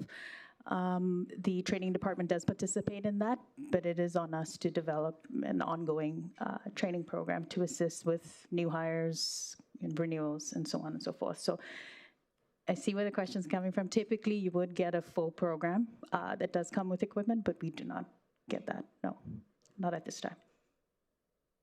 That seems like a fairly substantial gap from my point of view. When we buy OEM large equipment, usually there should be something in that contract that says we get training with it. So, or do we have equipment, like, do we have an equipment expert? Somebody that's, I'm the grader guy and now I'm doing the training and creating So the supplier does send someone up, but it's an initial orientation on the actual controls and the equipment itself. Okay. But we don't get like a full program that helps us sustain training through the life of the equipment, no.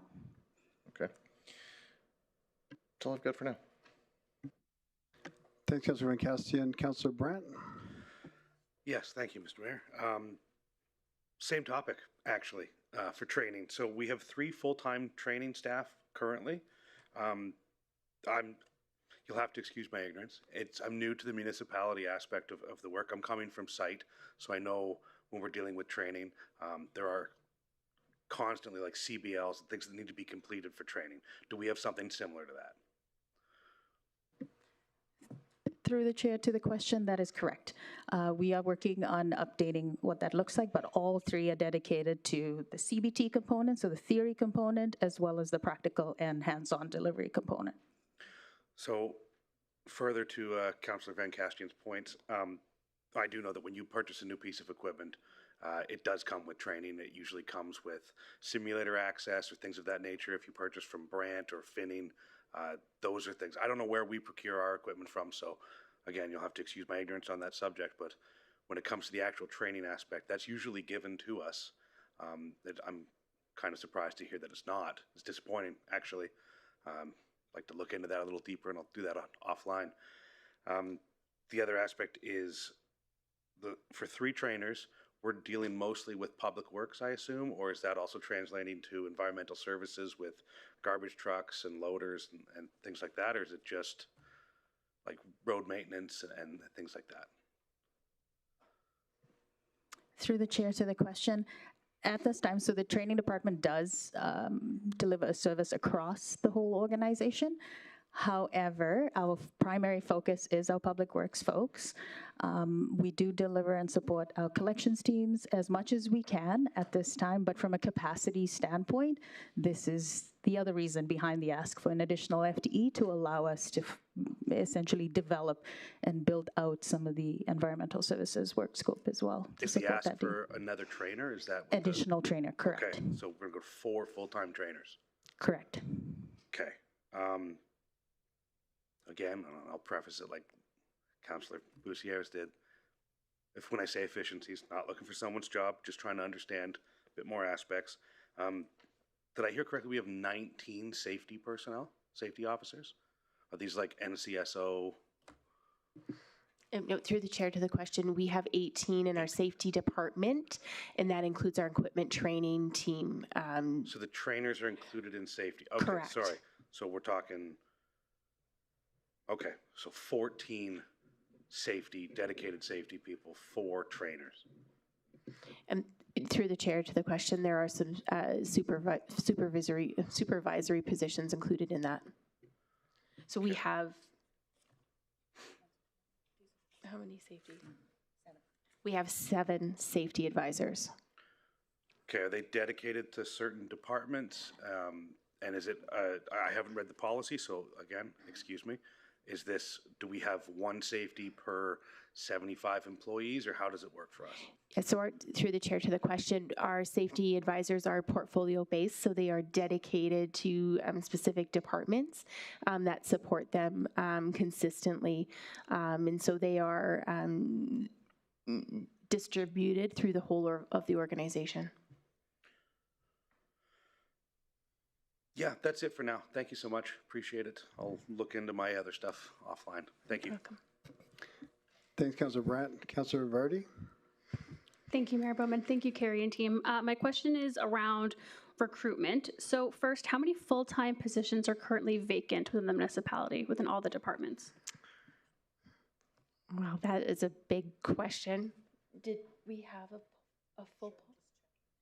I'll just defer to my colleagues in finance. They're just going to look for that number. Sure, I have another one. I can fill time, don't worry. Sure. My second question is, so I see in your budget recruitment is 171 over the last few years. Carrie, you were here when we talked to the fire department talking about recruitment and the need for more individualized strategies. So do we use the same strategy for all departments when it comes to recruitment? Through the chair to the question, we don't. Depending on the needs and the specific type of role that we're trying to fill, that will tailor our recruitment technique or the places that we target for recruitment. And that would be the case in recruitment for RES. The recruitment that we do there is very different than what we do through the rest of the organization. And my last question, you had talked about hiring the data analyst. So when it comes to recruitment, do you think that we'll be proactively looking at some of these positions that we have to hire and the way that we have to tailor our recruitment strategy? Through the chair to the question, yes, and I think that as time goes on and we have more access to technology and those types of initiatives, that we do need to look at how we can do things differently and how we can attract people into very technical, skilled positions. So I don't think we have a number yet, but for argument's sake, let's say that our number of vacant positions is high. We're living in hypotheticals. I was going to ask you why the hypothetical number is so high, so maybe I'll wait. And sorry, just through the chair to Councillor Vardy, I would also just, I guess, clarify that a lot of our recruitment efforts are also done with internal recruitment as well. So we do have a lot of movement within our own organization that takes a lot of effort to coordinate and move. So not all of the recruitment effort is just external. There's a large degree of it is an internal movement management.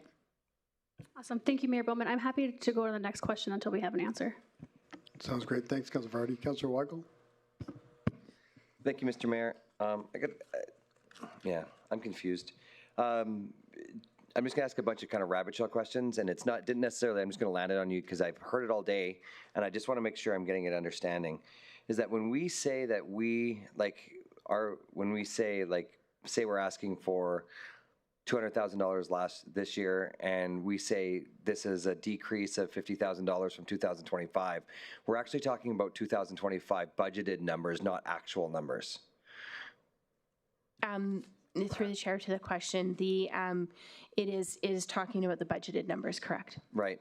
And so when we're talking about salaries, I guess I'm just assuming because I see such a low number of actual numbers or like pay for salaries on actuals, is that due to the 9 vacancies that are sitting there? Is that why the budgeted versus actuals are so much different? Through the chair to the question, there could be a couple of different reasons for that. Vacancies is one of them. The other is if there's leaves. And then the other possible impact to that is how the funding was done through finance. So if a position was only filled a partial of the year, then we were only funded partial of the year for the salary. So there could be an impact from one of those 3 areas. Thank you. So would the projection then be that we're filling all those vacancies and everybody's coming back full time? That's why the full amount, because we keep on asking for this, but some of the salaries is drastically different, and so are we just? I guess the idea is that we're going to fill all those vacancies, but are we actually? Is there a program going on right now to actually actively fill those, or do they hold vacant? I know that when we talked a lot of vacancies lots over the last 4 years. A lot of them never got filled, and so I'd assume that if they haven't been filled over 4 years, they're actually not actively trying to be filled. And so do we are we still budgeting for vacancies we don't plan to fill? May I answer that question? Yeah. Through the chair to the question. So at this point in time, to Councillor Vardy's question, we have, at the end of December, we had 150 vacancies out of 1,500 and something in total. Now, I would like to speak to Councillor Weigel's question. There's a huge amount of work that goes into calculating the budget requirements. Back in 2025, we had done the full cycle. We were directed to cut. If we did not have a person sitting in a seat, there was no funding for a vacancy. So we actually brought the budget down by almost $9 million. Now, there's a risk in doing that because if you have approved positions on the org chart and then we go to then fill them subsequent to that, then you're running a potential deficit. So As it turned out, we did have some areas that weren't able to staff up and others that were. So that's one of the main reasons for those big swings, right? Is people had positions and then they weren't funded. We filled them in 2025, and they may have only gotten 6 months worth. So we didn't. This year, for 2026, we're trying to be more proactive. What positions are vacant? Are you going to fund them? If you are, like for some of the positions that are being asked for here, we're assuming they won't be filled until May. We're not suggesting that they'll get 100% of that budget, but when it comes to 2027, we're going to be presented with the same issue. You're going to see, okay, they got an additional person. Now we need more funding because we didn't give them 100% of their budget in 2026. Okay, right? and so the legacy, maybe the wrong word, but the legacy vacancies that have been there for a long time, the departments were asked, are we actually going to fill this position? Because I would assume that a lot of the issues, and again, I'm just making an assumption here, is that with, we've reorganized the organization, 4 times in 4 years? And so we hear a lot of, this came from this department, this used to be in corporate services. We're talking about, sometimes we're talking about departments that don't even exist anymore. Mm-hmm. And so it's really hard to go from year over year, line from line, because the departments aren't even the same. And they're not even the same in the same year, right? We've moved departments halfway through a year. Yes. And so you guys are doing a great job. I'm not trying to dismantle that. Just as we're going along, trying to compare apples to apples, I've got bananas and grapes, and we're trying to go through and trying to figure it out. Yes, and one other variable, pardon me, sorry to interrupt. If we moved an entire group, we call it a lift and a shift, then the whole budget and the bodies went with them. But if we moved one person, and this happened in my division, you're going to see huge swings. It's because we piecemealed. I got several positions from all over the organization to build the asset management team. Right. So that impacted other areas. Asset management is significantly underspent because we actually didn't even fill the positions till September.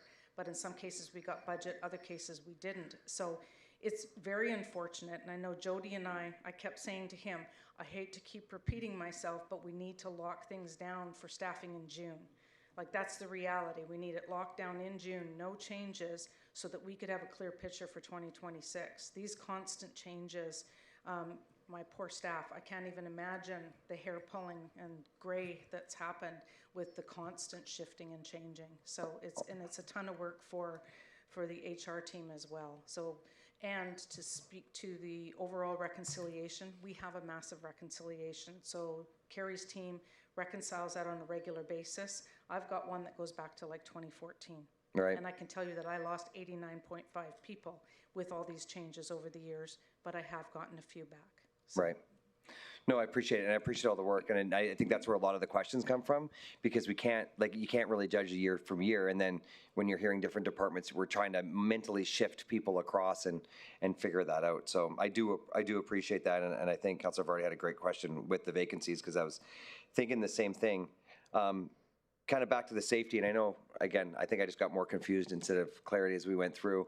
With the safety department, there's only 2 departments that would really use mostly safety, right? Would be Public Works and then Environmental Services, where a large of our staff. I'm sure that there's other onboarding and other training. Why wouldn't they hold that a training department in each area versus HR holding all of it? And I guess I'm questioning the organization of why we brought safety into HR, but just an explanation on that would be great.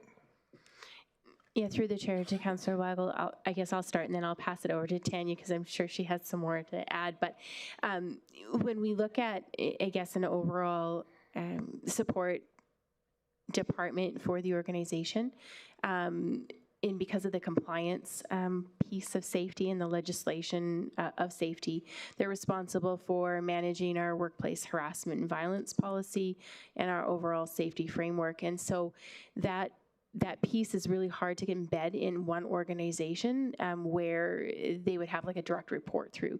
So organizationally, it makes sense to have it in a corporate group like Human Resources, just from the compliance perspective. So you're going everywhere from psychological safety to physical safety all the way through, and that's one department? Correct. Okay, that's great. I don't need an further explanation. Thank you. Thanks, Councillor Weigel. Councillor Boussier? Thank you, Mayor Bowman. Thank you for the presentation. Mine is along the lines of what Stu was saying. I'm struggling to follow where everybody moves or where budgets move. So your training budget is huge. Is that holding other departments' training as well? Because I noticed throughout the budgets, there's departments that they still have a training budget, but you have like a really, really big one. Yeah. Can you explain that to me, please? Yes, through the chair to the question. So I have a line item under my administration budget that speaks specifically to my own department staff training, but under our corporate learning budget, under the talent development and program development budget, we do hold a large line item for corporate organizational training, and the same under safety, where we have a very large line item for corporate safety training. And those two items were held in corporate finance in 2025. And in 2026, it has been shifted into my department to manage the overall organizational training. Sorry, I'm still confused. So probably because I was looking and only have so you have training for, when you say corporate, do you mean corporate lorry corporate? Through finance, yeah. Finance held the budget in 2025 for the organizational training. There was no department in 2025 that had an individual training budget. It was held through corporate finance. And then in 2026, that has shifted, where every department was allotted their own a department training budget based on their spend, but then there was also an allocation to an organizational fund that is held in my department for organizational training, so that we could, if there's like coordinated training, maybe there's like a need for multiple departments, that we could then hold corporate, like organizationally, and the same through safety. So I think one was 200,000 and one was 225,000, so almost $500,000 in training between those two budgets. That has come into my budget, where it would have been held in finance in the previous year. So what would be, because you have I think it was 250,000 in mandatory training. So that would be mandatory training that is necessary across the organization. Everybody has to take it. What would be an example of that?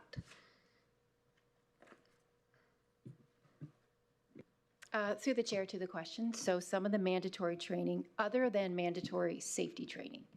Right. So the safety training would fall under safety's portfolio. Yep. But some of the mandatory training that we have deemed over the years that we want all employees to take are things like corporate orientation.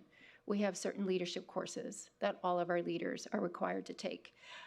Joint occupational health and safety training, leadership and safety training, OH&S Act regulation and code, as well as there are certain courses that are required, including, for example, the Indigenous awareness training. And there's also alcohol and drug training, as well as attendance management training. There's also, I believe, for legislative services, records management previously, as well as cybersecurity. So that kind of training is held under one budget, and we administer the delivery of those courses. Thank you. But pretty much every other department has $25,000 to $50,000 for mandatory training too. So how, in my effort to provide fiscal prudence, how am I supposed to know? It looks like it's duplicated. How do I know that it's not? I don't trust you, but I just, you have a corporate $250,000 and you're saying, so Indigenous training is in there, yet IRR has, I know it's not, they have a budget for mandatory training. Tony has a budget for mandatory training. There's no way that staff doesn't have to take it. So how do I know what's what? May I assist? Please. So there was a very extensive exercise that we went through. I've got a binder about this thick. I'm told that you can't hear me very well. Sorry. So we went through a process that included HR, myself, and the CAO. And every department submitted business cases to identify what they needed for training for the organization. So we have a laundry list of every single department, and what we looked at was the fact that, well, there was a significant amount of money being asked for, and so we went through with a few different criteria, one being, gee, is there a duplication of effort here? And if it was something that we saw that this is mandatory for our staff, we said, okay, this is going over to HR. And then if it was safety related, and there was a lot of that, so, and some of it was people going down to Edmonton or going somewhere else for the training. We said, we can bring that training here. Let's put this in HR so it's held within their budget, and then everybody flows through there to be more fiscally responsible, right? So we wanted to take an approach of bringing the trainers to us versus people having to travel, because there's a lot of extra costs associated with that. And those will be in Carrie's budget then? Correct. That's correct. And so if there was specific training that was mandatory for our staff, so we have many different people with different types of qualifications. And so for my staff, I have accountants that have to take training to maintain their designation. Did that actually go in mandatory or beneficial? Can't remember. Might be a bad example. Mandatory. Thank you.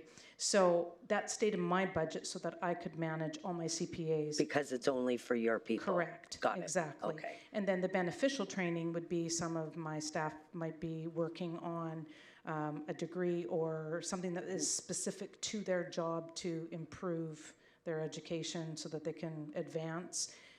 If we saw that it was something beneficial to the organization, that would have been the beneficial training.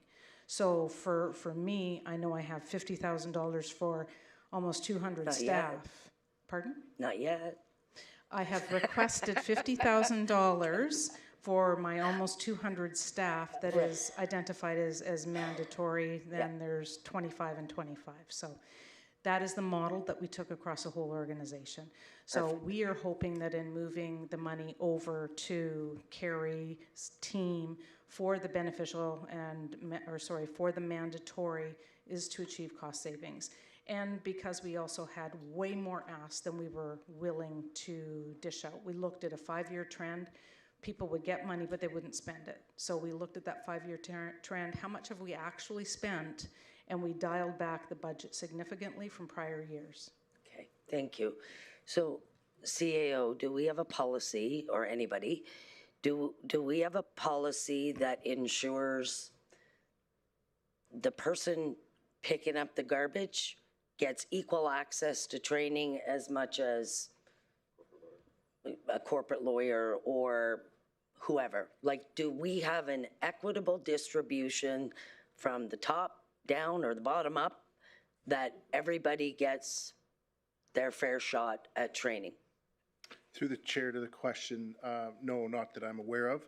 And I can say that from experience year after year. It's a heavy lift administratively to understand it. I will just emphasize Lori's last point there to say that there is a piece of accountability here, is if you ask for it, then we expect you to do it. And when we look back through the years, there was unspent funding. So that was the approach this year. There was a pullback based on performance. And so I'm hopeful that if the teams, and with better policy and governance, that we can make that clear, but also there's an expectation that if you ask for it, you better do it. Right, but that you should be feeling safe asking for it. And because you drive the garbage truck or refuse collection, you have just as much right in this organization as the person who goes for lunch with Lori 3 times a week, or just as an example. Just as an example. Or what? Lori doesn't take lunch. Okay, well, whatever. Just equity across the organization for the people with boots on the ground. Then my only last question, Carrie, is one of your positions said organizational effectiveness. That would be Joel, under him, to look for efficiencies. Is that correct? Through the chair to the question, that's correct. He is the leader of that group that we're trying to build. Perfect. Thank you very much. You're welcome. Thanks, Councillor Boucher. Councillor Van Castian. Thank you, Mayor. Speaking of organizational effectiveness team that you're building, are they going to also handle increase in IT infrastructure efficiencies? Because when we had spoken last week, which was great, thank you very much for that. It was extremely helpful. You had mentioned that your department does a significant amount of things manually. And you had said that there's definitely opportunities and some programs that you'd like to see. And I'm sure you're not alone within the infrastructure or within the organization. So is that department going to handle that, or who's going to pick that ball up? And through the chair to the question. Excellent question. My goal this year was to identify those efficiencies within the HR department and have kind of work out those kinks and see how we can utilize that that team, that organizational effectiveness team, to look at our own business processes and our own needs and how we can improve that. And so there's certainly room to expand that. I mean, the vision of that work is to support organizational recommendations where we see we can find efficiencies. Okay, and just as a go forward for 2027, not to create extra work for finance or any department, but if we could perhaps get a line within all of this that shows IT infrastructure improvements and a budgeted amount for that. Software costs money, just as a follow-up for all of us to see that it's actually happening and we're not still combing through 1,500 line spreadsheets to do things. Through the chair to Councillor Van de Castian, IT has everything in their budget, either within their operations or capital, to support the entire organization. So if anybody is needing some form of process improvement or an application, it would be in their budget already. And Anne-Marie Hintz is the senior manager of that team in my department, so she will be here to speak to some of those questions when we present, whether that be today or tomorrow. Okay, so as a go forward with that department recommending efficiencies, that cost will then be put into ITs? Correct. Okay. Yes. Awesome. Thank you. Thanks, Councillor Van Castian. Councillor Vardy. Thank you, Mayor Bowman. 2 questions. My first is, could you give me the number of people on leave currently, either health leave or maternal, anything like that? We are right around 169. Awesome. And then my second question is, so Lori had talked about the beneficial training and being able to use that money to support people in post-secondary and enhancing. My question is, do we use that to enhance qualifications, specifically candidates in the role? What we're hearing is they apply for positions. I have one open right now, a general laborer, and one of the requirements is like a SWANA course or something. If we have the right candidate, can we use that beneficial training to be able to support them to become the right candidate and not just pass over them because they're missing 1 or 2 of those qualifications? Through the chair to the question, are you referring to someone who is applying as an external candidate into the organization? External, internal would, yes, both. Both. So it wouldn't be something abnormal to where we would see that in an area such as solid waste to extend those training opportunities within the group. I would say that from an external perspective, we would be using the budgeted amounts for external candidates to come into the organization. Okay, I have to figure out what I'm trying to say. I appreciate it, thank you. Yeah. And the number was 169 for leave? Yeah, okay. Yes. And just, I guess, to Councillor Vardy, just, we do work with Dennis in Indigenous and Rural Relations in terms of what other types of creative programs and opportunities we can. And I think, we recently had done a youth summer program that demonstrated kind of that creativeness to kind of go away from, those standard types of programming to support some different needs. I appreciate that, and I wish Anderson was here, but hopefully they're bringing forward two positions for bylaw for our rural areas, and they were very explicit in saying that they want to support in the training, and they have HR support in that. So I do see the work. Thank you. Thank you. Thanks, Councillor Vardy. Councillor Weigel. Thank you, Mr. Mayor. I'm just looking for clarity on a couple things when Councillor Luana was talking. ICO, but so you were talking about pulling back training based on performance. So is that the way I understood it? I just want to make sure I was understanding it right. But you're talking about performances like you've asked for a budgeted training, didn't use the budgeted training, so why keep it there if we're going to continue not to use it? That's correct. Okay, yeah. And then the second part was when you ask for it, you're going to do it. But I guess that's how I put those two together, is that if you're going to ask for it, then actually go do the training and go get it done. That's right. Put a plan in place, commit to the employee, make sure that they have their year planned out, and then execute it. Okay, thank you. Thanks, Councillor Weigel. Councillor Scott. Thanks very much, and thanks for all you do, you and your team. We had some presentations this morning discussing the challenges that the firefighters are having recruiting folks. I think you probably heard some of it. Is there anything this council can do to assist with that? I made a note just that we need a more aggressive recruiting strategy, and I would just appreciate your views on that and what your department does to try to recruit aggressively, so to speak, or whether a more aggressive approach is on the table. And through the chair to the question, certainly I know my department has dedicated one full resource to RES to assist with program planning and building this academy as part of the overall recruitment strategy to try to do something creative and different out of the box. So we have given up one of our resources purely dedicated for that, and so the work continues there on a regular basis. In terms of what I think council could do is just continue to support our efforts as a human resources department, the efforts that we make, and from our recruitment team and through the budget where we go and we do go to those career fairs, that we go visit schools. And I think that you'll hear through the RES presentation later today or tomorrow about some of those efforts that are ongoing, that is being driven collaboratively through the two teams. In your view, is one enough, given the concerns you heard this morning?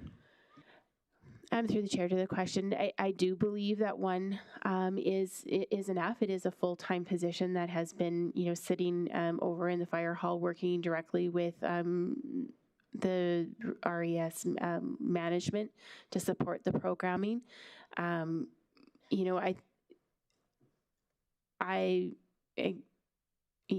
From what the presentation was this morning, I do see that we do have the ability to attract candidates to the region.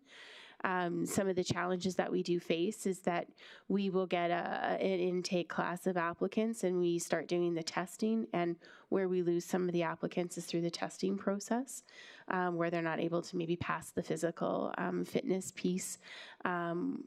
So that makes it a challenge. So, out of a class, we will lose people that we're not able to hire because of them not being able to meet the qualifications that we're looking. But we are able to attract, people into the postings, and we are seeing that. So I think it's, some of these cadet programs like we're trying to launch right now in this academy program, and trying to look at, kind of peer fitness and looking at other ways to try to support these folks so when they try to pass at the end that they're more successful. So it's just trying to look at it differently. Thanks, Councillor Scott. Councillor Vardy. Thank you. CAO Butts, so looking at the numbers that we were given for vacancies and leave, we're looking at 11% of vacancies in our positions. What does that do to service level? Through the chair to the question, it certainly impacts the workload of our staff. And we continue to, whether it's emergency services or maintaining our streets, that there's an expectation on those service levels, and our staff are remarkable in making sure that those service levels are met, as we've seen through the recent snow clearing. But it does reflect in the overtime from a budgetary perspective. You can see that in the overtime, and you can also see that in the amount of leaves. It's kind of a compiling effect. Yeah, what I'm seeing is the 11% of work isn't going undone. It's actually the current employees are picking that up, and okay in the short term, but for the long term, and if I'm understanding these vacancies have been there for a long time, I don't know what we need to do, but we need to do something. Thanks, Councillor Vardy. Councillor Boussier? Thank you, Mayor Bowman. Sorry, can you confirm for me whether psychological safety is one of the mandatory courses?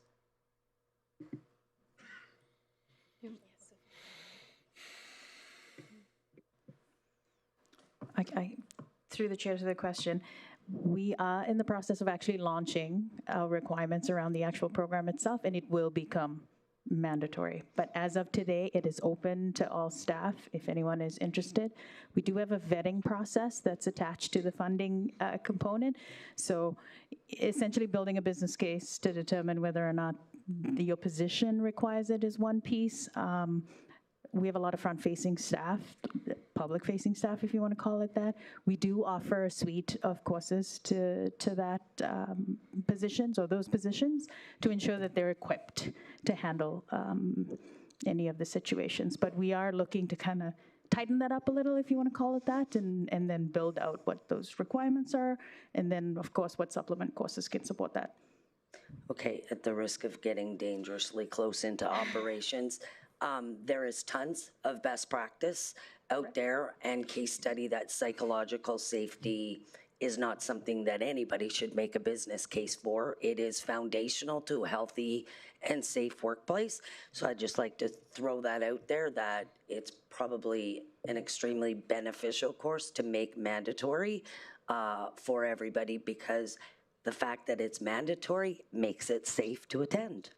So, thank you. I don't disagree. Thanks, Councillor Boussier. I don't see any other questions unless another councillor has a question. Okay, Councillor Cardinal. Thanks, Mayor. Thanks for the presentation. How often do you guys review the 169 people that are on leave? How's the level of consistency that the requirement to check to see if people actually want to come back to work? I guess, I don't know if that's a way to put it. Yeah, through the chair to the question, again, another great question. We have 4 disability and case advisors that work on my team, and with that amount of leaves, they average between 30 to 59 cases per advisor. So it's challenging to get real close oversight on all of those claims, but they are reviewed regularly, and we work very closely with a third party, our third party insurer, who does do all the adjudications and management of those day to day. Thanks for that. How many of those 169 are union members? Through the chair to the question, I wouldn't have that breakdown with me today. You wouldn't? Well, can you find it? I could, yes. When? Sorry, through the chair, we can get that answer. It'll take some time, though. That's some digging. Okay. Sometimes I guess I wanted to question some of the time periods that well, I'd be blunt about, hiring in some of the rural communities and how long it takes. I know that from my communications and, seeing communications, I've known that some have just have taken over a year to fill, and they've been interim, I guess you'd call them, in the rural. Why does it take so long for those positions to be filled? Through the chair to the question, it could be perhaps lack of candidates applying, or it could be a question of like the qualifications through our unionized workforce. We have job descriptions that outline the qualifications, and because of the collective agreement provisions and the hiring provisions under the collective agreement, we have to adhere to the hiring requirements. And then we go through like an internal process where internal applicants have preference into those positions. So it could be just the matter of that process. If you had a specific position, we're certainly always happy to look at it. Well, I'd like to know how many open positions there are in the community and how, because I know that there's applicants and they're waiting, and I just wondering why sometimes it takes more than three months, 6 months at times, right? And you go back to qualifications, or? I'm sorry, just to clarify your request, Councillor Cardinal, are you speaking about it takes like 3 months before they would hear about the position? No, or to get a reply back to whether or not they even get the job or communication. Okay, thank you for that clarification. I'd have to take that away. Okay. Yeah. Typically, our job postings for our unionized positions are 9 days in length, and then it goes through, like I said, a screening process, and then the positions are filled. So if there's no answers in 3 months, I'd have to look into why that would happen. Okay, thanks. Thanks, Councilor Cardinal. Does any councilor have any motions in relation to this? I'm not seeing any. So right now, thanks, Carrie, thanks, everyone. We'll take a 10-minute break and come back at 3:40. And just for everyone's awareness, we're definitely not getting to Capital today. We may not get to Capital tomorrow. I assume we'll probably get through community services today. So we'll see you back here in 15 minutes.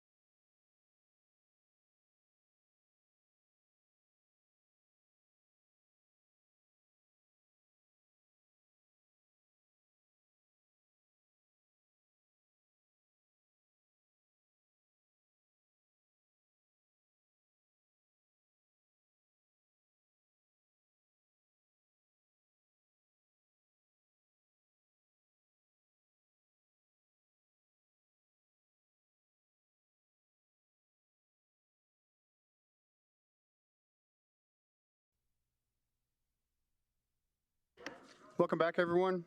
Moving on to our 2026 operating budget. I'd like to invite Community Services to present their 2026 operating budget. Okay. Good afternoon, Mayor and Council. For the record, my name is Tony Elliott, Director of Community Services. I'm here today to present the 2026 proposed operating budget for the Community Services Department.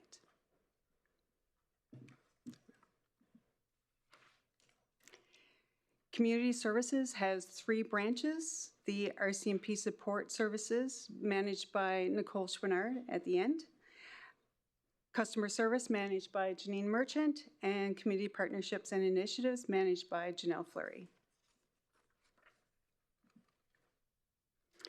The mandate of Community Services is to enhance the quality of life for all residents through partnerships with and service to residents, community groups, and nonprofit organizations. This encompasses community development initiatives, social programming, regional customer service, and operational support to the RCMP.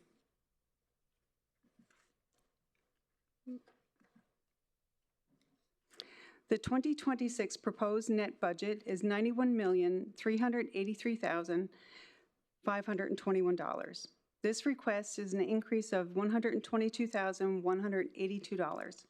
We will break down this slide further as we present the details for each branch. The proposed operating budget for salaries, wages, and benefits reflects a net increase of $706,676. As of September 30th, 2025, the Community Services Department had 122 full-time employees and an approved addition of 1 new employee, a victim services coordinator in the RCMP Support Services branch.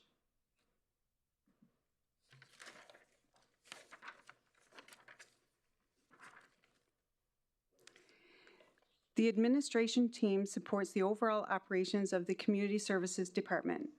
The proposed expenses for 2026 is $475,348. The increase in expenses reflected on this slide include $48,920 in contracted and general services, which is mainly due to the reassignment of all conference registration and beneficial training into this branch in 2026, whereas it was centrally located in corporate services in 2025. Next, Nicole will present the proposed budget for RCMP Support Services. Good afternoon. For the record, my name is Nicole Schwinnard, the manager for the RCMP Support Services. In alignment with the RMWB's Municipal Police Service Agreement with the Government of Canada, the RCMP Support Services branch provides round-the-clock administrative support to the Wood Buffalo RCMP detachment. Some of the operational tasks include managing our police databases, exhibit continuity, and victim services. The 2026 proposed revenue for this branch is $3,611,940. The increase is primarily due to changes in the revenues from our criminal record checks and the fines based on the actual revenues received. The 2026 proposed expenses for this branch are $51,441,083. Changes to the 2026 proposed expense budget include salaries, wages, and benefits has a proposed decrease of $287,492. This is largely due to the reduction in overtime as the department has filled the majority of the FTEs in 2025. And it is offset by the 1 new position added in 2025, a coordinator in the Victim Services Unit.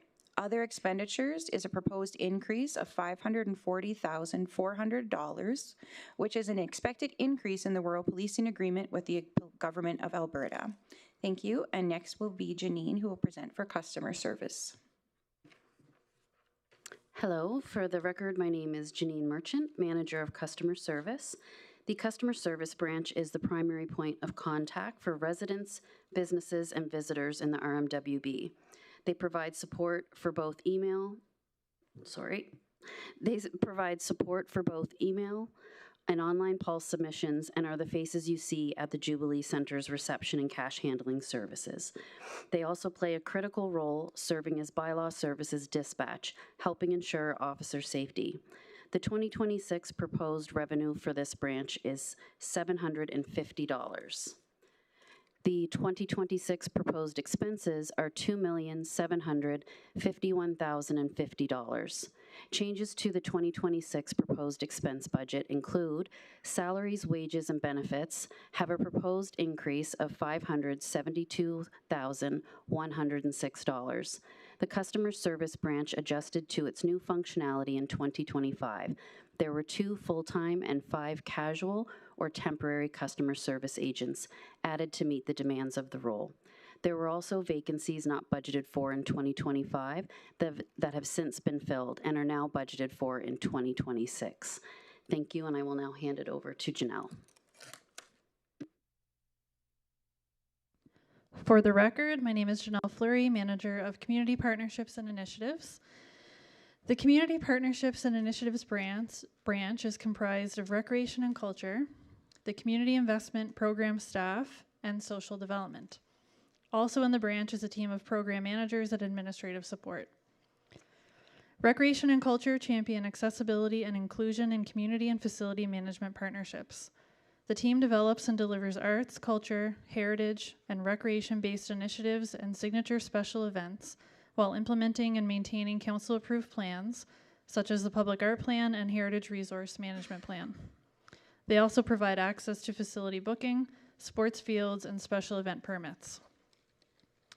The Community Investment Program staff ensures public dollars are invested in programs, services, facilities, and events that strengthen community well-being and enrich quality of life in the region. The team partners with other municipal departments and external funders to maximize impact and sustainability. Oversight of subsidiary and municipal facility grants also live with this team. Social Development works with community and other municipal departments to advance social impact and social planning. Their portfolios include homelessness, seniors and accessibility, the Mayor's Advisory Council on Youth, and other service delivery for family and community support services, or FCSS. The program managers collaborate with branch supervisors to evaluate these systems as the community entity representatives for our homelessness and FCSS contracts. The 2026 proposed revenue budget for community partnerships and initiatives is $11,297,760. The transfers from reserves include government transfers, funds from the Community Initiative Reserve for the Community Investment Program, and the proposed transfer from the Public Art Reserve. Effective April 1st, 2025, the RMWB transitioned out of its role as a community-based organization for the distribution of provincial homelessness funding, known as Outreach and Support Services Initiative funding. This has resulted in a reduction in government transfers. However, this has been offset through funding for a data stewardship agreement with the Government of Alberta and an increase in federal Reaching Home funding, as well as a new federal funding agreement with the Canadian Alliance to End Homelessness, supporting continued collaboration and system-level outcomes. The 2026 proposed expenses are $51,626,490. Changes to the 2026 proposed expense budget include a proposed increase of salaries and wages in the amount of $451,429, which is the result of 3 employees being transferred to this branch. Contracted and General Services has a proposed increase of $707,041, which is related to the Public Art Reserve and several projects proposed for 2026. Other expenditures has a proposed increase of $1,518,048 in the Community Investment Program, which accounts for the Fort McMurray Wood Buffalo Economic Development and Tourism Grant, but is offset by the reduction in homelessness grants going out. Thank you, and I will now hand it back to Tony. Thank you, Janelle. As you can see, each branch has meaningful impact in the region every day. To summarize, the 2026 proposed net budget for community services is $91,383,521. This concludes our presentation, and we're happy to answer any questions. Thanks, Tony. Thanks, everyone. For a question, actually, myself first for Chief Superintendent Hancock, if we can get a mic. I noticed on a lot of the presentation we've done with you in budgeting and stuff, we've tried to, whatever you need, we'll try to make sure we get you what you need to keep communities safe. I know one of the things we did fund a few years back, we started to fund is the BEAT team. Can you tell us any success with that, with our property crimes that we were seeing downtown escalating up until 2022? When we started the BEAT team, how we're doing there? So we've created those teams, Mr. Mayor, working with bylaw and RCMP hand in hand with a corporal and 4 members, as well as 4 municipal bylaw officers working together in 2 different teams. So they're down there a lot. You see them. I don't have the actual numbers with me of the crime statistics, but they're significant, and they are doing a great job. And I want to continue with that program. There's many programs we're doing, but the downtown beat is, I think, is really reassured people downtown that we're out and about for community safety, and utilizing the downtown office has also been beneficial. So just that presence downtown, I kind of initiated that in dealing with yourself and everyone, because people really were complaining they didn't feel safe downtown, and I think it is making a difference. Perfect, thank you. Councillor Scott? Yeah, thanks for all your team does. I just wanted to ask a quick question. You heard the piano discussion this morning and where the asset would end up. Is it your view that would be better brought under Elliot's team and to become an asset of the municipality, or under the CIP as part of this ask, if someone brings a motion? Through the chair to the question, there's 2 options. One option, as was discussed this morning, that if they applied probably for the 2027 fiscal year for the community capital grant, it could be an eligible expense. The caveat there is that the community capital grant does also require 50% contribution from the applicant. So that might be a barrier for that organization, I'm not sure. The other option is if it became an asset owned by the facility through a community, through the capital program, then it would be ours and affixed to the amphitheater. So there could be also not necessarily what the organization is specifically looking for. Yeah, and I'm sure you heard the discussion regarding the funding of for counseling. What is how much money was left over from the allocation that was provided to the CIP committee that was not allocated? Through the chair to Councillor Scott, there was approximately $3.5 million left unallocated from that $11 million approved in December.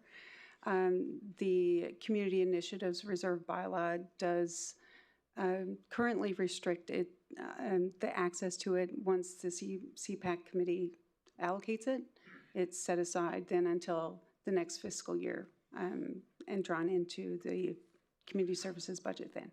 Yeah, I don't think it's going to take anyone by surprise that I'll be bringing a motion in relation to it to increase your budget to deal with that, so that it doesn't flow through CIP, obviously. Are there any other points that you don't believe came up this morning that you wanted to get out? And I don't blame staff, obviously, for any of this. I know it's a difficult process but are there any other points you wanted to say in relation to that? I don't, but perhaps Janelle might. Sorry, I don't know if you can hear me. Through the chair to Councillor Scott, I just wanted to put it forward a point of clarity. The counseling that's funded through the Legacy Counseling Center is FCSS. It's Family and Community Social Services funding, and it does have to be preventative in nature. So we've heard a lot about the gaps in mental health counseling in the community. The funding for these positions is not intended to fill crisis counseling or intervention services. It is intended to be preventative in nature. It covers 3 to 5 low-cost or no-cost sessions for individuals or families.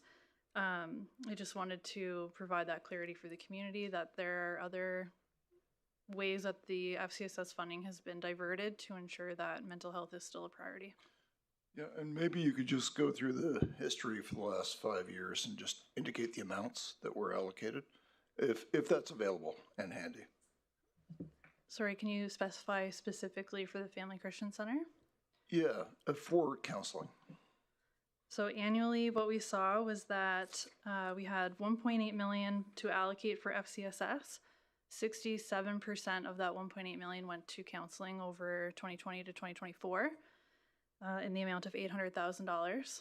Within that time frame, $400,000 was returned to the RMWB because the services couldn't be rendered. So we had worked to, I guess, reduce the number of service providers to make that funding more efficiently invested. And so what the Family Christian Center had brought forward for legacy counseling was ballparking around $350,000 per annum. And I don't know if you would have the numbers handy, but do you know what they received, the Family Christian Center, for counseling in the last 5 years? I can pull that information up. I know that annually it ranged between $250 and $350.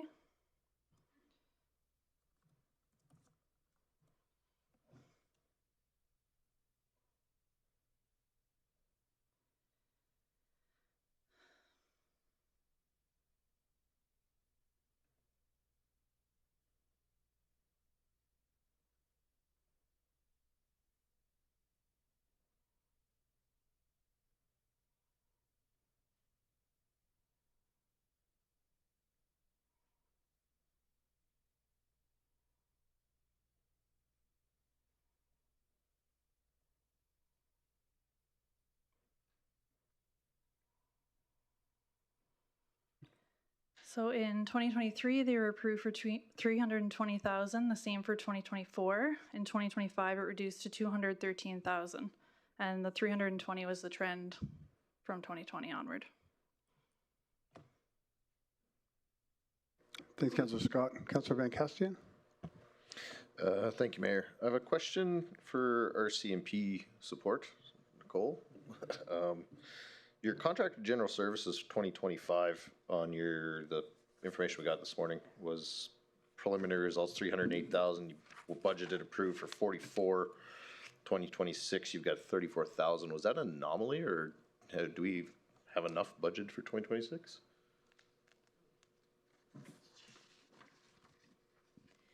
So just to confirm, we're looking at our contracted and general services. So that's typically the operational requirements that we're using to maintain the detachments, the parking lots, the items, including such things. And everyone laughs because I have to budget specifically for chairs for the RCMP in accordance to our MPSA.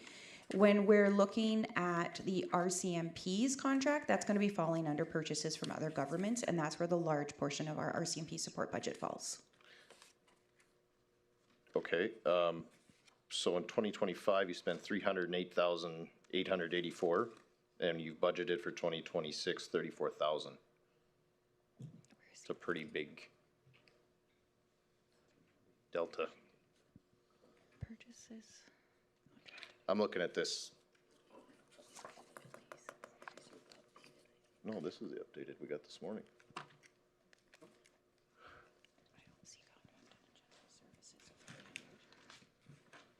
Through the chair to the question, we're taking a look at the actuals. So Nicole, you had an approved budget under contracted and general services of $44,835. And then your results for 2025 was $308,884. So the question being why there was such a large overspend. And we'll work with the team to clarify that unless Director Elliott is aware. I think Nicole is, it's related to some grant spending for the Building Stronger Communities. Yes, so sorry, I was just trying to find the line. So that would have been contributed to, we received some federal funding for the Building Stronger Safety Communities through Guns and Gangs. And when we originally did our budget, we didn't have any projections or information about that funding as it came in late. Therefore, there was no line item for it. So it got put under contracted and general services as we've brought on a variety of contracts, provided different services to the community. It also brought on the IRP was a contract that came in to bring restorative justice into the school systems. And we did community engagements and community cultural sessions with the varieties throughout the communities, such as ribbon skirts. They've done beading, and all of that funding was put under contracted and general services so that we could follow that line item appropriately to report back to the federal government. Okay, so it wasn't an excess of spend, it was you got more money and we spent it on something else, okay. Yes. And Tony, Janelle, with the Community Partnership Initiative, I'm just gonna start calling it carry forward. So our transfers from reserve, you've got a continual increase. Is there, this might be for Lori, are we moving to budget that eventually to a net zero, or we're always gonna have a constant carry forward increasing? Through the chair to the question, the increase in transfers from reserves has to do with the funds in the Community Initiatives Reserve. Mm-hmm. Previously, the funding that went to that reserve was from the automated traffic revenue. In 2025, we changed the purpose of that reserve, put a new bylaw in place that it be the carry forward for the CIP funding. Okay, yeah. Perfect. Thank you. Thanks, Councillor Van Castian. Councillor Allen? Thank you, Mr. Mayor. And I'm just, I guess I also want to support this initiative with the piano as we discussed this morning. Obviously, I'm beginning to think it's community services. Just, I guess, to get some clarification, your operating budget would not be the appropriate place to put it. But are you aware with our facilities, this is the amphitheater is part of the Center Fire Place, that facility, so that's a municipally owned asset.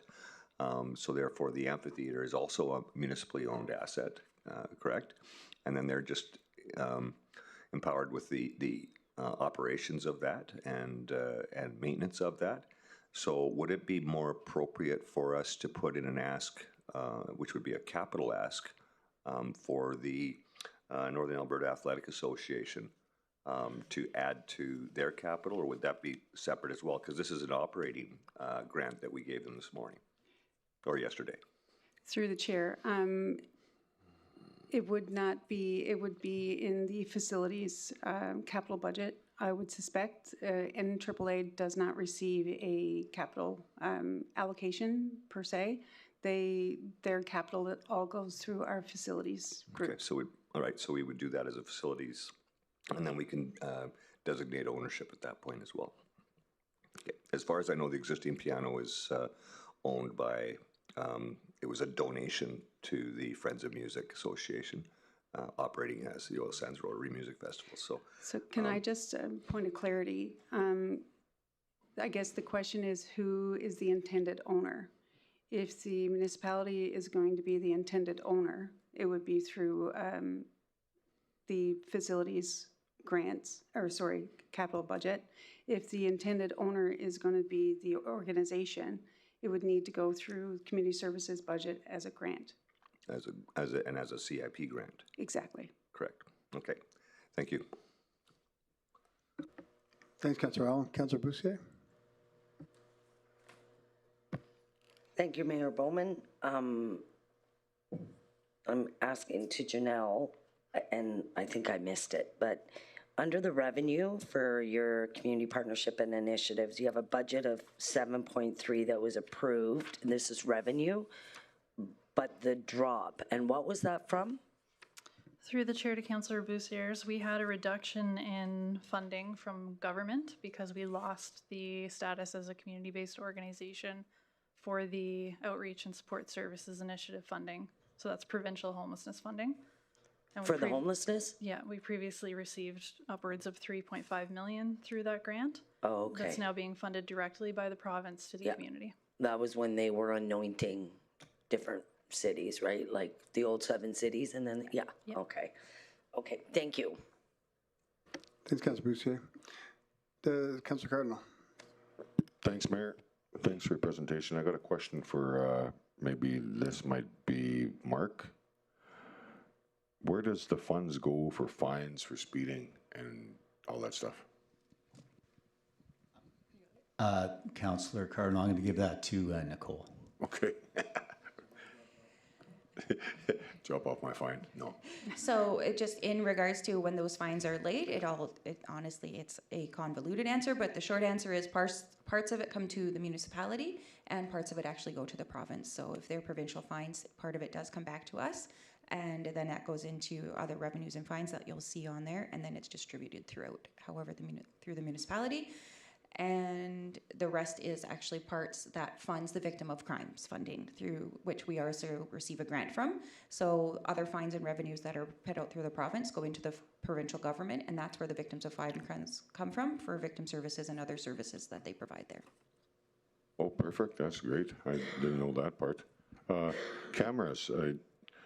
Our cameras do we have a path forward for the speeding cameras? So through the mayor to Councillor Cardinal, in regards to the speeding cameras, the council voted to remove the photo radar. So we no longer have any of those within the regional municipality of Wood Buffalo. But at that time, 6 more members were given to the RCMP and 4 to bylaw, who have increased their traffic supports to deal with that gapping that we would have seen from there. Yeah, that leads to my next question. Do we just leave the cameras up to... No, they're not. They're still up. So through the chair to Councillor Cardinal, the cameras actually, all of the photo radar cameras are removed. I'm going to look at our traffic team because I believe the cameras that you're saying that you're seeing are actually for the cameras, like the light systems themselves. And they're historically, I believe we did have some that were traffic counters, but I'm not sure if that's still the case. But what you're seeing on top of the lights isn't the photo radar cameras. That's to do with the traffic light systems. And I would have to ask the roads and parks team to tell you exactly what they do, but it's definitely not photo radar because those have all been capped off. Those were actually sitting on light poles that would catch the behind of your plates, not when you were coming through. Okay, thanks for that. No worries. I was wondering because we had this discussion last council about removal of the cameras, and it wasn't unclear to me. I was just curious as to what we were going to do with the cameras that are up now on the light systems, but I guess they're there for a reason. So it's a common misconception that they're still there, but yeah, they can confirm that Global Contracting did take back all the equipment and it is gone, removed from the community. Perfect. Thanks. My next question, I guess, would be for Janelle or Tony and all your team there. There's no appeal process, I guess, for CIP, right? No, right? I can't remember hearing that this morning. Through the chair to the question, that's correct. Under the current policy, there is no appeal. Okay, I needed to hear that for clarity. I had another question, but I forgot. Thanks. Thanks, Councilor Cardinal. Does council have any other questions? Not seeing any. Does council have any motions? Councilor Boussier. Thank you, Mayor Bowman. And I'm going to preface this with, I believe strongly that the CIP process and the CPAC committee is thoughtful and rigorous and grounded in a policy that was approved by council. I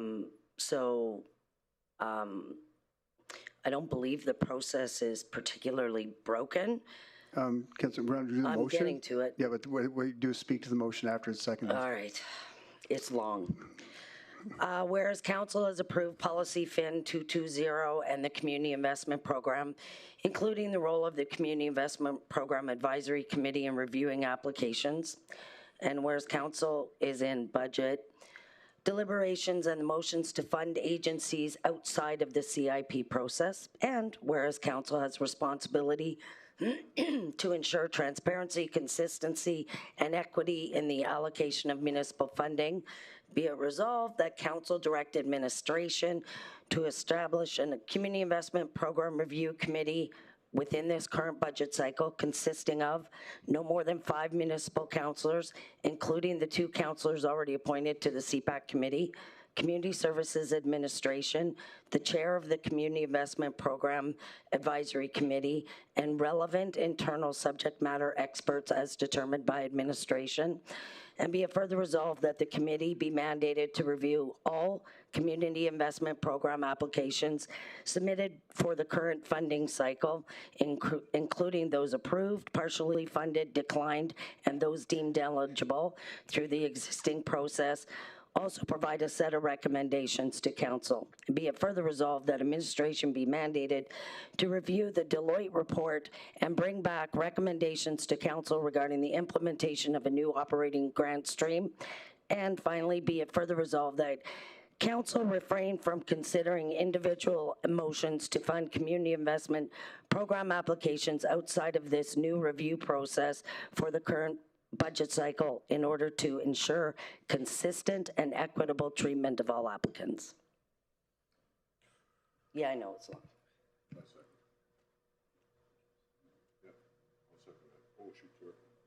I'm good.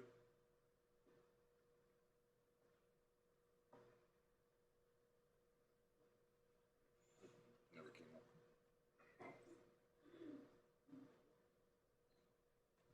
No.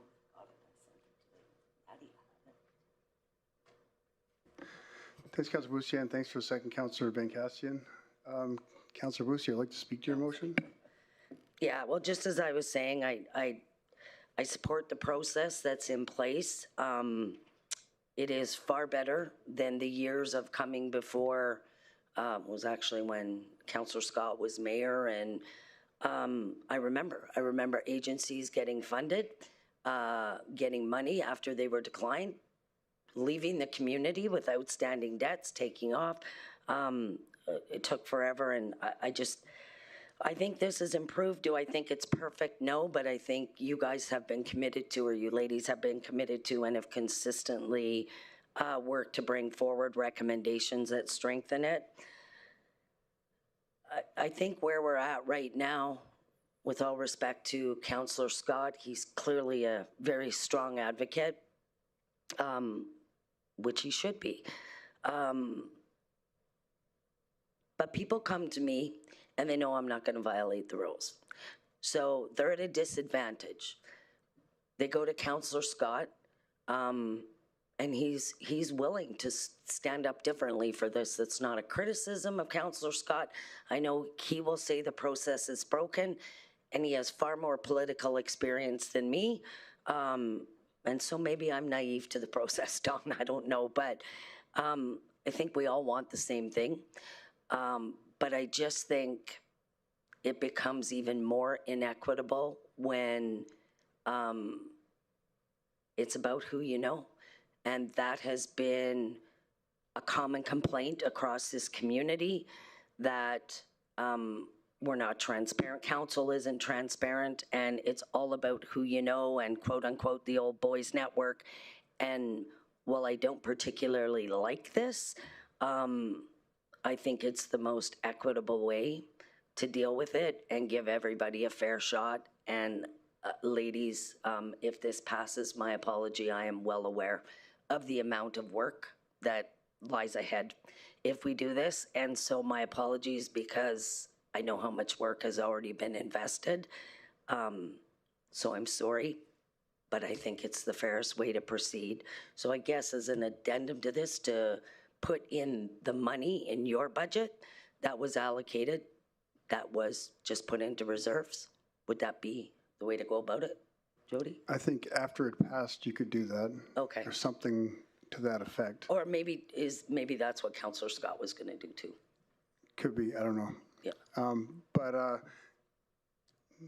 Sorry, through the chair to Councillor Boussier's, the funds that were moved to the Community Initiative Reserve are bound by that bylaw, that they have to go after the allocation. So we would need to consult legal on accessing those funds.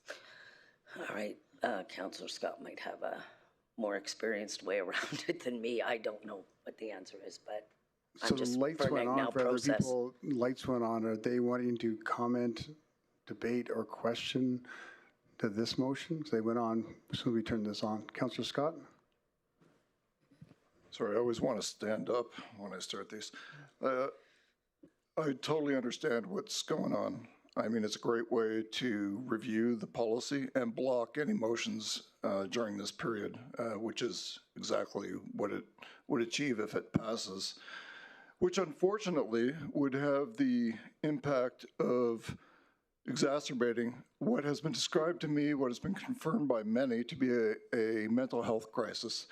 So if no action is going to occur on that, then this is a great motion to support. If you believe action should be taken, then support a review, but do not support this motion as it stands. A motion for a review is great. I think I'd be the first in line to say, yeah, it definitely needs a review. It probably needs more than a review.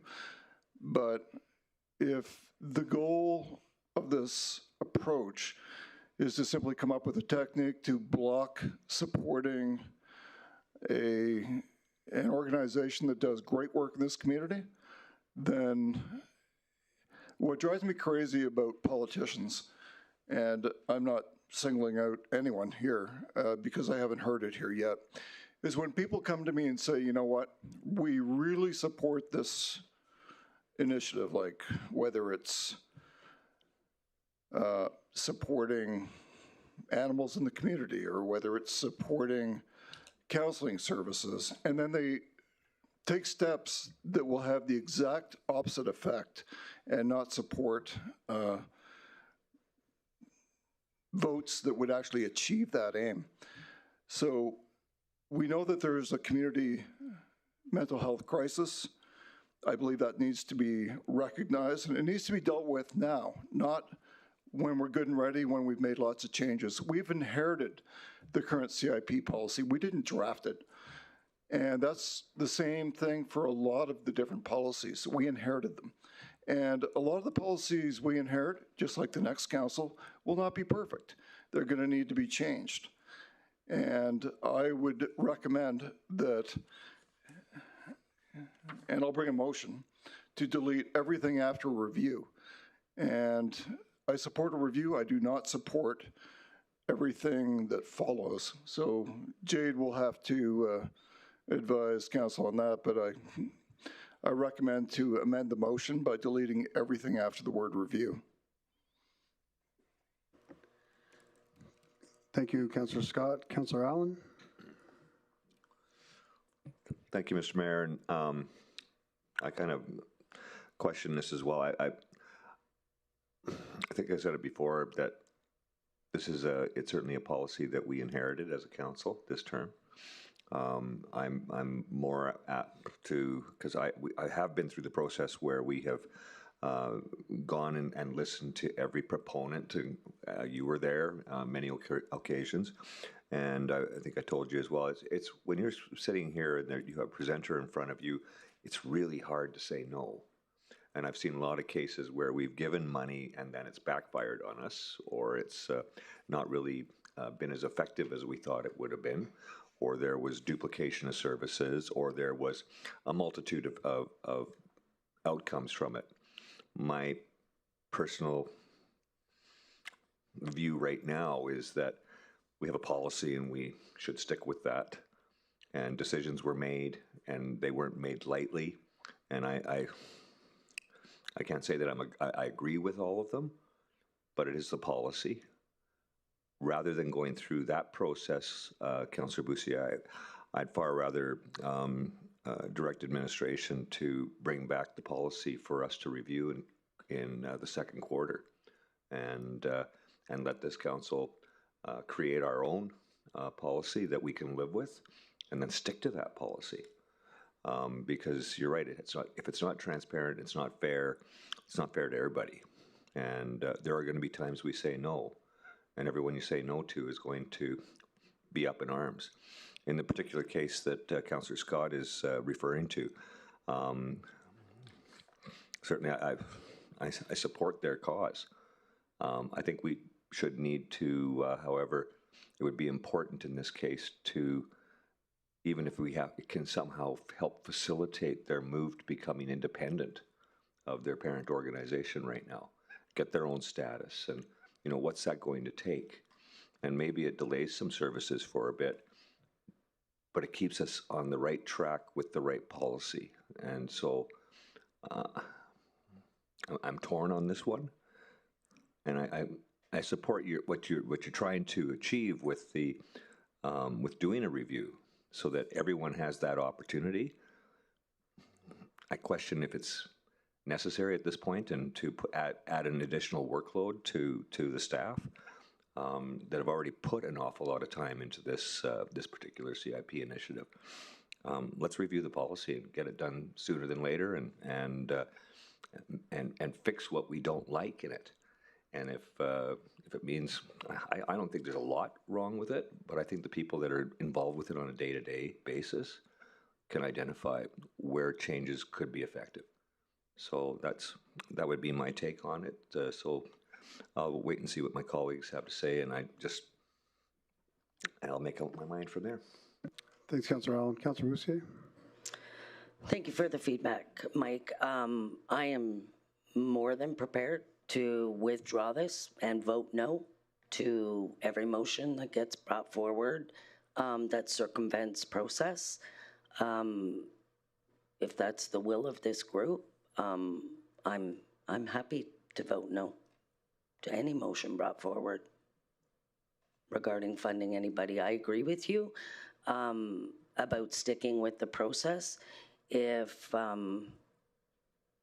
yeah, I'll withdraw, and I'll just vote no to the motions and hope my colleagues respect the process that has been undertaken like you. Thank you. Okay, just to confirm, you're going to withdraw that motion, Councillor Roussier? Okay, thank you. Okay, the motion's been withdrawn. Councillor Scott? Yeah, Jade, are you able to put up the motion that I have crafted?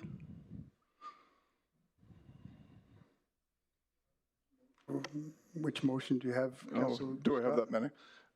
It should be the one related to the Legacy Counseling Center.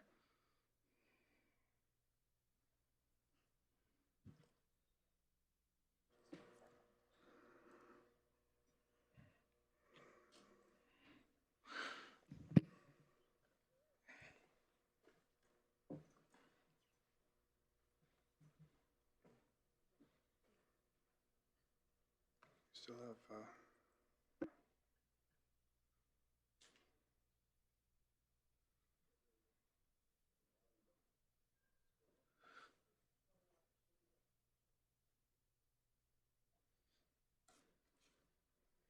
Oh, I see.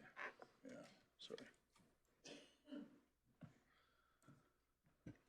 Okay, so here's my motion, everybody. And just as a preliminary point, I would say this. I would say that we as elected officials were not elected to worship policy. We were elected to... Do you want to preface that after it's seconded, Councillor Scott, if you don't mind? Sure. I should have claimed it as a preamble. The council, here's my motion. The council approved the transfer of $320,000 to the Legacy Counseling Center via the Family Christian Center to support the delivery of counseling services subject to the following conditions. The funds shall be used solely for the purpose of delivering counseling services as requested, and the recipient shall provide a written report to the municipality within 12 months of the transfer detailing how the funds were used, counseling services delivered, and the outcomes or impacts achieved. So just to continue on, I believe, and I would encourage you all to consider whether you were elected to simply run around worshiping policy or whether your job is to make a difference in this community and actually help people. I believe it's the latter. I believe it to my core. Not every policy is perfect. Not every decision made by any committee is going to be perfect. That was acknowledged today. What I would ask everyone to consider is if we are not making decisions to help this community, I'm not sure what we're doing here. Are we just here to change policy all the time? And because I think we're here to do more than rubber stamp any policy or any decision. If what are we needed for? If we're simply here to say, yeah, that complies with policy. Probably AI could do that. It's unfortunate. I believe we have a bigger role than that, and I'd like everyone to consider that. There are decisions that, and I'm not supporting the community in the way that any of us would want, certainly me in this case, but you're going to come across others in the next 4 years. So another point I'd like everyone to consider as we debate this, we are in a mental health crisis. This year we will mark the 10-year anniversary of the wildfire, and we can likely anticipate that people will experience increased stress and potentially require more mental health services this year as a result. To deny funding for this organization may align with current policy, but it penalizes the very residents that the municipality has committed to represent and caring for. So I would encourage everybody to support this motion. Thank you, Councillor Scott. Comments and questions and debate points. Councillor Boussier, Luana. Thank you, Mayor Bowman. I, of course, would encourage everybody not to support this motion that not only circumvents process, but screams to everybody who followed the rules that it's who you know in this community that will get you your money. This is inequitable. I put forward an offer to review everybody equitably. Councillor Scott and I can probably go back and forth till 6 o'clock because I know each of us are going to want to get the last word in. I don't need a lecture from a colleague telling me my moral compass and where it belongs. This is a situation, and we are here because an agency didn't follow the rules. And it's that simple. And we don't have to like the rules, but the process isn't broken because the outcome is not liked. That's just simple fact. We do have a mental health crisis in our community. We do also have a multitude of agencies that provide counseling, and we have an administration that has the ability to take the FCSS money that is earmarked for preventative services and find a solution among other agencies in this community. We don't need to leave our residents in a mental health crisis. They have an ability to find a solution. That solution doesn't have to be an agency that circumvented the process or is trying to circumvent the process. It can be in any agency that is willing to play by the rules. And yeah, we have a moral responsibility to tell every agency out there and every citizen out there that it doesn't matter who you know on this horseshoe. It matters that you follow the rules and you play by the rules and you provide the services that you're given money to give, and you just do that. That's it. And I'm sure I'll put my light back on. Thanks, Councillor Boussier. Councillor Weigel. Thank you, Mr. Mayor. I guess a question in administration, so I just understand. Councillor Luana was just talking about FCC money, FCSS money. Can somebody explain that to me, and how many organizations do we support with that? Through the chair to Councillor Weigel. So we are the community entity for family and community social services, which means through the assisted living and social services ministry, we receive funding that we allocate to the community for preventative services. We've had that contract for over 50 years. So when applicants apply for CIP, the way that our organization treats that FCSS funding is to provide a piece of their allocation from the FCSS funds if they meet the criteria.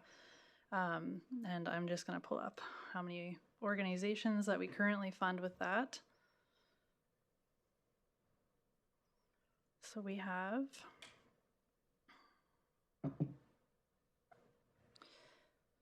5 sustaining organizations are funded through FCSS and 9 under Community Impact Grant. And so with that money, is that all for counseling or all for different types of family services? It's a great question. It's all for different types of services that fit within the FCSS Act. So the Act sets priorities every 5 years, and we have to fund to those priorities. Counseling has been a service that was provided originally by the RMWB. In 2020, we went out to community and asked organizations that are already delivering counseling services to add to their services, provide that service on behalf of the RMWB. We had originally 3 organizations doing that. We did an assessment in 2024. The per capita was extremely high for a low return on investment. We were seeing funds being returned, as I mentioned earlier, individuals that couldn't access the service unless they were a client of that organization. So it has been pared down to the one counseling service, and the rest of the FCSS allocations go to those other priorities. Some do include addiction and mental health. So as I mentioned to Councillor Scott, although the funding may not be going directly to counseling, it still is serving the mental health system. The funds for 2026 for FCSS have already been allocated because CPAC already made its allocations. So for external allocation, we only have $10,000 remaining. We would have to internally reallocate the funding to accommodate. So there isn't extra money in that grant fund to be able to hand out? No. Has Legacy ever given back money for counseling services? I believe they have had repayments, yes. I don't have that information right in front of me. If they did, it was never significant amounts. Okay. Is there another entity that you know of that if we were to support immediately, that would be able to immediately support this, the amount of counseling services that Legacy does? Yeah, so in 2024, when we were doing a program review of this, we assessed that there are 16 local organizations that would potentially be eligible. 12 are private counseling services that could add this to their work. 13 AHS programs and 5 institutional within different school districts. The reason that we would be able to provide the grant funds potentially to a private entity is because the grant funds are exempt from the trade agreement. But that's the, sorry, I can't remember, the FCSS. FCSS. Yes. And so, but you wouldn't be able to do that to the next grant funding cycle, right? So if we decided not to move forward with Legacy today, could we fund somebody today to take on the shortage of counseling needed? I would recommend that we would come back with a recommendation for which organization that would be. I wouldn't have one to put on the table today without consulting them. And so how long would that take? How long would it take to initiate? They were talking about, I think, 900 individuals. How long would that take for other counseling services to be able to take on? Yes, I appreciate that question. The trend for the Legacy Counseling Center through the FCSS funding counseling, annually they serve approximately 350 individuals, not 900. That's unique individuals. But in order to meet our legislative timelines to come back with a recommendation and engage an organization, I would say we would have to come back probably in March, late March, possibly. And then funding and get going. I know that one of the issues that we came across in the last council that there was, I believe, and I think this is why we dwindled it down, I think there was 4 different organizations that said that they were giving free funding or free counseling to youth at the time. And then when we, or administration, or whoever went to go investigate, Legacy Counseling was actually the only one giving the free services to the youth. To me, that sits with huge integrity. I sit in the middle of this, and I get both sides. I did actually like Luana's, or Councillor Luana's motion.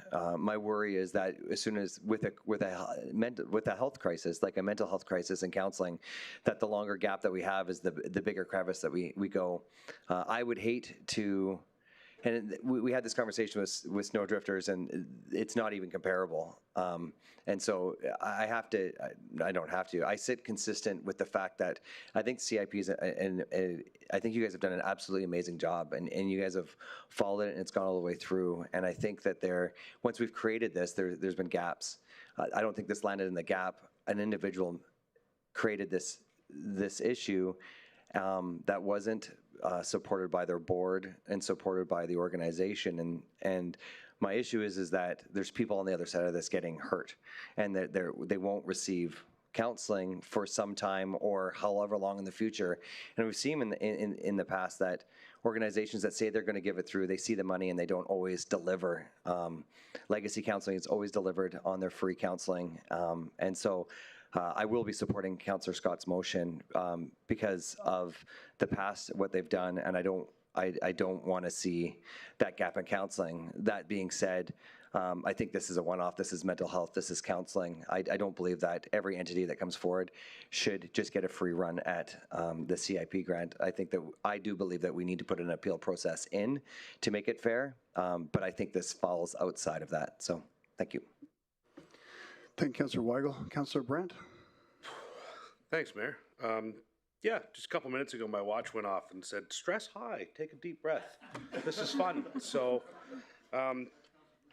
If Councillor Brandt falls over, you want to? luckily, there's lots of great people here that can help me out. So, it might just be because I'm fat and it's hot in here. But either way, I get both sides of this. I really do. This is right here, right now. This is the most difficult moment I've had in over 90 days.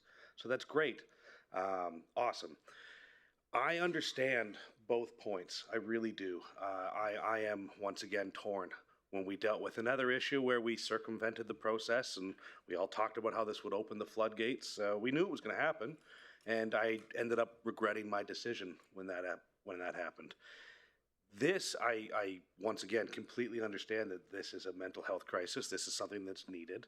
If we're going to have this gap until this new process is brought into place or not, I mean, we are a council that has inherited a previous policy, and we are making decisions on a previous policy that, you're right, maybe it is who you know, but these are things that I don't agree with. These are things that Don doesn't agree with, or Councillor Scott doesn't agree with, and Councillor Weigel doesn't agree with, and you don't agree with on certain aspects. Like, we understand the need for this exact process, for this counseling. We get it. And I understand your concerns for it.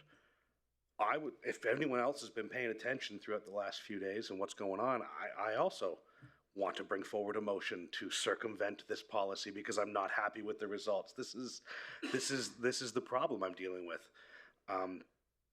I see everything as an urgency, and I'm learning that my urgency isn't everybody's emergency, and same vice versa. So I won't bring forward my motion, but I do think that we're going to have to change this policy somehow quickly, whether that's now or that's in the next 6 months when we're all meeting here again for budget and we're doing this all over again.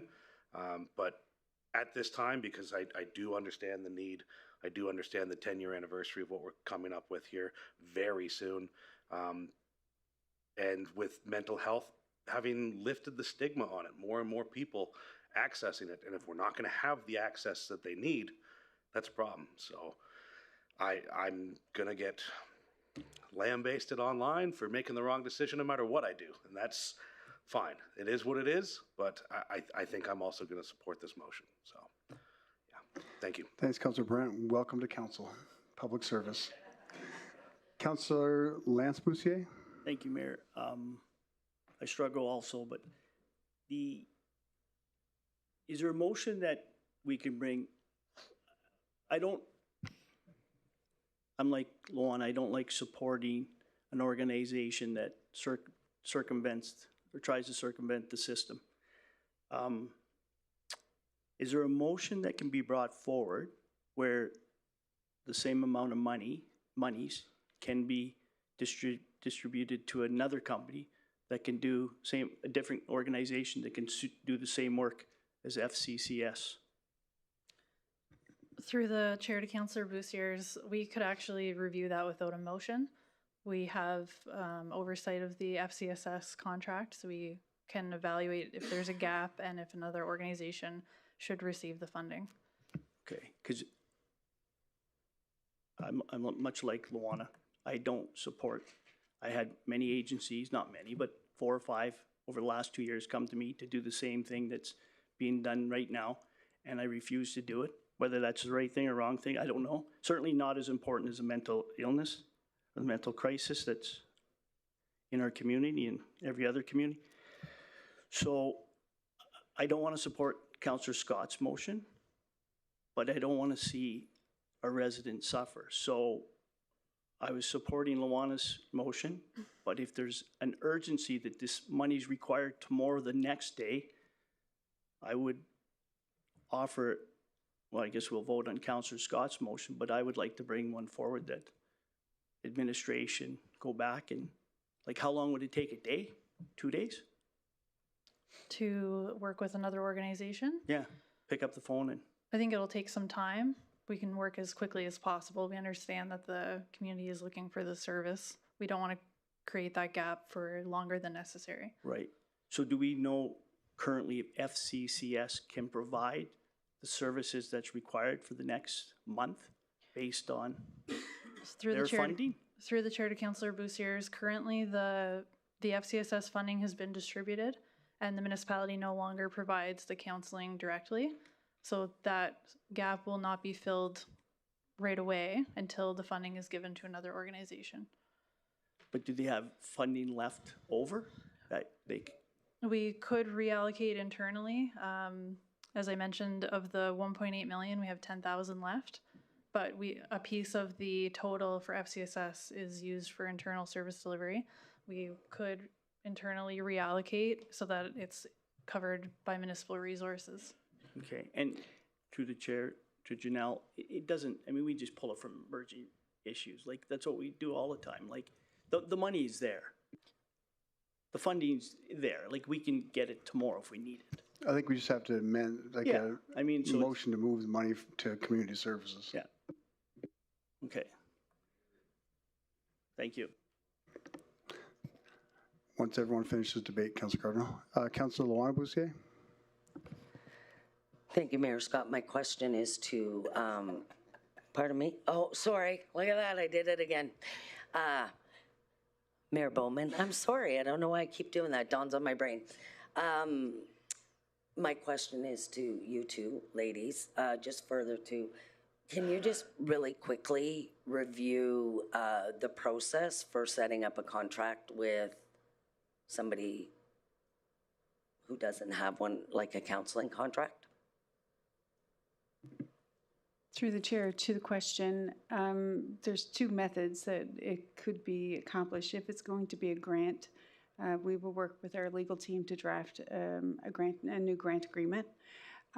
If it were a vendor contract, we would work through our supply chain and our procurement it depends on what mechanism and what this looks like. But I do want to say there would still need to be an allocation added to the community services budget because it's not anywhere in there right now. Okay. But we could do that today, add 350,000 and say, complete a service agreement for mental health services. And you could put that in place. There's no shortage of people who want a contract with the municipality. This is something that could be provided relatively quickly is my point. We could have the counseling services. Through the chair, our internal systems could probably make that contract happen relatively quickly within a few weeks. Yeah. I don't know what the market has out there in terms of availability. As we heard this morning, some organizations have up to a year's worth of waiting lists on their current therapist waiting lists. So we don't know if there's any organization out there that can recruit new counseling services. Legacy itself acknowledged today they were down therapists themselves. So their capacity, I don't know either. I will say, just to be on record, is I have nothing against Legacy Counseling and their therapists. I think they have exceptional therapists. I think there's lots of exceptional therapists.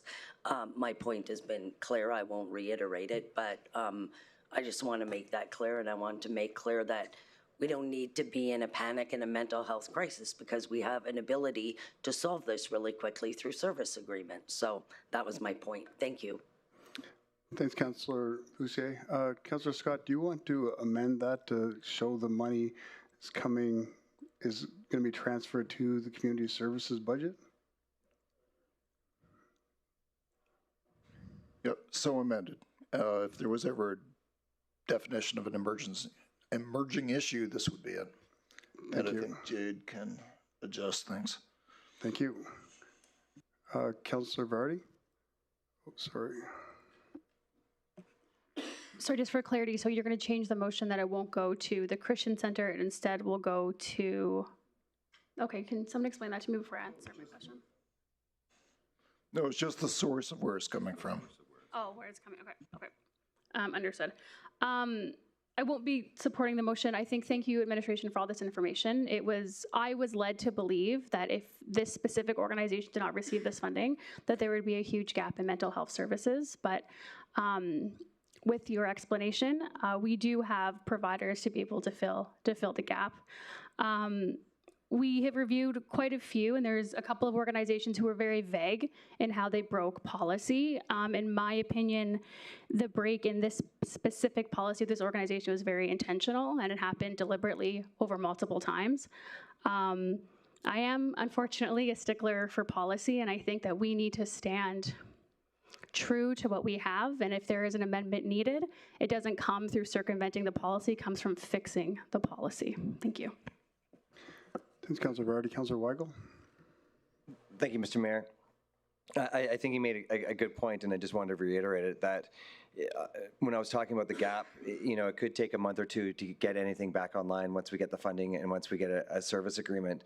But as was stated this morning, that there's already long year waits at every other place. And so they would have to go out and they'd have to hire more people. There would have to be that kind of movement. And so nothing would move fast. And so the one thing, the advantage with the Legacy has right now is this is continuous funding that they're already doing the counseling. And so they're not looking for more counselors. There is a gap. They did say they are looking for more, but they're already providing the services. And so all we would be doing is pulling the services from somebody who's already providing it and able to do it. So thank you. Thanks, Councilor Weigel. Councilor Scott? Hello again, everybody. So I would dispute this allegation that the Legacy Counseling Center and this funding was a breach of policy. I dispute that to the end of the earth.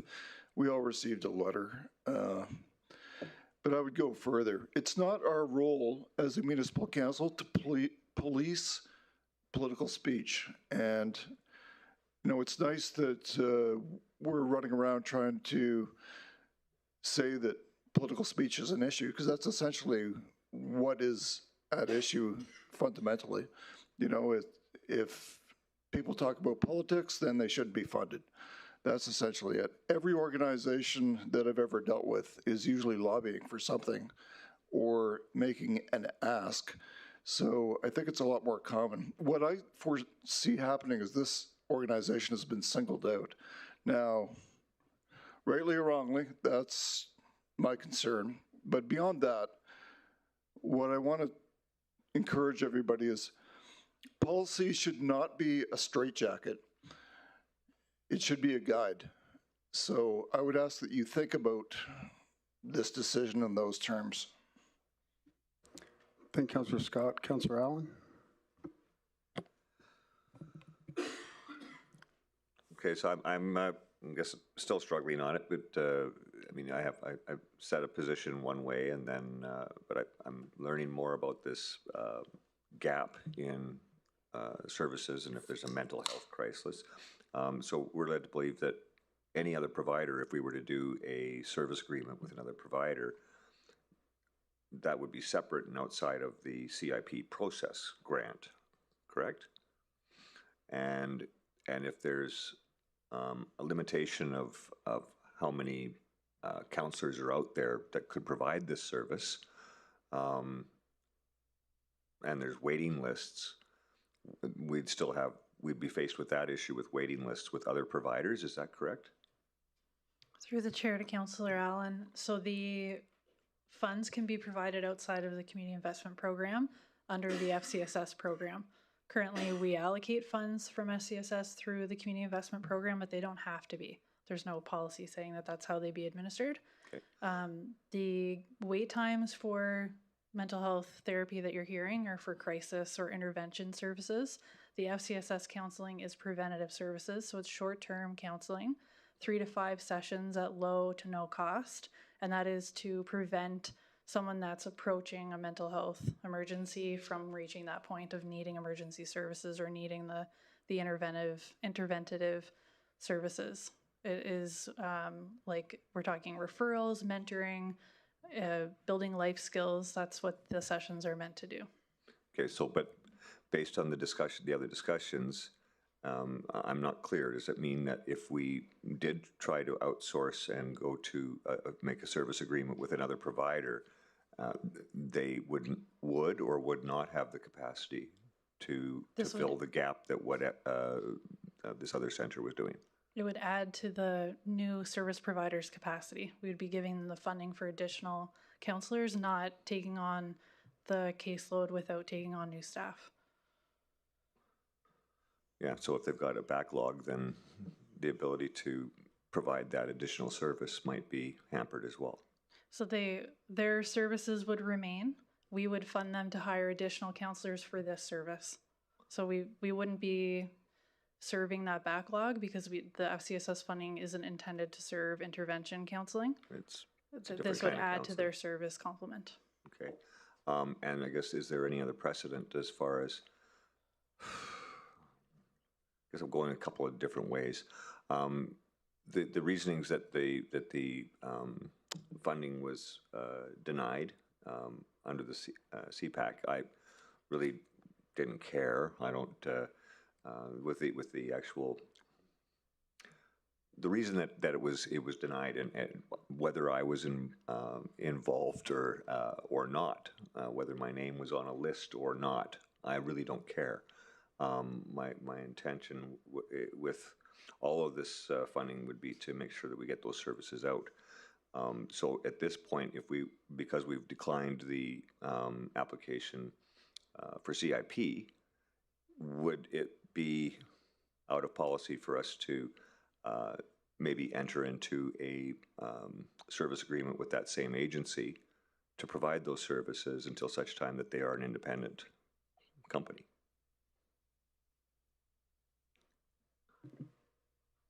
Through the chair to the question, I might have to defer that question to our legal team. To legal?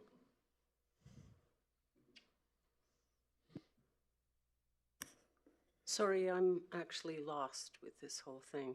I don't know where to start, okay? I don't know what the facts are. I hear talk about a policy. I hear talk about a bylaw. I don't know how they interconnect. I didn't work on the file, but I'm happy to go back and figure it out for everybody, okay?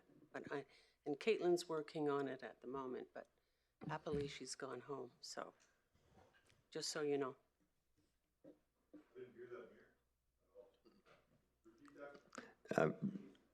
Director Trelinsky said that she's got Caitlin working on it right now, is to see what the relationship between the bylaw and the policy is.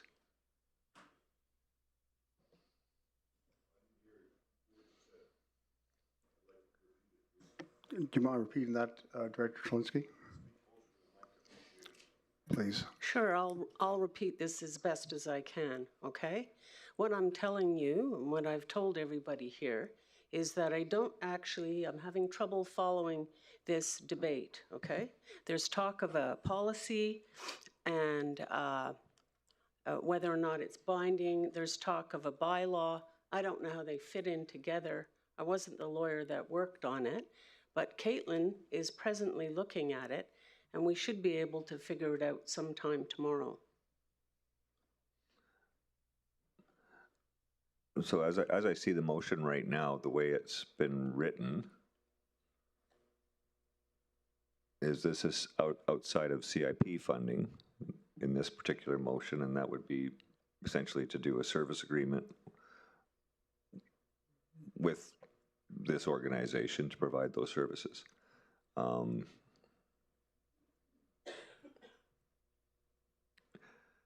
With, I guess, funds coming from emerging issues for additional FCSS funding. So I would prefer to defer this discussion until the legal opinion comes back.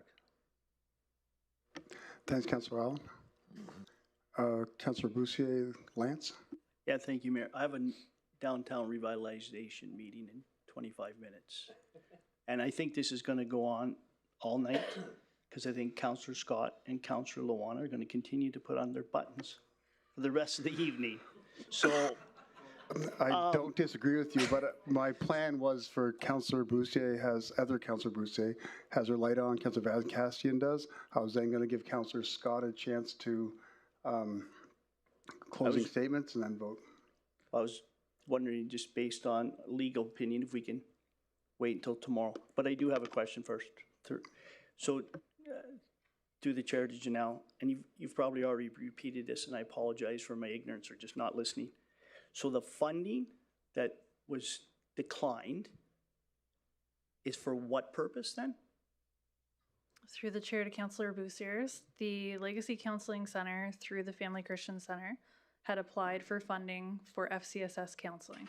That was a service that the municipality used to provide that in 2020 we extended out and asked them to provide on our behalf. So the FCSS counseling specifically is preventative. It's short term. It's to ensure that it's not intervention or crisis counseling that they would receive from a private provider or through Alberta Health Services. It's to ensure that they don't reach the point of a mental health crisis. So if there's ways that they can mitigate that and prevent that, that's what they're aiming to do. I believe Marissa provided a statistic today that 40% of adults will have gone through a mental health crisis by the time they reach the age of 40. This prevents that from happening if done correctly. Okay. Having said that, there are other service providers that provide the same service that these funds were allocated, that were not allocated or were supposed to be allocated for, correct? There's no other service provider funded to do the FCSS preventative counseling, but there are 16 other service providers in town that could be eligible for the funding to take on the program. Okay. Yep. So how long would it take to call those 16 service providers and find out if they have the capacity to do what this motion for FCCS is supposed to do? Well, it would be our top priority. So the phone calls would start tomorrow morning. So by noon, we probably reached all 16. Hopefully, yeah. And by 1 o'clock, we could probably allocate the money to 1 or 16 different service providers to perform this, correct? That would be our goal. Okay, so 14, 16 hours from now, we could probably do the same thing. Sure. Okay, thank you. Okay, thanks, Councilor Boussie, and that will be a different motion. For today, we're over time. If council's okay, we can defer and continue debating tomorrow morning at 9 a.m. If council's good with that? Okay, so we'll, everyone have a good night. We'll see you tomorrow morning at 9 a.m. And as I mentioned, we'll probably get into Capitol by Friday.